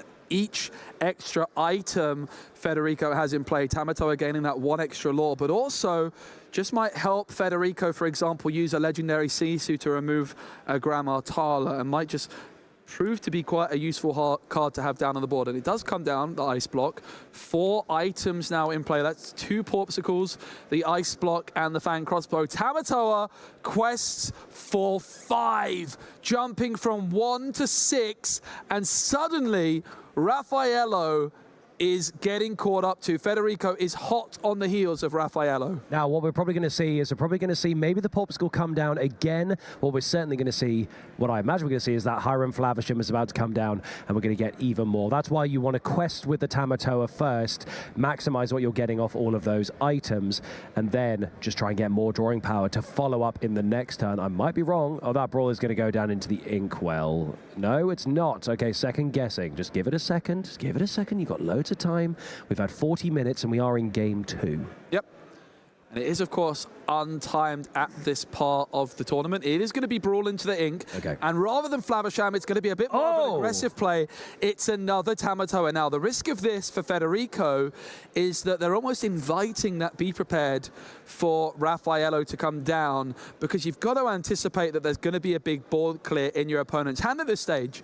However, Ed, oh, you do worry about that, but obviously at this point, Federico doesn't know what Raffaello's got in hand. Yep. What we do have is Maui. We've just seen Lucky Dime come into hand as well, and frankly, Lucky Dime might be something quite useful, because that gap is getting further and further. There comes the Maui, the enchanted Maui that now has Vitalisphere, and there goes swinging into that Tamatoa, challenging it and getting rid of it. That's one of the threats removed that was going to clean up and move Federico closer to that victory in this game. it absolutely was. Federico with 1 Tamatoa down, but 1 still remaining. The disparity is really huge in terms of cards in hand. Another Popsicle adds another card to Federico's hand. No Lucky Dime as of yet, though. Raffaello has a Lucky Dime in their hand, so they could start trying to race. That Tipo has done some serious questing. It's another Popsicle for Federico. This Tamatoa is currently questing, I believe, for 6. That's huge. That's now going to put both of our players equal. And whilst speaking of equal, I can tell you that in our other semi-final, they are now in game 3. Brilliant. So it has come down to that. That was the Amethyst Ruby versus Amethyst Emerald. So right now, we don't know which of those is going to be facing Ruby Sapphire in the final. But that doesn't matter for now. What does matter is this top 4 feature match. And right now, this could go either way, because it looks like they're going to start catching up there. We're going to see the Tamatoa there questing, bringing that total right up to 12. And also, we've got a Popsicle going back into the hand. It looks like Federico has got the momentum. Yep. Federico could have quested for 7 with the Tamatoa, but instead quests for 6 and puts that Popsicle back into their hand. And in comes the Sisu, and Tipo has finally been banished. The Ice Block lowering Grammatala down to 2 strength. The Sisu cleans it up, and Raffaello needs some removal right now. They find a Maui off the top. Is that enough to stop Federico getting the 2-0? This is a very tough moment right now, because it's basically coming down to this. There it is. That's the handshake, which means Federico is going to be advancing to the final here at the Disney Lorcana Challenge in Birmingham, with an excellent display of just what that Ruby Sapphire deck can do when it gains the momentum. Absolutely masterfully done by Federico. They never looked in trouble. Raffaello just couldn't quite get those card draw engines going. Every time Flavisham hit the board, Federico had an answer ready and waiting. And that Fang Crossbow tech card, Ed, is in the finals of the Disney Lorcana Challenge. I've never seen anyone play it before, but it's just a tremendous card in the mirror. I think you mentioned that we might have seen a monstrous dragon get inked because of the fact there's a Fang Crossbow on your opponent's side of the board. There was no point in using it because it would have been dealt with immediately. Sure, it might have been great for that sort of instantaneous spot removal, but it certainly would not have helped in the long run. So having that as a tech is a very interesting choice.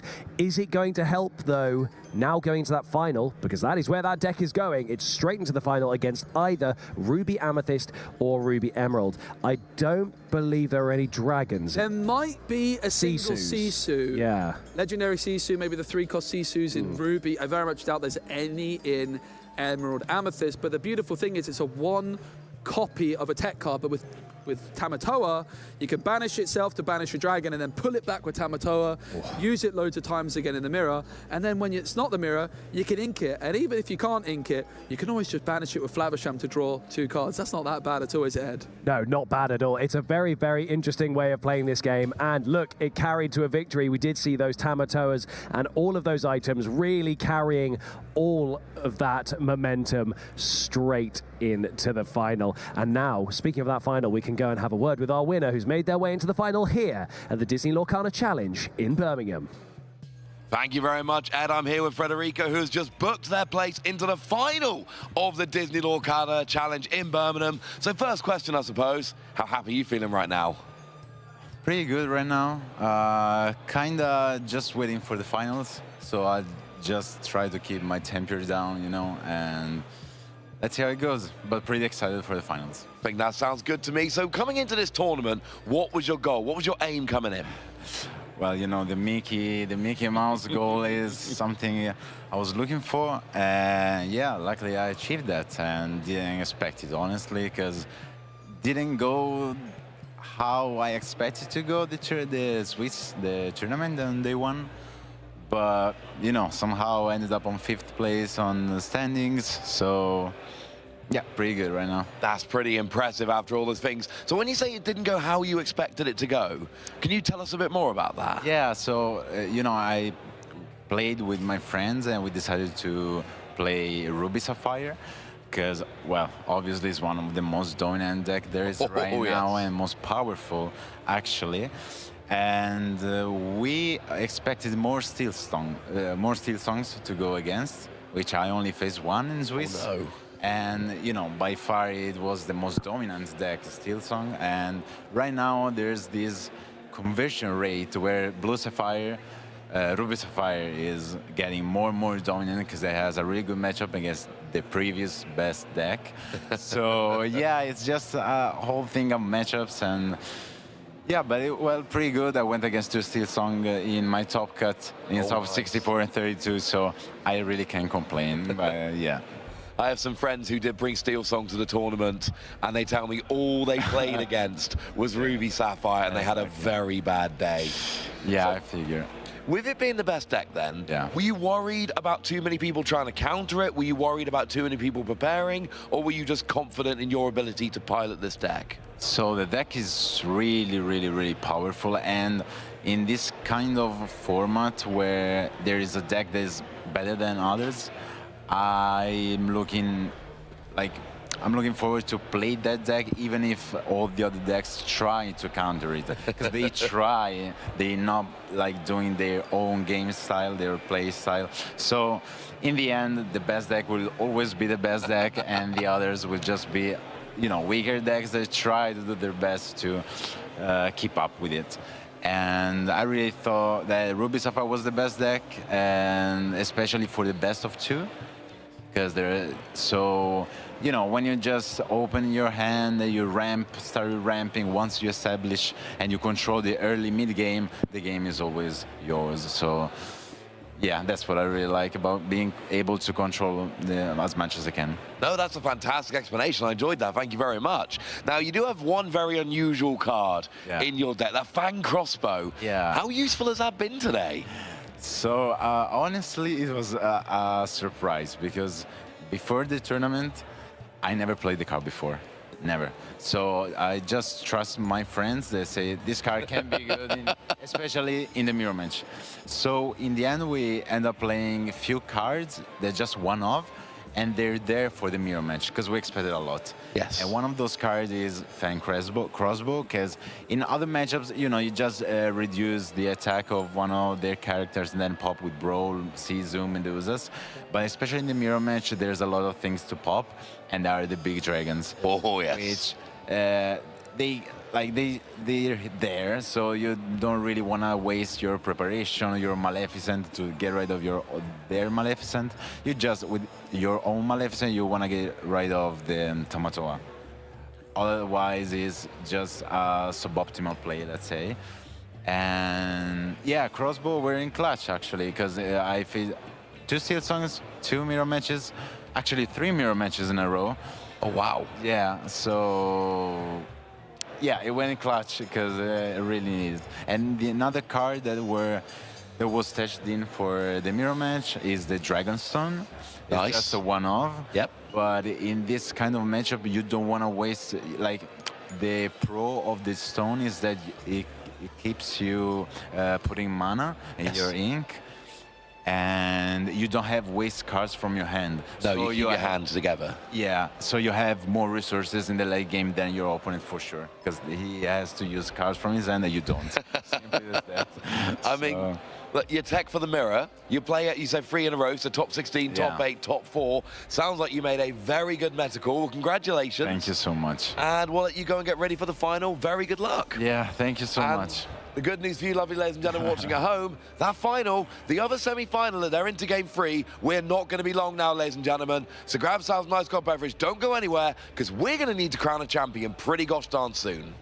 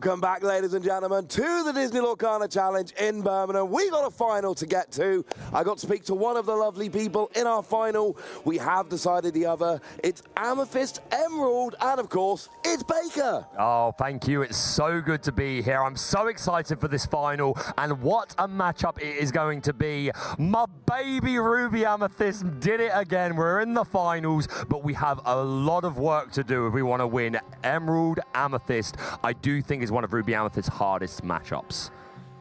Yes, yeah, absolutely. It is going to be a little bit awkward. We have got Ruby Sapphire and Amethyst Emerald who are going to be facing off in the final. So I'm just saying that of the 4 casters here, only one of our predictions has made it to the final. So I've already won, and I won the pack rush. I mean, it's a pretty successful weekend so far. Let's not talk about our pack rush game. No one needs to No one needs to know that. No, sorry, I misspoke. I meant to say my baby didn't make it, and I'm upset about it. But Ruby Sapphire has absolutely earned its stripes in this final matchup. And yeah, EA Tempo, an incredible deck. I think it would be a really nice Cinderella story for that deck that really fell off in set 4 after being super popular in set 3, coming all the way back to this event, the first event with Shimmering Skies being legal. If EA Tempo can secure this dub, I think you're going to see a lot of people go back to EA Tempo. It's a good deck. I think you're already going to see a lot of people going back to it. I think we've basically shown over this tournament, it wasn't one of the top 3 decks by numbers coming in.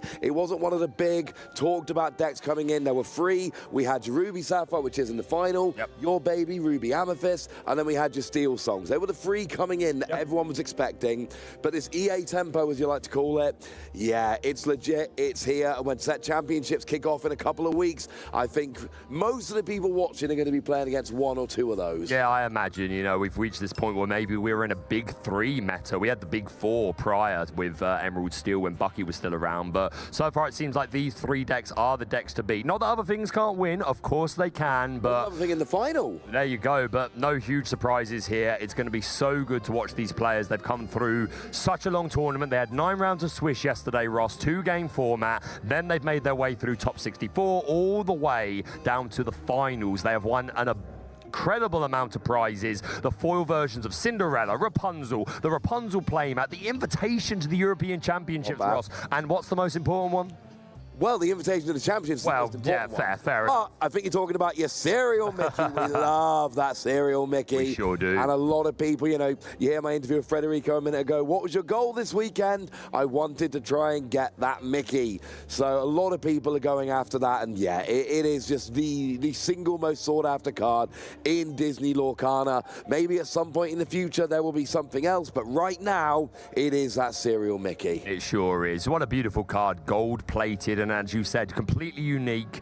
And yeah, it's all to play for. And not only that, just the pride and the reassurance of, you know, knowing that you competed against the best Lorcana players in the world. You went all the way. So we've got a very exciting matchup. Thank you to everyone that has been joining us, by the way, over the course of this weekend, whether you've been in the building or you've been watching us through Twitch. We super appreciate it. Thank you so much. We've got 1 more to go. You don't go anywhere. You don't want to miss it. It's going to be a heck of a game. I mean, if you've been watching the stream up to now and you turn off when we get to the final, I'm sorry, but I might need to judge you for that. This is going to be the big one. And then, of course, after we're done here, you can go and check it on the Las Vegas stream because there is another Disney Lorcana Challenge happening this weekend. Like I've said a couple of times, when we get to the end of this weekend, we are going to know what the Shimmering Skies meta looks like. Doesn't mean it's going to stay that way. Doesn't mean set championships are going to shake things right up. But it means that we're going to have a good look at right now what the best decks are, because everyone thinks they've got the answer. But right now, it's all conjecture. Yeah, it's at the end of the day, we can speculate all we want, but it's going to come down to who is successful in today's event. And yeah, can we talk a little bit about the Ruby Sapphire player that played the last match? Obviously, you were casting for that. What did you think? I wasn't casting, but I was listening very closely, yes. so I was on the interview, so I could go and have a chat to Federico. I really liked it. I think there was when we talked about this, there was a real focus on the mirror. Playing the Great Stone Dragon, playing the Fang Crossbow, to both be able, you know, and we heard the explanation. Fang Crossbow means you can take out that Maleficent or that Sisu, and then save your own Maleficent to take out Tamatoa, while the Great Stone Dragon means that you are inking characters from your discard, rather than, say, Fishbone Fishbone Quill inking from your hand, so you can make sure you get to the end game with more resources than your opponent. And of course, you can see a reminder of the deck on the screen here. Greedy Control, slow to start, dominates the late game. And the deal is you've got the Ruby half, which just wrecks your opponent's board, and the Sapphire half, which builds up ink, builds up cards, and has that big late game with cards like Tamatoa. Yeah, Sapphire, very much a support colour with all those ramp options. Obviously, the ice blocks to contribute nicely to the Sisu Daring Visitor and, of course, the Empowered Siblings. So, yeah, I think this is a colour combination that works really well. A Flavisham is kind of our primary draw engine, but we've seen many times, Ross, Flavisham is enough, especially if the same Flavisham can stick on the board for a couple of turns, quest a couple of times. So, yeah, Ruby Sapphire performing extremely well this weekend. It's no real surprise. I really am glad to see EA Tempo do well. But yeah, this fan crossbow that you mentioned in this Ruby Sapphire list, super interesting. I don't expect the Banish a Dragon part of it is going to come up in this EA Tempo match in particular. No. It tends to be specifically for Maleficent and Sisu. However, the -2 strength could absolutely be relevant. There are a few characters in EA Tempo that have strength just above what would fall into Medusa or Sisu range, so we could still see use for it. And as you say, this Great Stone Dragon, it's a really interesting card. It comes in Exerted. It's a 3 cost, the same as Fishbone Quill. The advantage of Fishbone Quill obviously being that you are allowed to use that resource the turn you put it down. So you put it down on 3, you can immediately ink. Great Stone Dragon, you can't benefit from it on the turn you put it down, but the benefit of Great Stone Dragon is you don't have to deplete that hand. Of course, it does live or die by how many characters are in your discard, but if you're playing it mid to late game, you've probably got a few in there, right? Absolutely. It's just a really good way to keep more cards in your hand, get extra ink without having to use any extra cards in hand, without minusing cards from hand. And one thing I got to say, we saw the last Disney Lorcana challenge over in Bologna was won by Ruby Sapphire, but it was a very different build, you know, using Queen and Maurice's Workshop for an incredibly item-heavy build. This is more like the old build of Ruby Sapphire. So we can have a look here at your EA Tempo, your Amethyst Emerald deck. And I know that card on the left there, that Lyle Tiberius Rourke, one you're quite fond of. I really am, Ross. I said right at the beginning of Shimmering Skies, I feel like Reckless has been a little bit slept on for a while. It's such a powerful ability. It allows you to get the tempo back in your favor, either by basically forcing your opponent to challenge into a character of yours, or by just making sure that they can't challenge at all. Of course, you can get around it by being a singer. That is one way to do it, but Reckless, I think, is so strong, and that ability on Lyle Tiberius Rourke of whenever one of your characters is banished, your opponent loses a law. We saw a couple of games ago 2 Lyle Tiberius Rourke coming down onto the board, and then just a couple of trades, and suddenly our leading player had gone down from 12 to 8, and they were no longer winning that race. So I do love this Lyle. Yeah, back in our top 16 game, and look at there on the screen, according to whoever made this graphic, Ruby Sapphire is a good matchup for this deck, and that just happens to be what it is facing in the final. And I think going into the final, we got to put it as the presumptive favourite. Yeah, I'd say it's going to win. Anything could happen. We've seen lots of happen in the world of Disney Lorcana trading card game, but yeah, I do think you're right. EA Tempo is such an aggressive deck. It has those control sort of options like that Amethyst package, and obviously Emerald's ability to control the song cards, sniping away those things like Be Prepared that can be so important. The flip side of that, of course, is that a lot of the characters in EA Tempo will fall to the Sisu. A lot of them already have 2 strength or less, or even just 3, so you only need 1 ice block, something like that. So as the game goes on, the Ruby Sapphire player does become a little bit more, I'm not going to say favoured, but like they stand more of a chance. But that early game is going to be super tough if EA Tempo can have a really aggressive start. Yeah, I agree. We're going to expect in the early game EA Tempo is going to be absolutely the aggressor, and then Sisu and Be Prepared, we're going to be looking for those 2 cards. And the good news is EA Tempo, they're expecting this. They know Sisu's there, they know Be Prepared is there.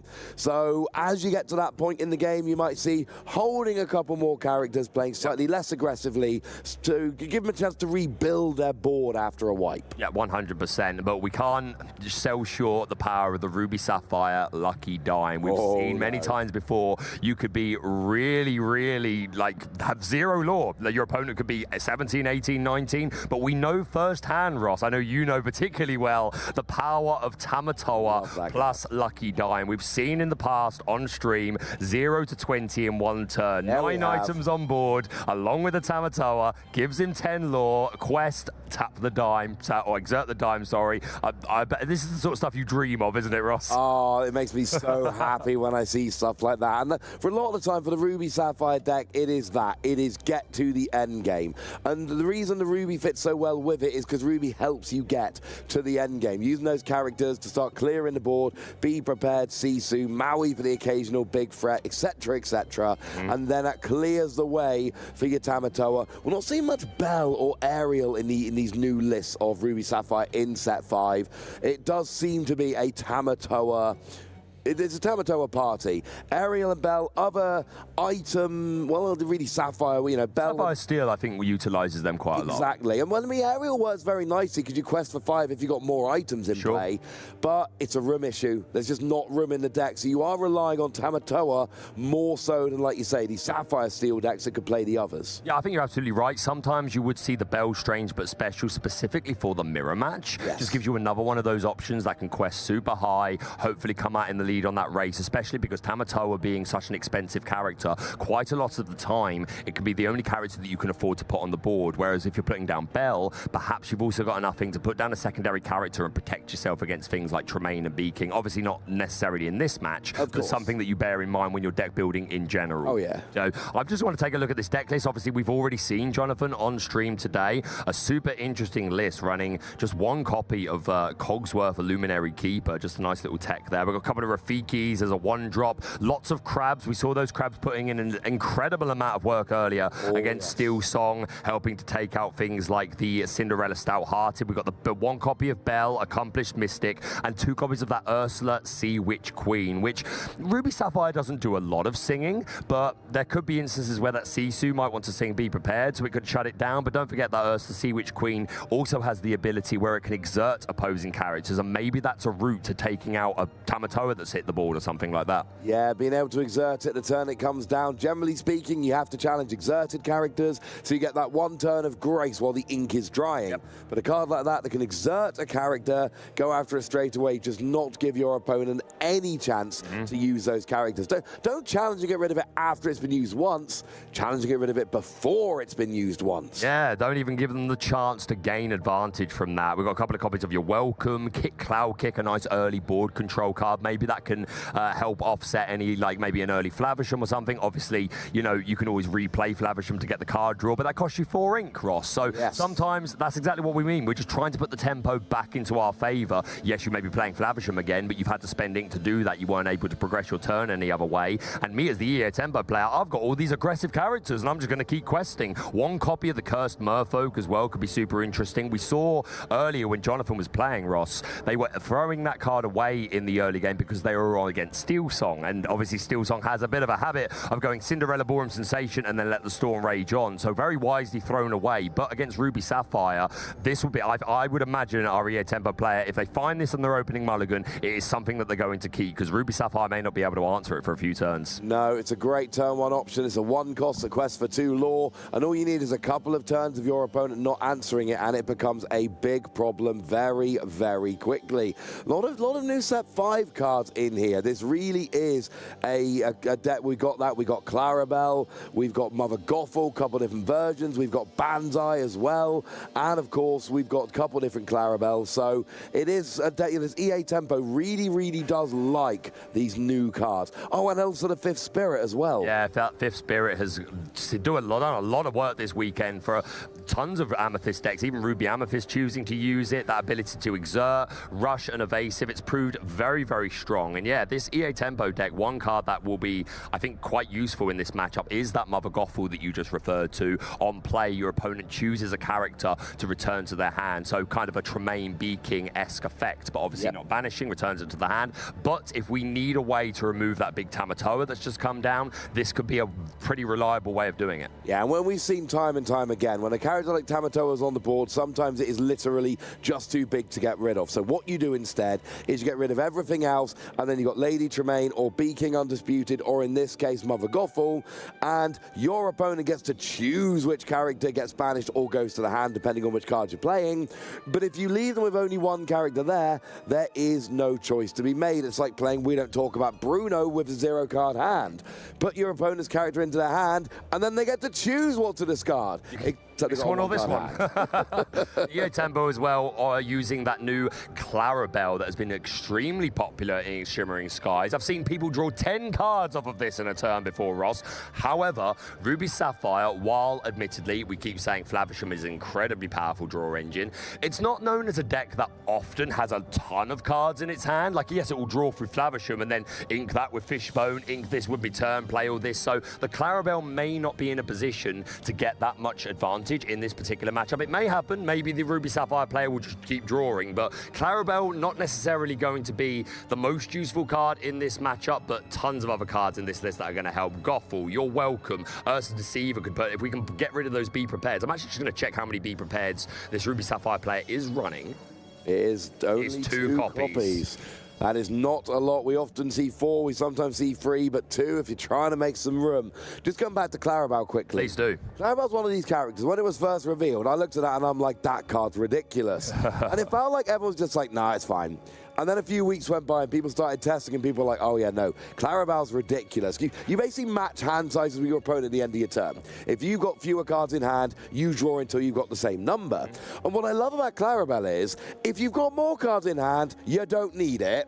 If you've got fewer cards in hand, it gets you there. I love this idea of if you need it, it's there. And, you know, it's got decent stats as well. It's got great stats. Quest for 5/6 is pretty hard to remove. And it quests for 2, if I remember correctly. Indeed. So it's still a useful card in that regard. But what I love about it is, if you don't need it, brilliant. If you do need it, brilliant. Just one of those you win either way sort of situations. But yeah, taking another quick look at this Ruby Sapphire deck, seeing any particular interesting cards, and I'm noticing one straight away. We are seeing one copy of that new Mufasa. Say it again. Mufasa, ruler of Pride Rock. This is a card that, when it first came out, there was a lot of discourse about this particular character. Yes. Super expensive, 8 cost, uninkable.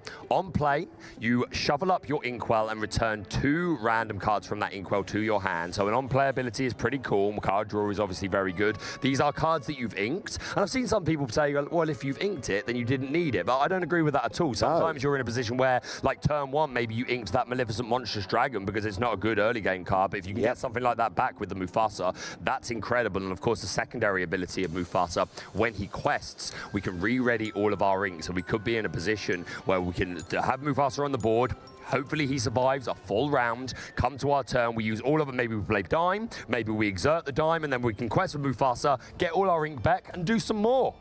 Yeah, it's a phenomenal card. And the thing about that early game inking is, it's very, you know, every so often there will be an I'm keeping this card because I need it for later. The reality is, if you just keep cards for later, you're probably going to lose the game. If you ink the card, most of the time what it means is you don't need it now. But getting doesn't mean you don't ever want it. Yeah, and the Mufasa discourse was fascinating to me because we went really quickly from that's the best card I've ever seen to the contrarian, oh no, wait, it's overblown, it's not going to be that good. And then, of course, it just keeps popping up in this. I've seen it in tons of lists. Yeah, it does. We started Shimmering Skies. No, you're not wrong. It's not all of them, but it is a good amount of them that are finding use for this Mufasa. And yeah, if you can get it to stick, the reach can be absolutely incredible. And we see our 2 players here having a look through the opposing deck list. If you are brand new to Lorcana, perhaps you're just joining into the stream, first of all, welcome. And yes, it is open deck list throughout the entirety of day 2. All players get to know exactly what their opponent is running and see the exact list of every card, every count, and this can make a huge difference. Like, because some people are trying some spicy tech cards because we have incredible surprise value. I think one of the best cards over the course of the weekend, we haven't featured it much actually on stream, but just from talking to people, Scar Vicious Cheetah, putting in an awful lot of work in these Ruby Sapphire decks because no one is expecting it. It can be a one-sided Be Prepared in some circumstances, especially when combined with Ice Blocks, Ross, where the Scar might get a little bit more survivability. But this is what I mean. Having open deck lists means that you shouldn't be caught off guard by these sort of things. Yeah, we saw in a previous round that one of Bell... the Accomplished Mystic. Thank you, Accomplished Mystic that moves damage counters when you play it. And we were playing open deck list. And look, it's very easy to say, you know, no, you don't. You have a look at the deck list, but then you don't get to keep them. You give them back and that's it. Yeah. But when you see one-off cards like that, you know, we saw that it was used to great effect, and that's unfortunately a big skill we need to be using here. If your opponent's playing a random one-off, you need to try and remember they're playing this random one-off, because that random one-off could be the thing that loses you the game. Yep, you're absolutely right, and for that reason, these two players are just taking some time to really look over these deck lists, make sure they're absolutely sure that they have a decent idea what the opponent is trying to do. Our left-hand player does appear to be pretty much content with what they're seeing. They've begun shuffling their deck up. Do we have confirmation on who is the higher seed here? I know that Federico is 5th seed, so I'm going to assume it's probably him. We're just getting confirmation from that now, but I have a guess, but let's just be accurate. This is the finals of the Lorcana Challenge. So Federico, I've just had it confirmed, is the higher seed, so we'll get the option of whether they want to go first or second. I highly expect them to choose to go first. Very euphemistic of you that say he gets the choice of whether to go first or second. I'm just trying to be accurate. Federico's higher seed, so he'll be going first. Hey, I've heard in the like some aggro decks like to go second. I've heard it on good authority.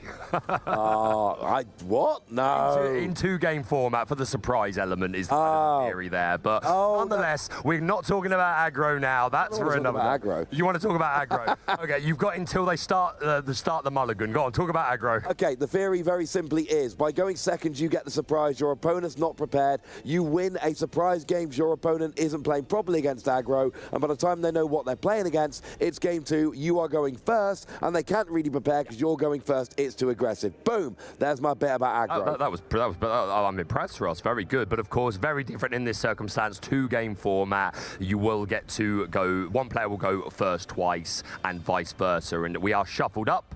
Our opponents have cut each other's, well, they've cut their own decks, shuffling over to the opponent. I'm excited, Ross. The finals of the Disney Lorcana Challenge here in Birmingham. A shout out to our American counterparts in Las Vegas, also going through their own Disney Lorcana Challenge. Once we've finished, please make sure you go and show some support to the Las Vegas stream. I'm sure there's going to be some incredible Lorcana going on over there. Shout out to all the players, all the casters, all the staff. What a weekend. And I've just realised I've interviewed both of these lovely people today. So frankly, if you were interviewed by me today, you made the final. You are a good luck charm. But here we go, Ross. Both players drawing their opening cards. This is the final of the Disney Lorcana Challenge here in Birmingham.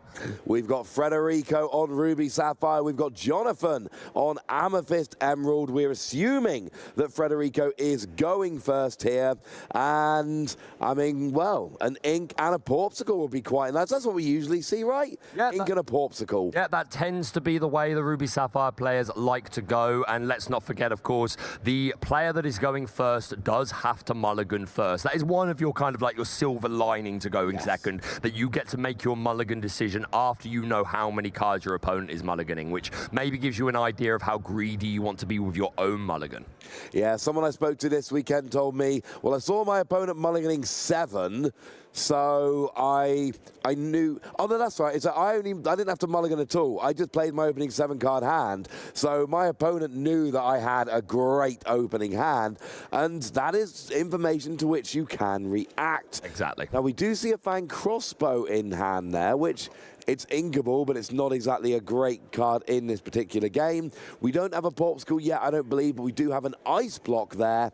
So we do have some options. Looks like we are getting a mulligan of 6 here for Jonathan. So a very aggressive mulligan from our EA Tempo player, hoping to get, well, a better opening hand than they had previously. Absolutely, and yeah, you point out that Fang Crossbow, which of course, as we've said, there are no dragons like to be targets in this deck. And I'm just looking at how many characters in EA Tempo actually need that -2 to get into the Sisu/Brawl or Medusa range. You've got Clarabelle and the Floodborn Mother Gothel that both have slightly higher strength and may require something like that, but most other characters, an Ice Block will do, Ross.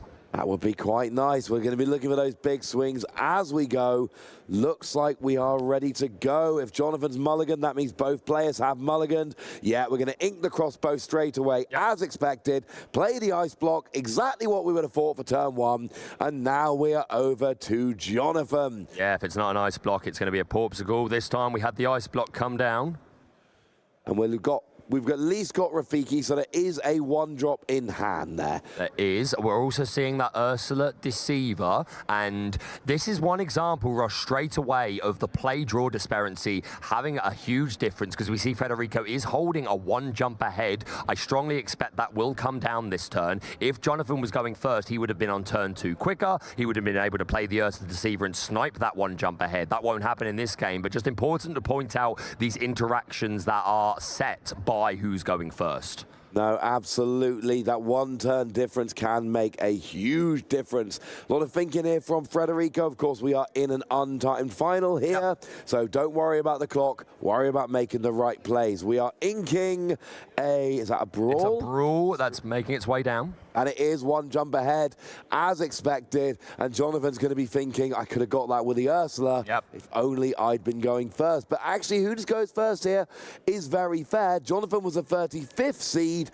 Federico was the 5th. Yeah, no, I absolutely agree. Very fair. And Federico is 1 swing ahead of the sword with that 1 jump ahead, going up to 3 ink. Jonathan choosing to put down the Rafiki? No, that went down turn 1. I apologize. Yeah, that went down turn 1. So we're thinking of inking this Madam Mim Fox. And then what do we have as a 2-drop? We know he's holding Ursula the Deceiver, but you really don't want to be playing that now. We do have the Madam Mim Snake, so I expect perhaps we'll just see a quest out of the Mystical Fighter Rafiki and then the Snake coming down. Quite probably. Do note it is both the inks so far for Jonathan have been that Madam Mim Fox. Gotcha. He's inked 2 of those so far, and that is a very useful card a lot of the time for taking out those characters. So keep an eye on the Foxes, and also just for bouncing it back. Yep, no, absolutely. Very important.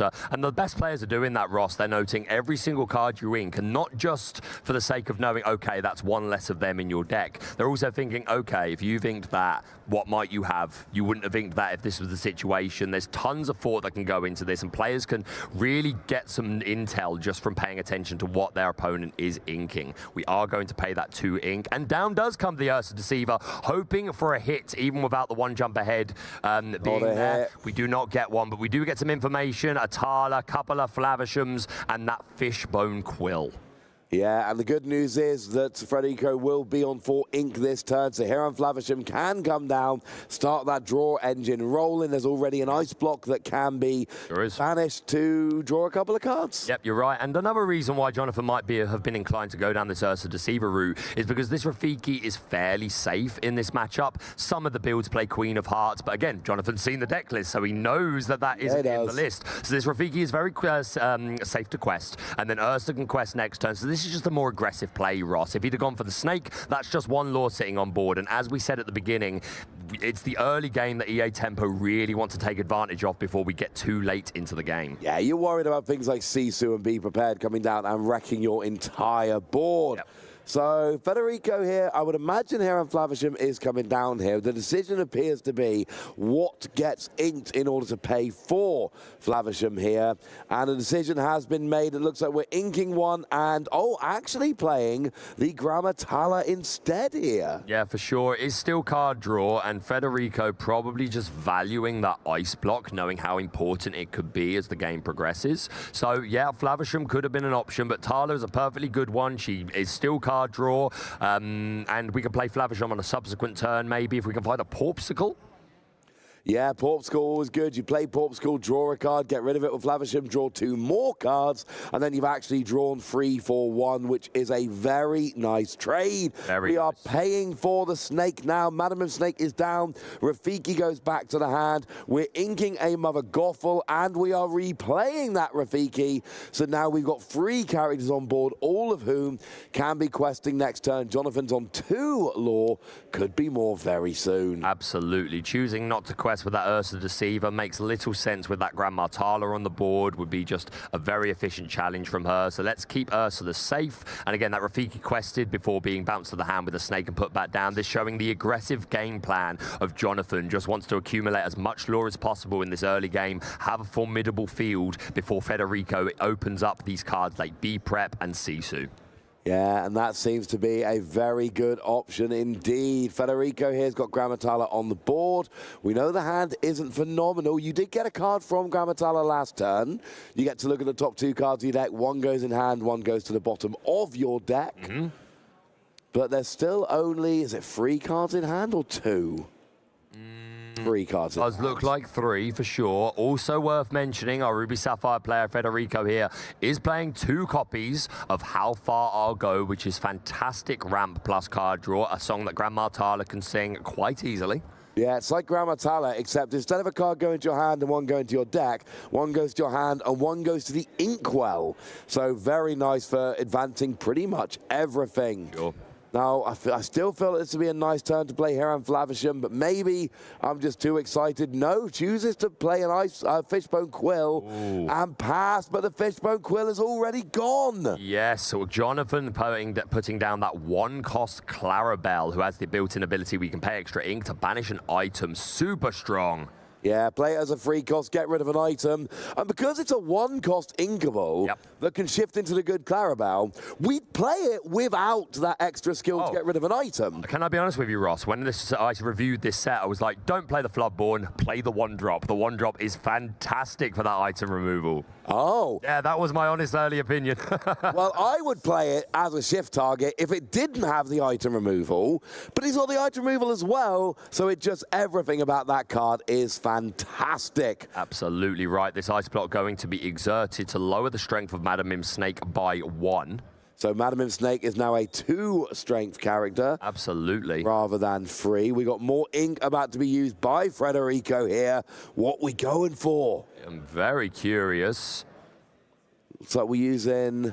I mean, our Grandma Thala... Okay, it's Havisham. Yep, it's finally happened. We're going to exert that ice block, Ross, so that we can lower the strength of the Madam Mim Snake. This means that Grandma Thala will be able to challenge into the snake, take it out, not be taken out in return, and it's Flavisham coming down and getting rid of this ice block after it has served a fantastic purpose. Yeah, use the ice block and then banish it, draw 2 cards. You get the nice trade here, but it's not a trade in which you go down, you just take 2 damage, and you're going to trade it, fine, but the ice block means you get to survive, and if you're going to just banish it with Hiram Flavisham anyway, might as well get some value out of it. Absolutely right, and of course now this card is here that can trade with any of the other characters on Jonathan's board.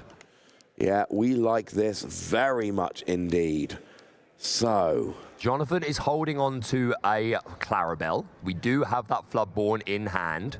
4 ink at present. Could ink again and shift this Clarabelle. However, Federico not holding a whole bunch of cards. As I said earlier, it's not a deck that tends to be known for holding loads of cards. We also see that Lyle Tiberius Rourke, which sounds pretty cool. Maybe we want to give Reckless to that Flavisham. That could be super interesting. Yeah, Flavisham really wants to quest. It does not really want to challenge. It is not there for challenging.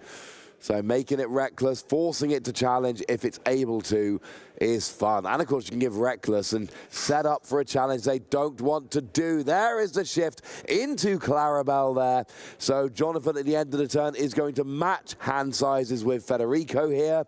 And if nothing else, we've got a nice statted, well, dancing cow on the board. Nice dancing cow on the board. Jonathan needs to, of course, be careful. He knows Federico could have access to something like Maui, which if this Clarabelle does choose to quest or challenge, would be very susceptible to it. But even if that happens, it's going to have drawn cards for Jonathan either. I do believe so anyway. How many cards has Jonathan been able to get his hand down to?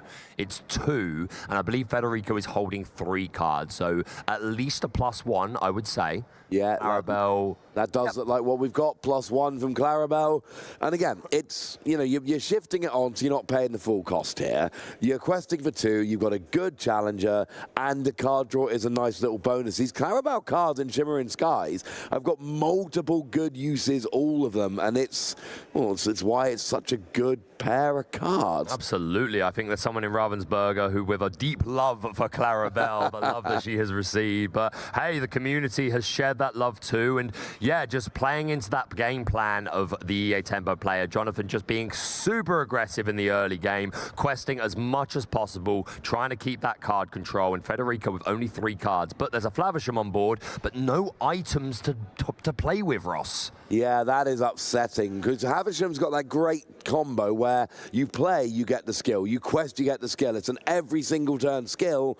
but you need an item in order to do so. There is no item on the board, so you don't get the use of it. So we add another card to, no, we're actually playing Sisu here and getting rid of the Ursula straight away, using that skill to get rid of a 1 strength character. Yeah, nice choice there. Could have also been the Rafiki, but Ursa Deceiver, first of all, could be bounced back to Jonathan's hand and used again, or could shift into that Sea Witch Queen. So definitely the right choice for that daring visitor. We put down a second Flavisham, despite the fact that there are no toys to play with.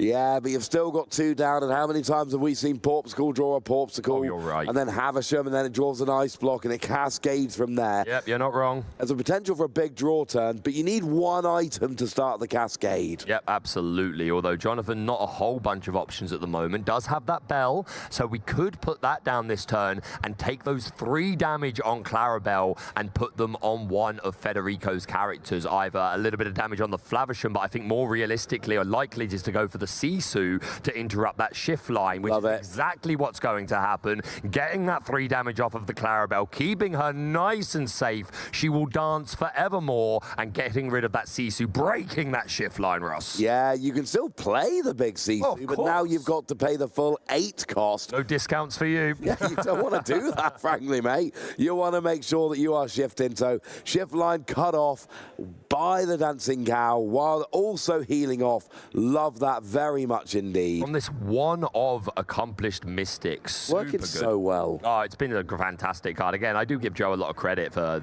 realizing the potential of this card, but this being a different in combination that's deciding to utilize it, and you can see why. Yeah, absolutely. It came in a game we saw earlier on the stream. It's coming nicely here. Being able to heal while taking out a character, and it makes your opponent be like, I really wish I hadn't challenged them. Because essentially your opponent challenges, and all that happens is they essentially banish their own character. You get no downside, they lose a character. From their own challenge, that is not a good result. We do see a Porpsicle in the hand of Federico. Ross, he has been able to find some ice cream. Okay. Very good. And that Porpsicle with Flavisham is so good, because you play it, you draw a card, then you quest with Flavisham, you draw 2 cards, so that 1 Porpsicle turns into a +2 in hand while replacing itself. Yep. So hopefully that'll start getting Federico where he needs to be. Yep, no, absolutely. Jonathan, of course, with that Clarabelle, will, at the end of his turns, be able to draw to match Federico. But you'd have got to imagine any drawing Federico's going to do is going to immediately be turned into ink or just another character on the board. Does have the Sisu in hand, but I don't believe... Oh, there is enough ink to play it. So we are going to do that, Ross. Here we go. The full 8 for the empowered sibling removes just the Rafiki, the only character at less than 2 strength or less, but still establishing a very formidable threat.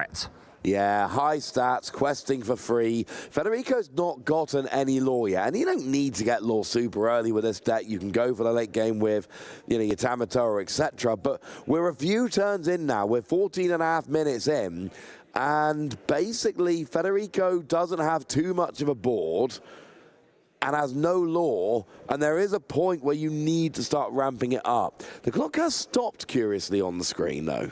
Yep, well... I'm sure that will begin again very shortly, but as we know, these are untimed rounds. Of course, we do need to leave the building at some point this evening. Yeah, but I don't want to get back to the hotel. Yeah, but I have every belief that these players will be done well before that becomes a problem. Jonathan holding on to some interesting cards here. We're going to ink whatever... So I was about to say he was holding on to the Sea Witch Queen, which does become ink. Instead, we're going to extend. We're going to be exerting 6 ink to play down both the Bonsai and the Merlin Goat. The Merlin Goat is going to be an immediate +1 lore. This is now some pressure. Yeah, Banzai quest for 2. Goat gains a lore when it comes in and gains a lore when it goes away again. So that's fantastic in that regard. We are questing with Bell Accomplished Mystic as well. So Jonathan here, we've gotten to the point starting to put the pressure on. Doesn't mean it's over for Federico, but it does mean that they need to start building up to that end game. We know they've got a lot of ink because they, played Sisu with no shift discount last term. Yep.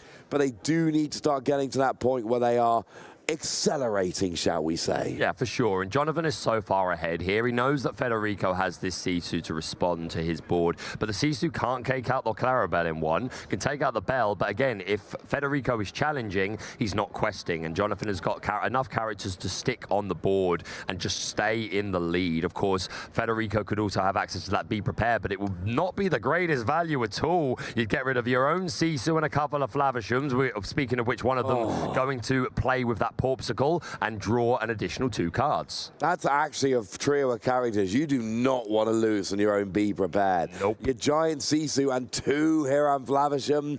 And you've probably got a slightly better board than your opponent here in terms of, you know, big threats. Because let's face it, Bell Accomplished Mystic is fine. Banzai is fine. You know, Merlin Goat actively kind of doesn't mind being banished for the law. But you've got your giant character and a really nice draw engine. Yep, no, this is looking real good for Jonathan. EA Tempo so far winning the game, but Federico holding on to a Flishbone Quill, a Porpsicle, and a Medusa that I can see there through this very impressive quick card flicking. I'm a bit of a card flicker, but that's impressive, Ross. I'm impressed. Yeah, I noticed that during your Pack Rush game earlier. I will say I saw somebody earlier doing very quick flicking with an enchanted Sisu. Made me a little bit nervous. Yeah, absolutely. I don't even have an enchanted Sisu. And you can see, not in this EA Tempo deck, but a different Bonsai just being shown in the bottom right-hand corner there. If you were so inclined to build a Hyena deck, you could include this one. But the one on the board is uninkable, 3-2, Quest for 2. Super aggressive, Ross. Very similar to Mr. Smee in a lot of ways regarding the stat line. We are going to be doubling in to the Clarabelle with both the Sisu and the Flavisham. Takes out our own Sisu. Flavisham lives to tell the tale, but that was a big investment. And down comes the lady in red, Madame Medusa, getting rid of that Bonsai. Yeah, really going after the board here is Federico. He sees Jonathan at 11 law and goes, you know what? You're getting a bit too close to my liking. I need to start playing a little bit of board control. And you lost your Sisu, you kept your Flavisham. Not the end of the world. So here we do see a Berlin Rabbit coming down, drawing a card, using that for ink. So Jonathan building up hand a little bit here. Needs to try and keep pushing this advantage. You're up by 10 law, but we know it's not going to last forever. There will come a time where your opponent just goes, ha, Tamato, lucky dime. Yep, exactly. We've seen it before, Ross. You could be at 0, and if you can just get to that point, you can win out of nowhere. But looking good for Jonathan so far. 11 law on the board. A couple of cards in hand. That Clarabelle has gone, which is one of our draw engines. But again, we are Ruby Amethyst. We have access to the Rabbit that you see on the board, and any card that we have that can bounce it is going to result in even more card draw. Yeah, it really is. That's the thing I love about the Goat and the Rabbit. It doesn't matter how they're taken away. If they're put to the hand, if they're put to the deck, if they're banished, however they leave the field, you get that extra use again. And we now see the Crab with Challenger free, or Challenger plus free, coming into a lot of these decks. Not so trendy last set, but it's coming in now because it hits the numbers so beautifully on so many things. Yeah, you're absolutely right. Crab was very popular in set 3, fell off last set, but it is making a return. I'm a big fan of this Crab giving Challenger 3 when it enters and leaves play. The Bell Accomplished Mystic going to Quest for 2 here, bringing Jonathan up to, I believe, 13 law. The Goat is going to follow suit, taking us to 14. Yep. Rabbit only came down this turn, so that will be it for our questing. But 14 is a pretty scary point, especially when there's a Goat on the board, Russ. Yeah, you've essentially got 4 law. Well, you got 4 law on the board, but if you let that Goat quest again, it turns into 15 law on the board. And you kind of got to, you know, we saw in a game earlier when I was casting with Joe, it's a case of you've got to get rid of that Goat, but you cannot get rid of that Goat.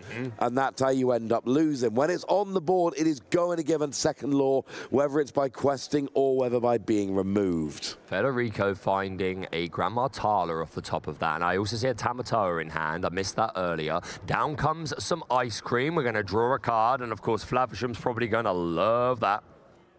Yeah, loves eating that ice cream, getting a couple of extra cards. Well, it really is a nice lolly rather than ice cream. If we want to be pedantic here, baby. All right, no, fair enough, fair enough. You are correct. I will continue to call it ice cream, but you are correct. That's all I ask.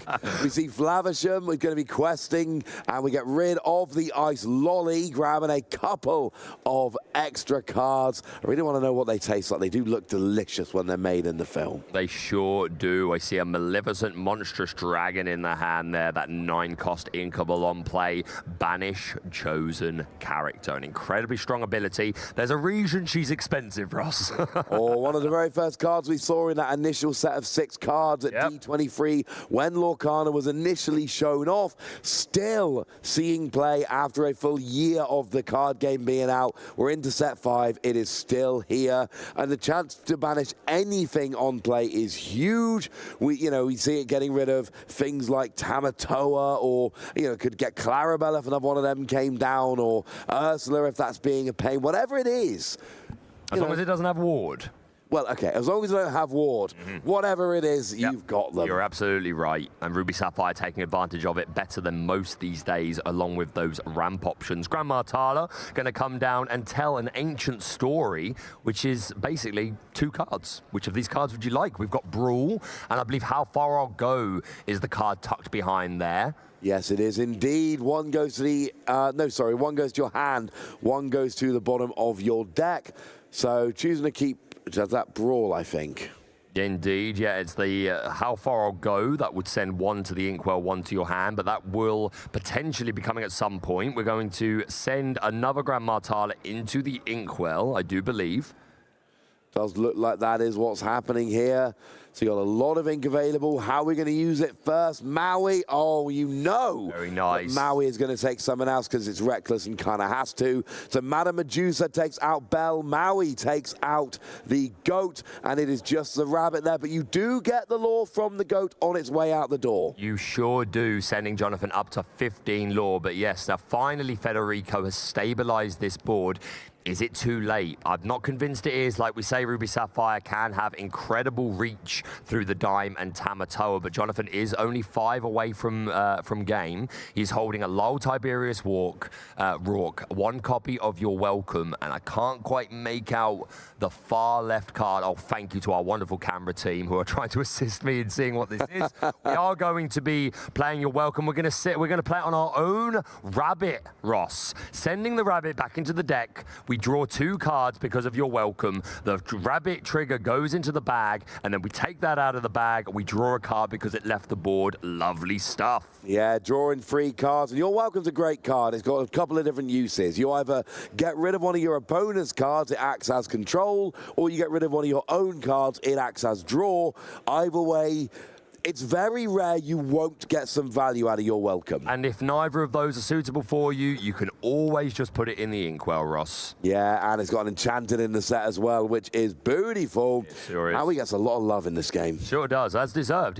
Maui is hero to all. But we're going to draw 3 cards as a result of that play. We've got an Ursula. Oh, the card tucked away was 5th Spirit Elsa. That was already in the hand along with Lyle. Nice. And we now have an Ursula Deceiver, the Merlin Crab, and that cursed Merfolk that I talked about earlier, Ross. Unfortunately, at this point in the game, is nowhere near as safe as it would have been in the early game. We are going to play that Ursula Deceiver, force Federico to show the hand. Let's get a look. There are no songs available, unfortunately. Rewarded for not taking that How Far I'll Go. We've got a Brawler, Maleficent, a Tamatoa, a Daring Visitor, and the Fishbone Quill.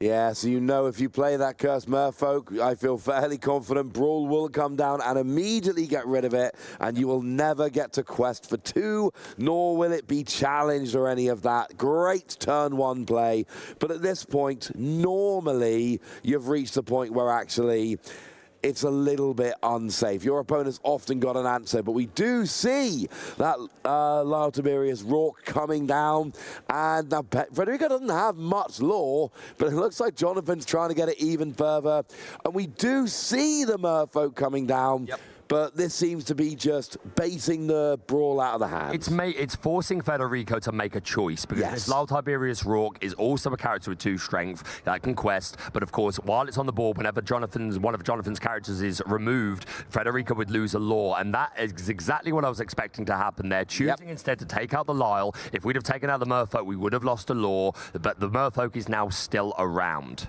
Yeah. This Sisu in hand may have something to say about that. And that is a little bit of a problem, and that you bait out the brawn, like you say. It was always going to be Lyle Tiberius Rourke that came down, but you essentially play them both at the same time to bait it out while keeping one of them.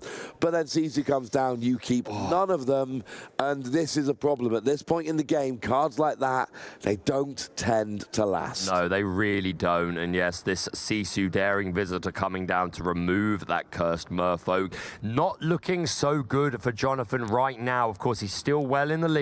Federico only at 4 lore, and none of his onboard characters quest for a particularly high amount. There's 4 lore on board, judging by the characters.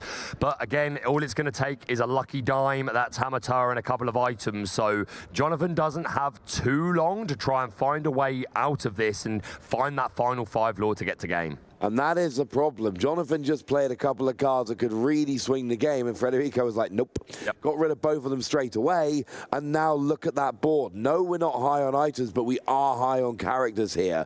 We got 5 there on the board, and there is a point where you can just go, I'm just going to start aggressively questing. I've controlled your board well enough here that I can just quest my way to victory at this point. Yeah, absolutely right. Federico's a second Flavisham, not questing, of course, because it was given reckless by Lyle Tiberius Rourke. That ability stays even if Lyle is removed.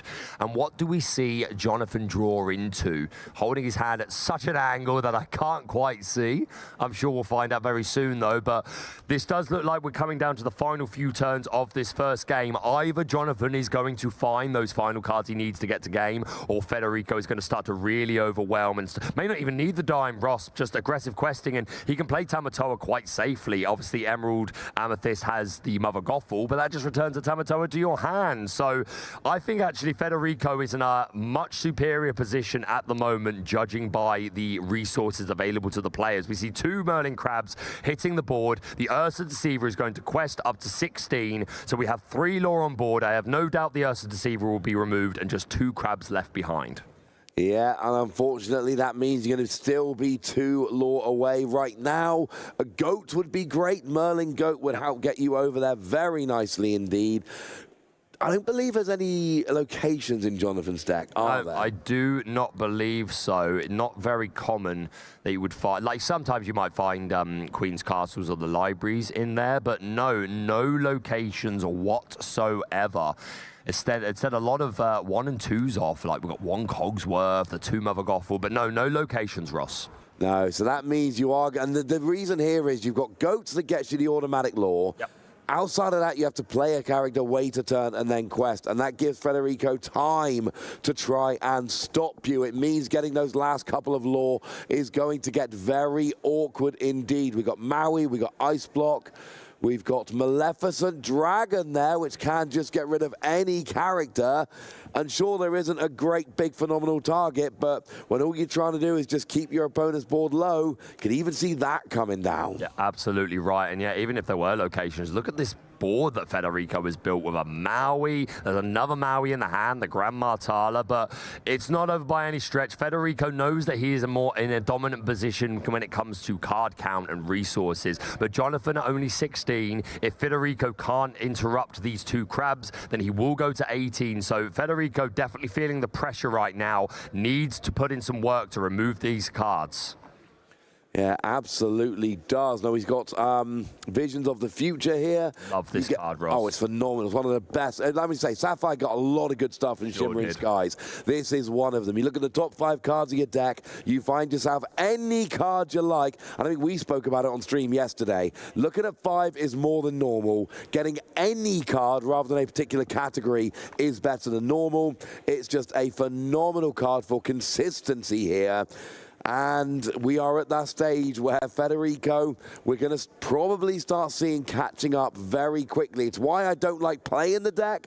It gets too nerve-wracking, but it does seem like the comeback is on for Federico here. Yep, this ice block going to be exerted to lower the strength of this Merlin Crab by 1. And it looks like we are...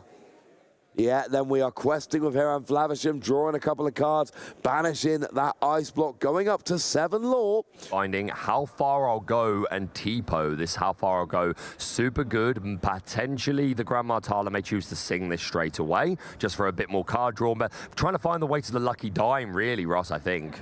Yeah, lucky die would be very, very fun right now. You play it down and you get to pay a couple and exert it. And then, oh, look, now I get to get lore equal to the lore value of one of my characters on the board. Well, Tala already has exerted. Instead, the Maui is going to trade into that Ursa Deceiver. Every lore counts, particularly at this point in the game where Jonathan is at 16 with 2 characters on board. We're going to see the Growing Sun Tipo sent to the Inkwell, and down comes the Maleficent monstrous dragon, removing one of these crabs from the board and 1 lore from Jonathan's potential for next turn. Yeah, and that is the problem. It looks like Jonathan can only get to 17 max next turn. It's actually going to take several turns for Jonathan to get over the hump to 20. What you need is those guaranteed lore cards. Things like Merlin Goat. Yep. But they're just not, unfortunately, coming out right now, and that is a huge problem. Merlin Crab is not here to make a lone stand. He's literally here to give challenger to a character. Yes, I don't think the Merlin Crab doesn't enjoy challenging alone a lot of the time, but still can go on a quest just as well as anyone else, bringing us to 17. And I still can't see those cards in his hand. We've got a Fox, not bad. We're going to return that Crab, give Challenger 3 to the Fox, boosting up to 7. Then the Crab comes down. Are we boosting the Fox up to 10? I mean, yeah, I think we are, but also... Not doing anything, though, because we want a quest, Ross. Sorry to cut you off. Yeah, no, good cutoff. But I was going to say the same thing. Having the Crab active means it can't be challenged. Forces you to have another card. It's still not enough. Still only puts you on 19. But is there a goat in hand? The answer is no. It would have hit the board if there was. But at least it becomes an out to get you to game. 100%. Plus, Federico may still need a couple more turns. Maleficent is the most aggressive quester on the board. We are going to see Grand Martala sing How Far I'll Go. Very symbolic, in my opinion. We're going to find a Porpsicle and a Fishbone Quill. 1 in the ink, 1 in the hand.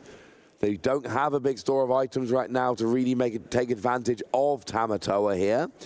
Although we are playing is that a Porpsicle coming down? It is a Porpsicle. It does look, we're trying to get to that point, Ross. Questing with the Flavisham.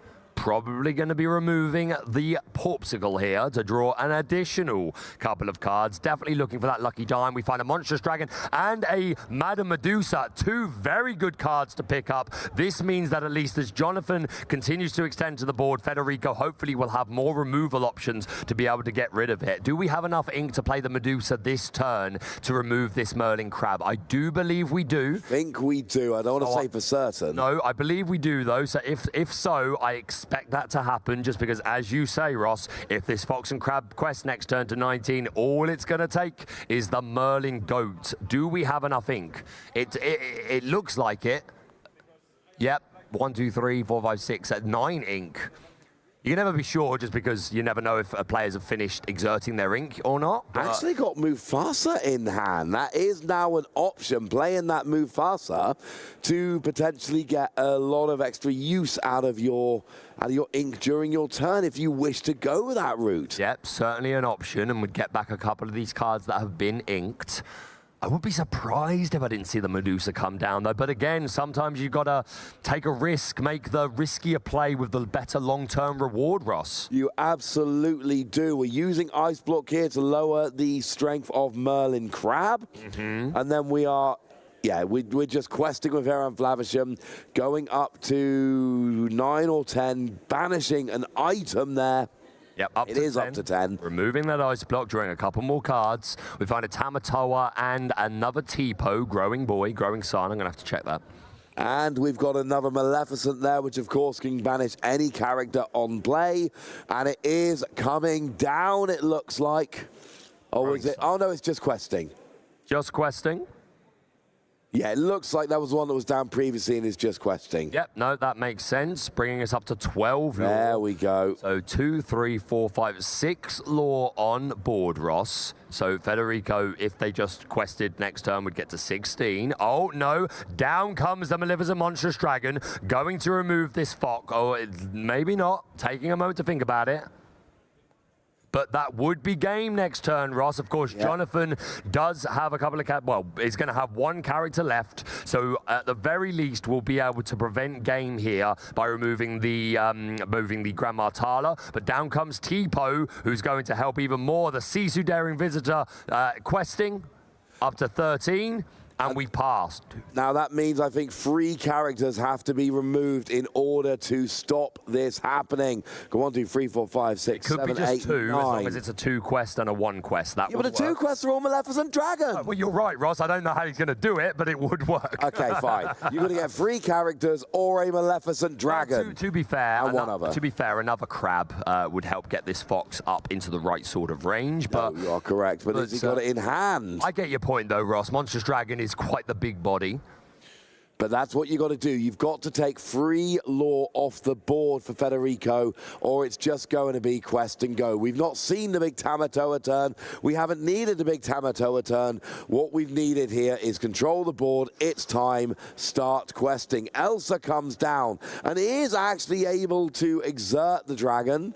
Is it able to take out the dragon? I mean, we would have to go into the dragon with both of these characters to do so. We are going to go into the Daring Visitor with the Elsa, who of course does have evasive and rush, so that's 1 lore off. This Fox will not be able to trade with a Maleficent Monstrous Dragon. It can take out the Tala, but then 2, 4, 5, 6, 7 lore still on board would get Federico to game. I feel like the dragon needed to go, but even then, not necessarily enough. I think Federico's in a super strong position here, has been for a while. Yeah, I do think game 1 is really rounding up now. It looks like Jonathan is out of options, and if we are going to Federico's turn, that's it. We'll just be able to quest for 7 and go up by 1 game to 0 here. We've got 8 lore on the board, so here we go, questing up. Federico wins game 1. Game 1 to Ruby Sapphire, and you can hear our people out in the viewing area with their round of applause, really appreciating the top-level competition here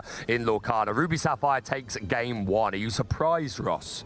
Not terribly surprised, because the Amethyst Emerald just didn't do enough in the early game. They didn't get enough of a lead, and that's the thing. Your Sapphire Ruby deck here needs to hold on. If you can hold on for long enough, that is what happens. And they were going first, which meant they had a little bit of an advantage. I do think that going second here is going to be a much more difficult proposition, but the thing to remember is you're going first game 3. Yeah, or you're winning the tournament. Yeah. If there's a game 3, then you do get to go first. But yeah, like you say, Ross, the early game for our EA Tempo player wasn't able to find those really aggressive questers. We got down the Rafiki, and then we had to go into Snake. I believe we also played the 1-drop Clarabelle. So we weren't finding these cards like Cursed Merfolk and Banzai to get that early advantage when the Ruby Sapphire player is still trying to set up their game plan. And that gave them just enough time to come back. And then we saw towards the end of that game, unfortunately, Jonathan wasn't winning that game. No. Every time we played a character, Federico was just like, gone. Yeah, I guess I'll quest. Yeah, was able to find the answers. Those 2 Flavishams able to put in a lot of work, finding Medusas, finding Monstrous Dragons, finding basically all the tools needed to keep at bay until he could cross the finish line himself. And that is always the goal. So we're going to be shuffling up here, going into game 2. Both players, of course, have seen the deck list. We are playing open deck list here. We've got Federico and the Ruby Sapphire deck up 1 game to 0, but we are in a best of 3, and we are untimed. There's not going to be any running out of time malarkey. We are going to finish this final. 100%. Don't go anywhere. This could be the final game of the weekend. It could not be. We could go to a game 3, but don't go anywhere. This is exciting as it comes. Why would people go anywhere? We just finished game 1 in the final. Well, that's why I say don't go anywhere. Don't even put the idea in their head. I'm sorry, I apologize. So, going into game 2, how much of an advantage do we think Jonathan has here with the deck and going first, on play, so to speak? Yeah, I mean, if we are able to find that sort of typical package that we want in the early game, the Porpsicle, the one jump ahead, all those sort of things, then that's great for the Ruby Sapphire player. But Jonathan, if he can find that aggressive start, then like a Cursed Merfolk would be super good turn 1, finding the Bonsai turn 2. Really, Jonathan just wants to do exactly what he was doing in game 1, but just with bigger questers, characters that are questing for 2. Yeah, absolutely. So, looks like we are off here, and Jonathan is going to be able to get to go first, which we assume is happening. I cannot get a great peek at his hand yet, but it doesn't look like it's an obvious decision. Something is getting inked. We don't even have any card to play turn 1 here. No, we're still on the mulligan. Oh, we're on the mulligan. Okay. Yeah, no, we're still on the mulligan. Okay. Both our players still crafting their hands, trying to find exactly what they need. It was a mulligan 6, so I think that might be a case of really digging for the cards like the Merfolk for the early game, knowing you've got to mulligan aggressively to up your chances. Yeah, 100%. And a mulligan 3 for Federico? 4. Yeah, 4 going back in for Federico. 6 for Jonathan. There's a lot of mulliganing from both players combined here.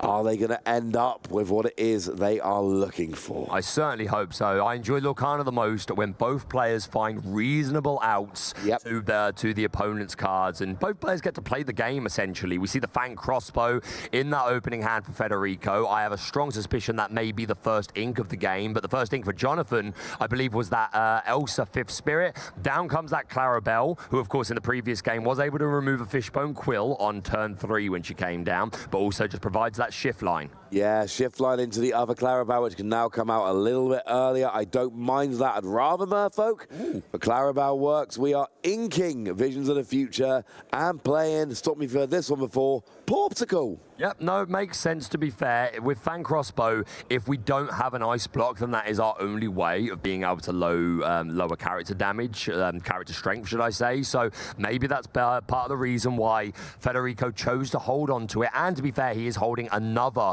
Vision of the Future. This is the best way for us to get to see the hands, Ross. We just need our players to play Bare Necessities and Ursula's.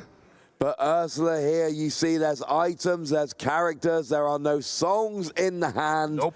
Last game, just a turn too late. This game, you're nice and quick, but there's nothing there to actually target. So Jonathan there left disappointed. Yeah, and I imagine Federico took that into account during his mulligan, throwing away things like one jump ahead, knowing that Jonathan would have the chance to play Ursula Deceiver before playing it himself. So, yep, certainly something that you take into account depending on if you're going first or second.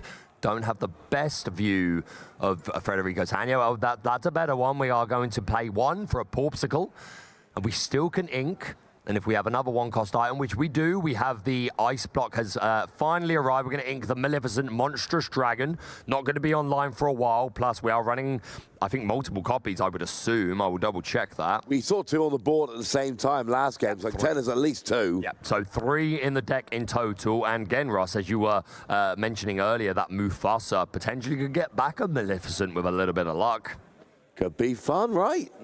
There we do see that Bonsai. Okay. We are on turn 3, so it doesn't exactly fit our curve, but still, maybe we want to just extend, play the Bonsai and the Clarabelle. I was going to say, there's a 1-cost Clarabelle here with which you can combine it.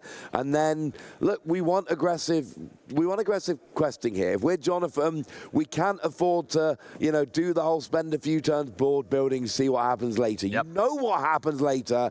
It ain't pretty. Get your characters down, quest, build up your lore, hope to get a big enough advantage before Federico gets going, because when this deck gets rolling, things get bad. We do have Sisu in hand for later, but it looks like we've got Fang Crossbow here looking to be inked, but then brought back into the hand. But I think it is finally going to hit the ink there. Now that we've got that ice block, I think that's more fun, much more reliable. And of course, ice block is not inkable, so putting that fan crossbow into the inkwell. And just worth mentioning, Ross, on Jonathan's turn, could have made the choice with that Clarabelle. Instead of playing the bonsai, could have paid the 2 ink to remove one of these items, but Jonathan prioritizing the aggressive line that is going to get him the most lore as quickly as possible.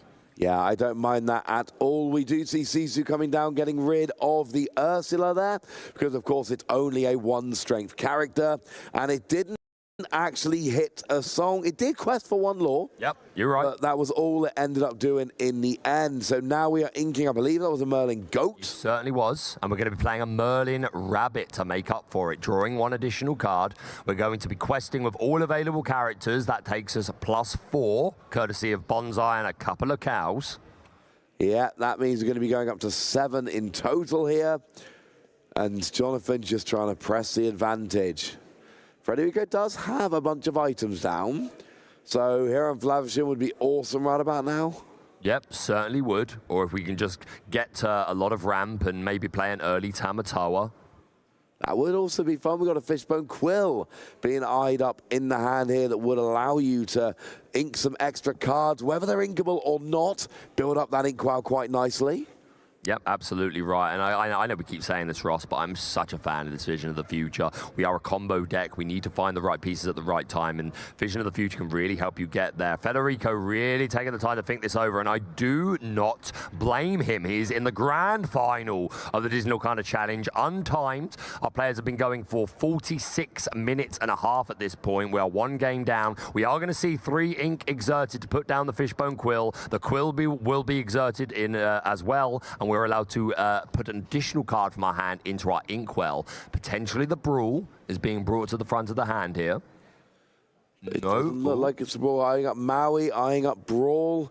We do have an uninkable in hand, but it's the 8-cost Sisu, which can be such a monster against Jonathan's deck. So I would not expect that to end up in the inkwell unless it absolutely had to. A tough choice here, to be fair, Ross, because this Maui could be super important to be able to respond to a shifted Clarabelle on the opposite side of the board. Likewise, this Brawl could be used to get rid of this Merlin Rabbit or just any aggressive quester that comes down like a Merfolk or a Bonsai.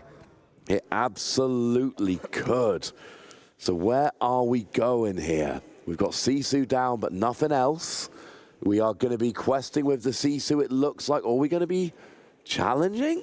There is Clarabelle out there, which have, you know, the shifted Clarabelle's got good stats. The 1 cost does not really, but no, we are just questing with the Sisu, and Federico is off. First lore of the game. Yep. That's quite nice. Yeah, it's quite nice. 1 lore on board, and of course, Sisu being evasive feels pretty safe at the moment, considering Jonathan's current board. Doesn't have any evasive characters. We are re-readying. We are indeed. We've still got a decently wide board from Jonathan there. We've got the Banzai, we've got the Clarabelle, we've got the Merlin Rabbit, which could be bounced back to provide more card draw. So we're up to 8 here for Jonathan.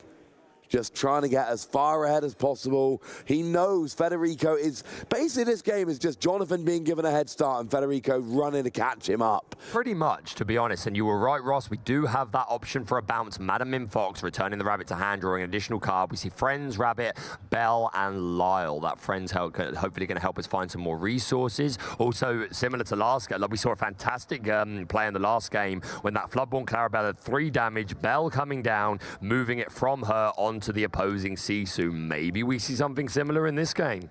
We absolutely could see something a little bit similar this game. We are going aggressive questing, though, with both the Clarabelle and with the Banzai. That's an extra 4 lore coming down.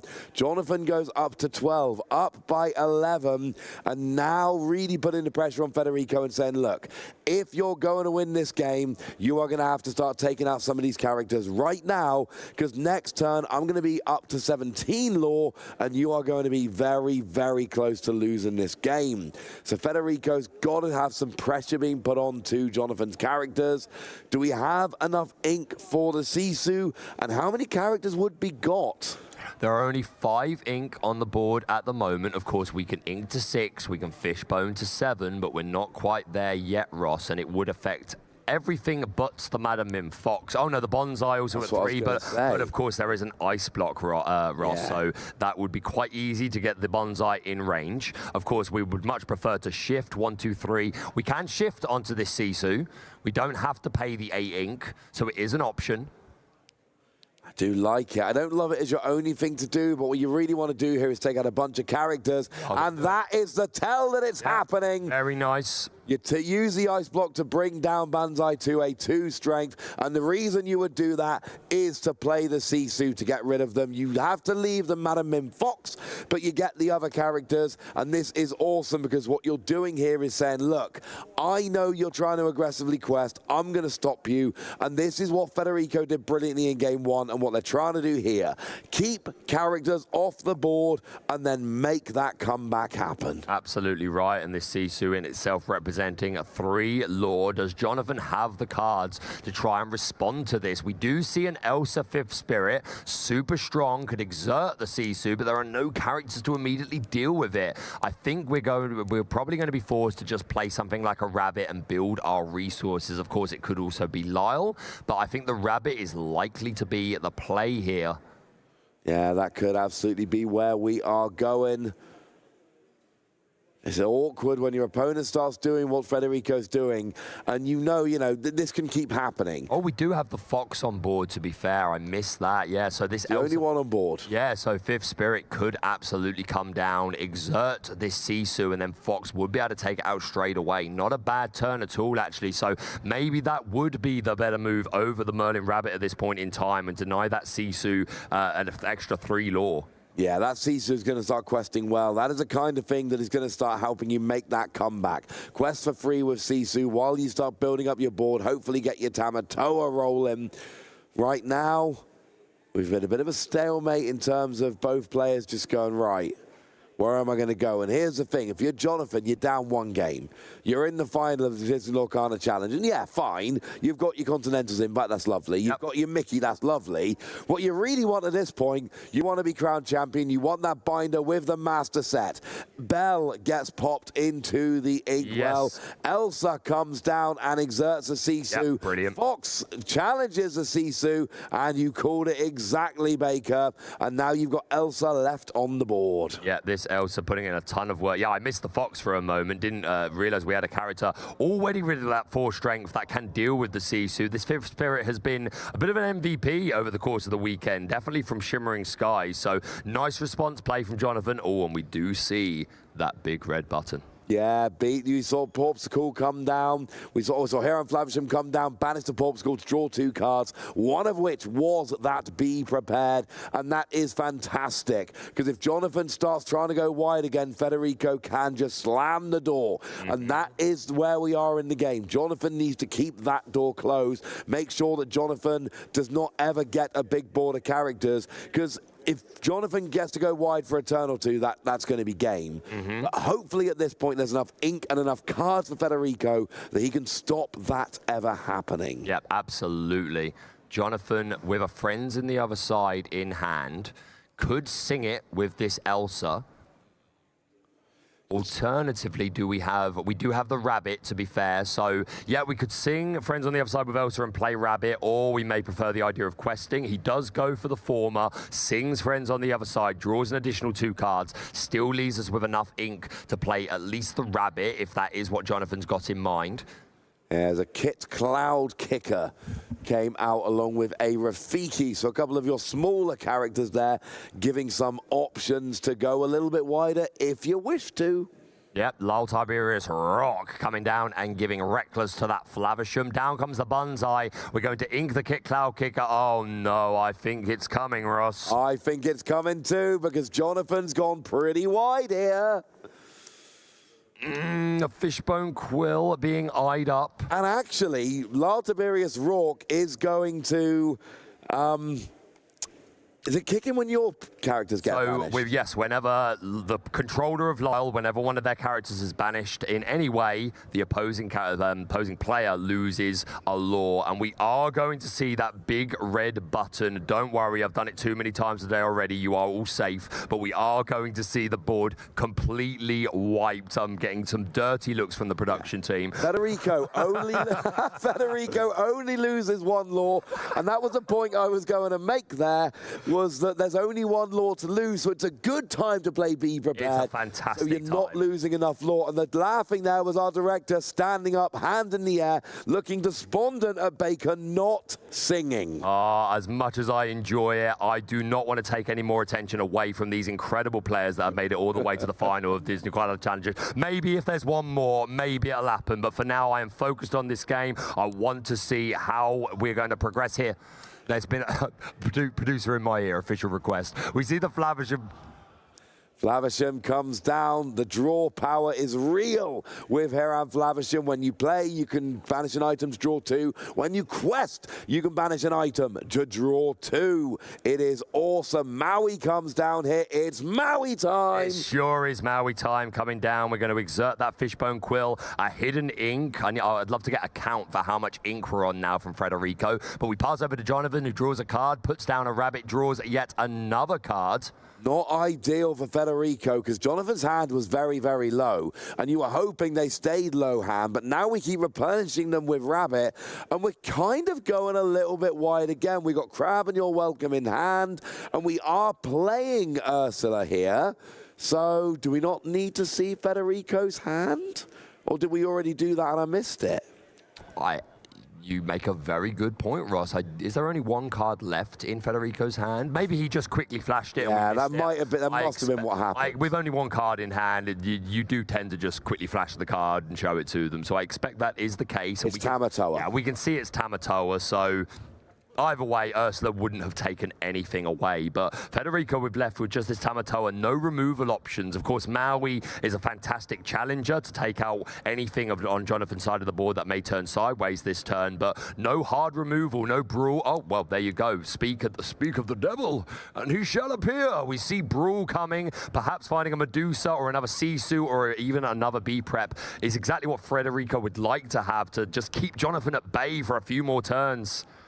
Yeah, here we come as Hiram Flavisham getting some draw going on. We see the ice block going down. We see another ice block coming into hand with another Tamatoa. It's not the best hand I've ever seen. Not what Federico is looking for at this moment in time.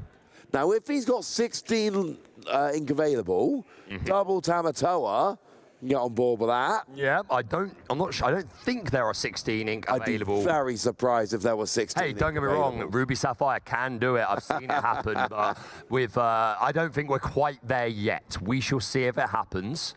We do have a Porpsicle in hand, so we could continue to dig through the deck. Yeah, and what we could do here is build up those items and go with Tamatoa. But what we really need for Federico is to do what he did in the previous game. Get lore while you can, while controlling Jonathan's board. It's a risky play, because if you ever falter in controlling the board, Jonathan will get those last few lore and run away with the game. But if you don't control his board, he's just going to quest anyway. Yep. So you need to focus on controlling the board and then gain cheeky lore wherever you can. Quest when you can and just make the most of it. Absolutely correct. Maybe a consideration for Federico is to want to play this Brawl to remove one of these Merlin Rabbits, not only to remove one of the lore from Jonathan's side, well, the potential lore on Jonathan's side of the board, but again, these rabbits, the more you bounce them, the more cards you're going to draw. We're going to ink the so shiny Tamatoa, Ross, so it's all right. There's a spare. Don't worry. I'm not that worried, but it's interesting. Brawl is going to come down and take out the Ursula here. So there's just a 2-rabbit. A 2-rabbit have remained on the board. Yeah, a good choice, actually, because, of course, Federico is aware of those 2 copies of Ursula Sea Witch Queen in Jonathan's deck, which could be a shift option, and then a lot more lore out of nowhere and a much more difficult body to deal with. Even Maui cannot one-shot the Sea Witch Queen. No, that is an issue. We see You're Welcome getting rid of a rabbit, just like we saw back in game 1 for Jonathan. So you're going to get 2 cards for You're Welcome and 1 card for a rabbit having left the board. Absolutely. So that's quite nice. Now, did we quest with it first? I would certainly hope so. That would, but we're only at 12 lore at the moment. I was going to say... Oh, no, I believe, no, the rabbit sang "You're Welcome." Oh, okay, that's where we're going. That makes a lot more sense, because otherwise, cool. Yeah, no, absolutely. The rabbit is a 4-cost character, so it is able to sing this song and target itself for the effect. So, yeah, very nice, very lovely. Sings "You're Welcome" and runs straight away. You're welcome. I'm leaving. Down comes the Mother Gothel, who does have that built-in Mother Knows Best ability, paying 3 ink to bounce a character of Jonathan's choice back to Federico's hand. Quite clearly chooses the Tamatoa, which will, of course, on play get to recycle another item, but it will be prevented from questing for a large amount potentially next turn. And that is the problem. It's going to be another 8 ink used. It doesn't just mean that you can't quest of it next turn. It means you get 8 ink that may have been used elsewhere is now being used for Tamatoa. And that's exactly what we mean when we talk about tempo and why this deck is donned as such. We're going to pass over to Jonathan, readying the Flavisham. We do have a Porpsicle, an Ice Lolly to keep Ross happy. Thank you. You're welcome. There goes the Porpsicle into that little stack of items there. And, they see that you could have had Tamatoa questing for at least 5 this turn, had it stayed on the board. You've got another 1-cost item. As it is, you're using the items to draw with Flavisham, but you're not able to also quest with Tamatoa before you lose the items, and that's a bit of a problem. That Mother Gothel, well, it's been a little bit of a problem so far. Yeah, it's like we were talking about before the game. We expressed that these Mother Gothels, both the baby and the Floodborn, are ways of dealing with this Tamatoa, which is an absolutely must-answer problem. Yeah, absolutely is. So we've now got... We've still got Maui available, but there's no challenging to be done here, and unfortunately cannot quest. Could sing if there was a song available. Oh. Play the ukulele as well. Ukulele? We need some steel song for that, or else we'd be looking for our Prince Naveen, but instead we are going to see that so shiny Tamatoa come back onto the field. I'm getting deja vu, Ross, as it returns the Porpsicle back to the hand. We're going to play it immediately, paying 1 ink, and we do find a Maleficent Monstrous Dragon. That's not bad, but the Great Stone Dragon is going to come down onto the board, exerted, so we cannot use it. Oh, no, it's going into the ink. Okay, it does enter play exerted, so I did wonder for a moment, but no, it's simply being inked. But here's the thing, though, right? You had to pay the 8 ink for Tamatoa. Yep. If you hadn't paid the 8 ink for Tamatoa, you could have played the Maleficent Monstrous Dragon this turn. It's why the Tamatoa getting bounced on the hand was so annoying, because, I mean, well, you did get the Porpsicle back with Tamatoa, so I'd have to rewind a little bit. Maybe you wouldn't have drawn it, but my point remains valid. You've used the ink for Tamatoa, you can't use it for anything else, and that makes me a sad panda. Yep, you're absolutely right. We're going to see this Merlin Rabbit now singing. It's quite the karaoke star, this rabbit. He's singing "You're Welcome," he's singing "Friends on the Other Side." What can't he do? Yeah, and Jonathan's doing, I love what Jonathan's doing here. For the past couple of turns, Jonathan has gone cards, cards, cards, cards, cards. I'm not going to try and steal a lore here or there by questing on these small windows. I'm going to use Your Welcome to draw cards. I'm going to use Rabbit to draw cards. I'm going to use Friends on the Other Side to draw cards, because I know what my opponent is going to try and do is control my board. Yep. So having more cards available means that I can reset if they do, and I love this. It means Jonathan's been stuck on 12 lore for a minute. Ooh. We've seen the shift onto Mother Gothel, haven't we? Certainly have, Ross. Yeah, sorry to cut you off, but this Mother Gothel shifting in and has that ability where your opponent chooses a character to return to their hand. Very similar to the Tremaine Be King Undisputed type of card. So Federico will get this choice. I very much doubt it's going to be the Tamatoa being returned back to the hand. It's most likely to be either the Maui. I also think Flavisham would work. I think Flavisham is quite a reasonable choice here as well. Because, of course, it's an on-play and a when questing skill, so you could put the Flavisham back, and then you still get the skill when you play it next turn. Yeah, it would cost, and it's cheaper than Maui. You're absolutely right. It would cost another 4 ink to put down, but if it was Tamatoa or Maui, you'd have to pay that ink to get those down. So,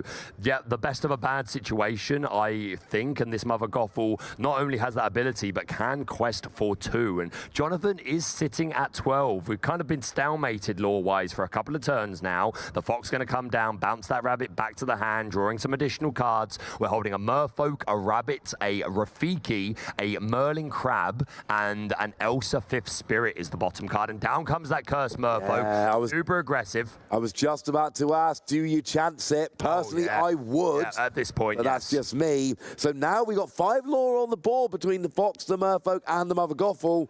So you're saying to your opponent, what have you got? Right now, there isn't an answer, but you do have Hiram Flavisham. You do have your Maleficent. But do you want to use Maleficent Monstrous Dragon to take out a Merfolk? I mean, no, I would be taking out the Mother Gothel. Of course. That seems like a much more satisfactory target. But at the end of the day, Ross, if that Merfolk was going to win the game, it would just absolutely have to go. Feels bad, though, doesn't it? It does. Using a 9 cost to take out a 1 cost. Yeah, no, you're not wrong at all. But yeah, you see the benefit of bouncing back this Flavisham. Jonathan doesn't know that Federico already has the Monstrous Dragon, but if he didn't, then bouncing this Flavisham would have been super good because it avoided the Flavisham simply being able to quest this turn, remove an item, draw more cards, and hopefully find that Maleficent or whatever removal card. As it happens, Federico had that Maleficent Monstrous Dragon already, but still, you can see how Jonathan's turn could really affected that particular line. No, absolutely. Hard agree on that one. So we've got, okay, so we are using some ink here. What are we going to be playing? I mean, obviously it's here on Flavisham. Flavisham is coming straight back down. There are toys to be made. Let's get rid of the Portugal. Let's draw ourselves a couple of cards. We find another Maleficent Monstrous Dragon. Couple of removal options now. Feeling a lot better for Federico. It's looking better than when he was just holding a Tamatoa a few turns back. You need to get rid of some of these characters right now because as it is, you've gotten up to 6 ink, but at that point in the game where you can start going off with some of your characters, but you cannot let Jonathan get 5 lore next turn. You can't do that. You've got to get a bit more control of the board going on here. Yep, absolutely. What is it that we're looking at the moment? We're inking. We're inking. Is it the Hideaway? It certainly is. Hideaway. Not hugely useful in this matchup. Dragon comes down for the Mother Gothel, as you suggested. You're absolutely right, Ross. That Dragon Fire ability, you're removing that Mother Gothel.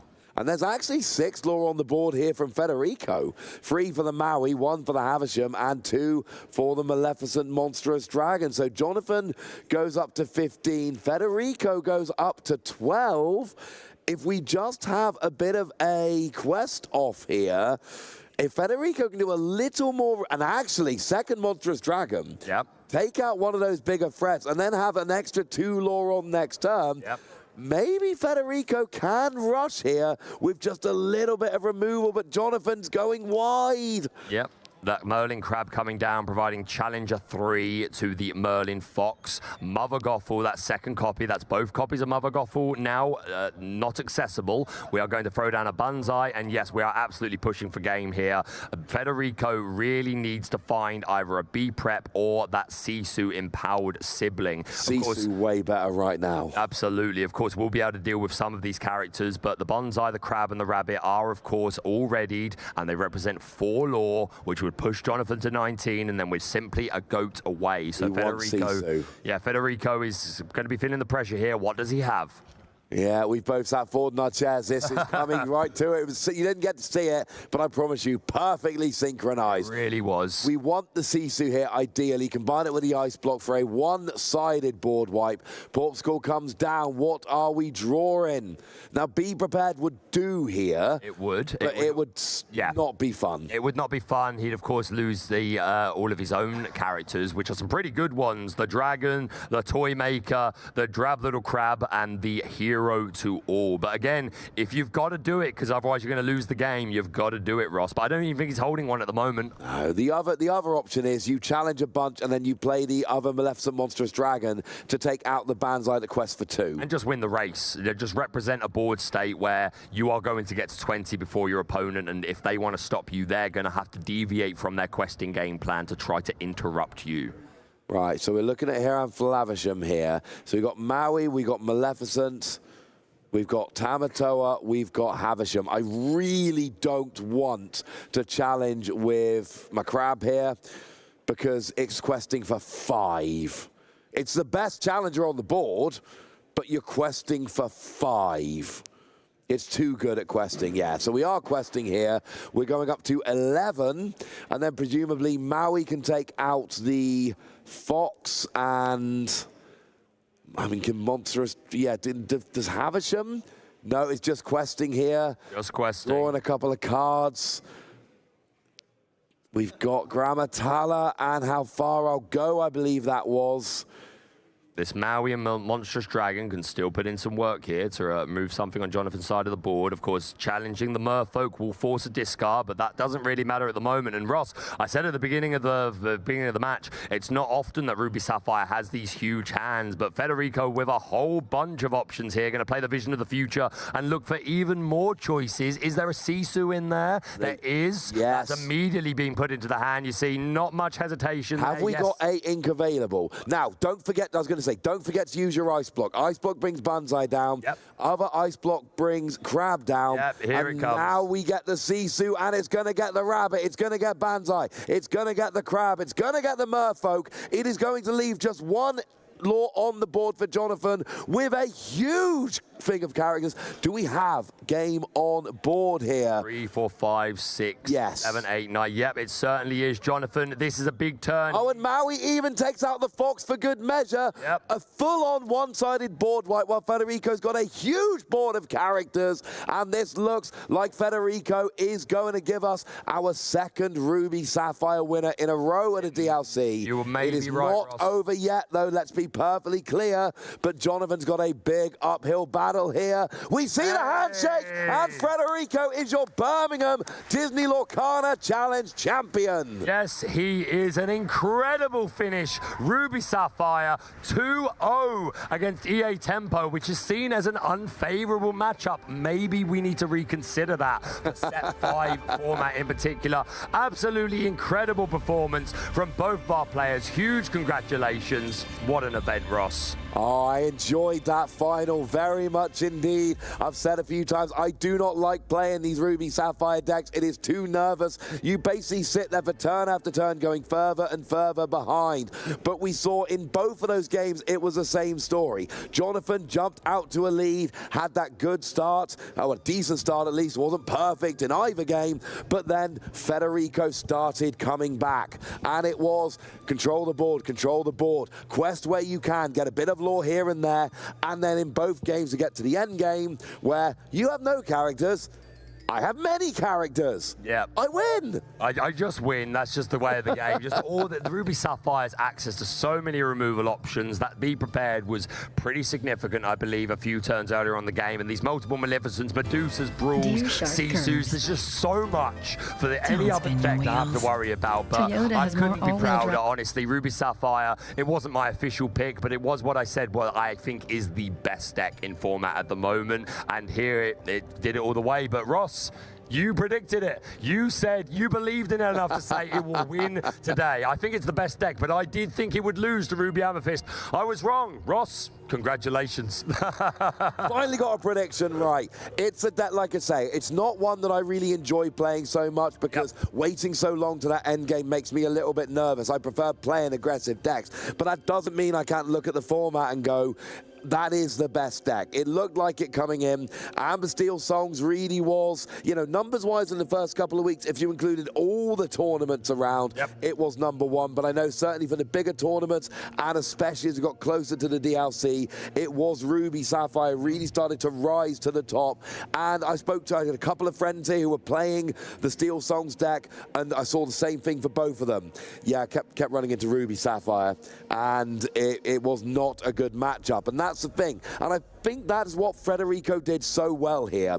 Teched for the mirror. Because if you've got the two best decks as Steel Songs and Ruby Sapphire, and you've got a really good Steel Songs matchup, and you've teched really well for the mirror so you win, you've got a huge swathe of the meta here that you just go in thinking, yay! And we saw 5th seed coming in. Phenomenal day one, and then going all the way to the final. This is one of the most dominant performances we've seen from anyone in a DLC so far. Yeah, no, I would agree. I think Ruby Sapphire feels the most powerful it's ever been and expertly piloted by our winner. What an event. We are preparing very shortly to go to an interview. We're just waiting for a translator to come over so that we can hear exactly what's on the mind of our players. Ross, have you enjoyed this weekend? Oh, this has been a phenomenal weekend. I love New Set Weekend, Baker. It is my favorite tournament. It's a little bit more nerve-wracking as a player and as a caster and as a judge instead. I was speaking to a judge earlier going, yeah, I need to know all the new rulings for all the new cards, but it's a little bit stressful. We have to know where the metagame's going, even though no one really knows. The players have to try and figure out where the metagame's going, even though nobody really knows. It's a bit more stressful for everyone. Like, Bologna was easy. Right. Bologna was the same format as Bochum, so we come in as casters and we're like, we know the metagame very well at this stage. Here, it's new, it's unknown, and I'll be honest with you, man, it is so much more fun having to figure out exactly what the deal is. I absolutely agree. I think the deck building in Lorcana is so incredibly deep. As more cards are coming out, there's more room for player expression, showing off some of these cards that you don't necessarily see all the time, and just hearken to the point you made, that Fang Crossbow, a card very good in the mirror match for taking out the opposing dragons, and yeah, very, very clearly rewarded. So if this is the case, I imagine Ruby Sapphire decks going forward, you're going to see a lot more of them trying to tech for that mirror match. Absolutely. Fang Crossbow, and the other one was the Stone Dragon. Stone Dragon. Yeah, just being able to get your cards out of your discard into your Inkwell to give yourself a better handful of resources in the end game. Absolutely correct. But we are now just about ready to go over to our player interview. So without any further ado, let's hear from our grand champion. Oh. Commiserations, but what a run it was. So impressive. What was your highlight of the day? I know you've just lost, but are you happy with your results overall? How are you feeling? Félicitations pour ton tournoi. C'est quoi tes points importants de la journée? Mes points importants de la journée, c'est d'avoir fini à cette place. Franchement, je m'y attendais pas. C'est incroyable. En vrai, si on m'avait dit que je ferais jour 2, j'aurais déjà peut-être pas cru, mais finir en finale, c'est incroyable. He's very happy for being here for the day 2. He wasn't in his mind. He wasn't. He was like, I will never go to day 2, and so he's so happy to be here in the second place. So. Amazing, thank you so much. Jonathan, you told me you started playing Disney Lorcana after Lille in just a few months. So did you expect to be here? What was the key to your success after starting Lorcana? What made you so good so quickly? C'est quoi qui a fait que tu es devenu aussi bon aussi rapidement? C'est quoi la clé de ton succès? Est-ce que j'ai le droit de dire j'ai joué à d'autres TCG sans citer de nom? Sans citer de nom, oui. Parce que j'ai déjà suivi ces lives pour commencer. J'ai suivi les lives d'Armaster and I practice a lot. So he's following all your streams of Earlmeister also, and he trains, and that's why. Oh, that is amazing to hear. I know Earlmeister's been playing a lot of the Amethyst Emerald deck. Was he a big inspiration for you to play the deck this weekend? Non, j'ai commencé à jouer le deck avant qu'il affiche sur Twitter. Donc non, j'aime juste regarder ses streams pour la bonne énergie qu'il dégage, et voilà. He starts playing his deck before Earlmeister posted it on Twitter, and he just loved this deck, and that's all. And he loved his deck and his energy of Earlmeister. That's why. Now that is absolutely amazing. Well, big congratulations. Is there any last words you'd like to say? Any shout outs, any thank yous you'd like to say? Just any closing thoughts, Jonathan?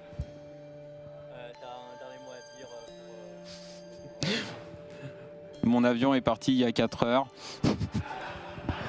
His plane flies 4 hours ago. Well, that's unfortunate, but I'm sure it's worth it for the Golden Mickey, Jonathan. Big congratulations. Thank you so much, and looking forward to seeing you in Paris. Thank you, thank you. We're going to head back on over to the casters, and don't go anywhere because we've got all the golden Mickeys to hand out very soon. Absolutely love that. Flight left 4 hours ago.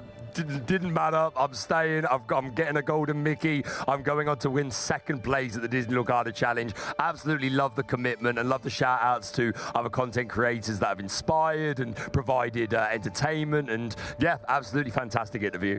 Oh, that makes me happy. I've been doing target game tournaments for a long time, Baker. Yeah, I know. That is not the first time a player has done so well in a tournament. They have missed their flight home. And I'll tell you what, I've seen a lot of people miss their flight home because they've been doing too well.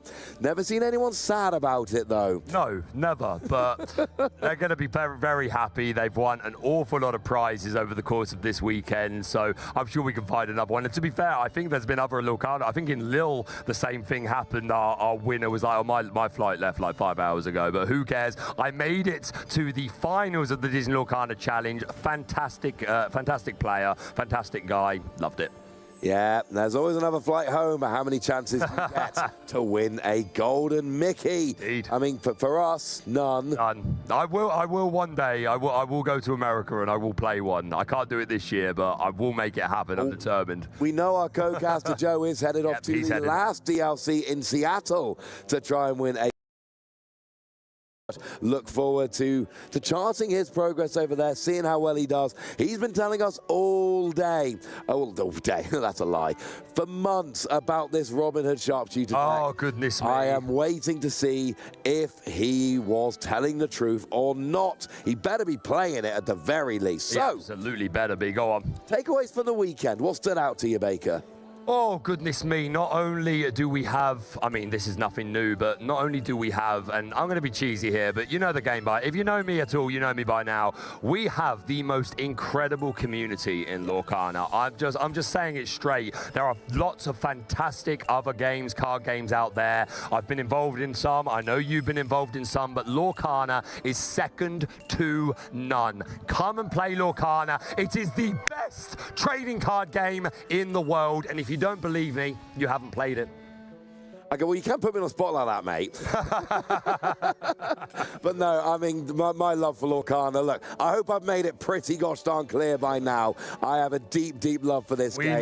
We know. And we've seen everything this weekend. We've seen great deck building. We've seen great playing. We've seen people mulliganing aggressively. Yep. We've seen people getting a perfect opening hand of 7, not needing to mulligan at all. We've seen the best deck presumptive coming in, win the whole thing, while seeing another deck that nobody really thought was going to be. I mean, look, everyone knew that the Amethyst Emerald was back in this set. The secret was out before we got here.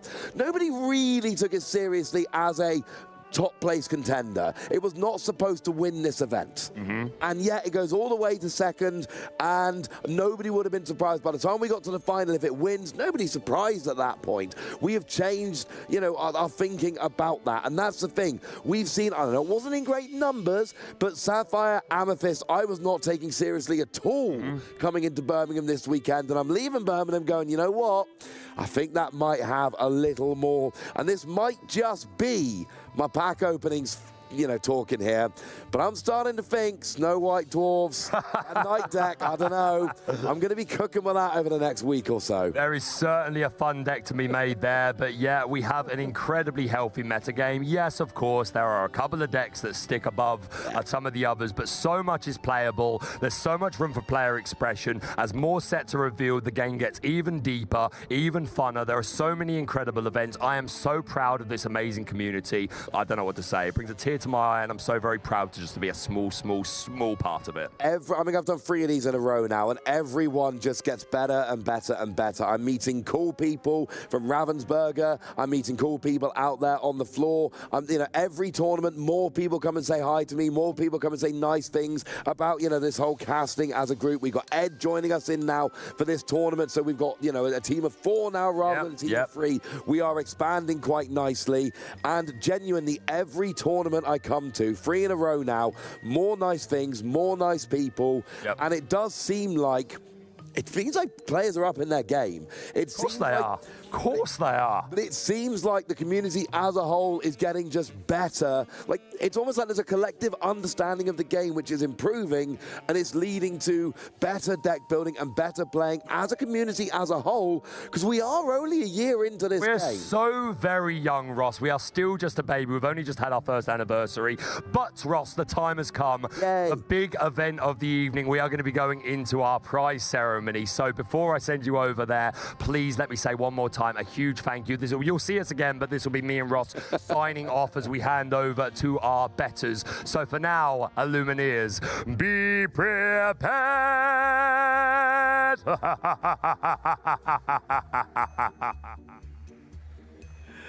Oh, wow. What a hero, always singing for us and always keeping us entertained. Thank you very much, Ross and Baker, for being our casters for that final game. But now we get to the very exciting bit, the closing ceremony, where we get to hand out some amazing, amazing prizes to our community who have made it into the top 8. I'm going to go through one at a time. We are missing one of them, so we have a top 7 right now. One had to go home early and catch a flight. Not everyone could get to their flight on time. But first up, we have Luke Smythe, one of our first top 8 contenders to receive their Mickey prize. Congratulations, Luke. You can pick one of any of the cards you want. Each of these is uniquely serialized. Come and join me over here as well. We want to find out which number you've got. Luke, which number did you get? 5. Number 5, wow! One of the top 5. Luke, come and join me quickly over here in between us. Just one quick question before we let you go. This has obviously been a great time. Congratulations on getting to this top 8 and making your way to the Euros. But one question, your favorite memory from your time playing Disney Lorcana, whether it's this weekend, whether it's in general, what would you say it is? I honestly don't know, you know? I mean, this one's got to be pretty high up there, right? I mean, yeah, making top 8 here today has just been the best. It's been incredible. Well, congratulations. I'm going to let you head off this way and enjoy your victory. Congratulations, but that's not all. We've still got plenty more to go. Next up, Gianni Gabrialdino. Congratulations, Gianni. Come and receive your Mickey as well. Thank you very much. Now, quick, pick one of those. Each of them is unique. Which one do you want? Pick a card, any card, and show it to the camera and tell us which number it is. 33. 33, nice. Okay, question for you as well. Your favorite memory from your time playing Disney Lorcana? Coming here with my friends, coming here with my teammates. They helped me train, they helped me play test, find the deck, and I'm happy I had them. Well, congratulations, and you can hear them cheering behind you. I'm going to let you head off this way as well. Congratulations. Still have more to go. Next up is William Chung. There we go. Another winner. Shaking hands with Tim, one of our game devs here. Pick a card, any card, and tell us which number you got. Show it to the camera. 204. 204, very nice. Now, could you tell us your favorite memory from your time playing Disney Lorcana? Probably today. Yeah, you know? It's going to be that for a lot of them, I reckon. Well, congratulations. This is amazing. Do you have anyone you want to quickly shout out?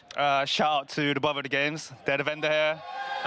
This is my first TCG, so they provided me a platform to do well. And shout out to my girlfriend for putting up with me playing Lorcana all the time. Well, congratulations. Going to let you go off this way. Well done, William. Next up, we've got Raffaello Sarmiento, one of the people we've seen on the feature match a couple of times. Congratulations. Come on in, and you guys can shake hands with Tim and get your hands on one of these unique Mickeys. Pick a card. Which number have you got? 199. 199. Very nice. Just one shy. Now, what is your favorite memory of your time playing Disney Lorcana? Winning top 32 because that gave me a reason to go to Disneyland, and I've never been to. Well, there we go. That's all it is. And congratulations. Gonna let you head off this way. Best of luck as well in the Euros. Next up, we've got Daniele Machigale. Another one. A lot of cheering going on behind us and the spectators watching in the hall. Congratulations. You get to shake hands with Tim, one of our game devs, and you get to pick one of these 3 remaining cards. Go to the middle one. What is it? What number? 268. 268. Show that to the camera. Very nice. Now, I'm going to ask the same question to you. They're asking everyone your favorite memory from your time playing Disney Lorcana. Is playing Super Goof. That's a great answer. Congratulations. Gonna let you head off this way as well. We have 2 more, and both of them are our finalists. Jonathan Pettini, our 2nd place champion here at the Disney Lorcana Challenge in Birmingham. You can pick one of your cards there. Which one are you gonna pick? Okay, and what number? 245. 245, very nice. What is your favorite memory of your time playing Lorcana? In top 64, I top deck Clarabelle for to destroy Lucky Dime for the win. There we go. What a great answer. Congratulations, Jonathan. But your last person on, but certainly not least, the champion of the Disney Lorcana Championship here in Birmingham. It's Federico Micozzi! Congratulations, Federico. You get the last card in the hand, so let's see what number you've got. Let us know. Show it to the camera. It's 114. 114, very nice. But that's not all. I'm going to hand this over to Tim. That is an exclusive, high rarity, full enchanted, a full holo set of Shimmering Skies, which you could take home and show that to the camera because it is absolutely beautiful. Do you have any words to share with us? Not only are you going to Euros, you've got the Mickey, you've got the binder, but you are the champion. How does it feel? Feels amazing. I just want to honestly shout out all my friends that helped me achieving this. Marcello, Daniele, Enrico, Vince, and everyone else from home. Shout out to my girlfriend as well. They're supporting me every round. And yeah, love Lorcana, I guess. I don't know. That's all we need to hear. Boy, this is a heck of an achievement. Congratulations. We will see you in Euros. This is an amazing achievement. But that is going to be it from this here at the Disney Lorcana Challenge in Birmingham. But just to say goodbye, I'm going to get my casting friends to just come and join us on here one more time because this has been great fun. Thank you so much to Ravensburger for having us here. We have thoroughly enjoyed getting to do this coverage and obviously getting to crown a new champion with Federico here. This is very, very exciting and we've had a great time. We've been told we've got to squeeze on in, everyone. We're all friends here. No one's going to bite. But remember, guys, it doesn't all end here because you guys can actually go and watch even more content because Las Vegas is still going and another champion has to be crowned. And it's very exciting. But we will see all of you at the European Championships. But I'm going to hand over to Tim, one of the game devs, who is going to have a little final word for you. Yeah, thank you everyone for joining us at the Lorcana Challenge in Birmingham and the last European challenge that we had. And we hope to see many of you at the European Championship in Disneyland Paris. And yeah, hope to see you there. Thank you for playing and see you soon. Congratulations.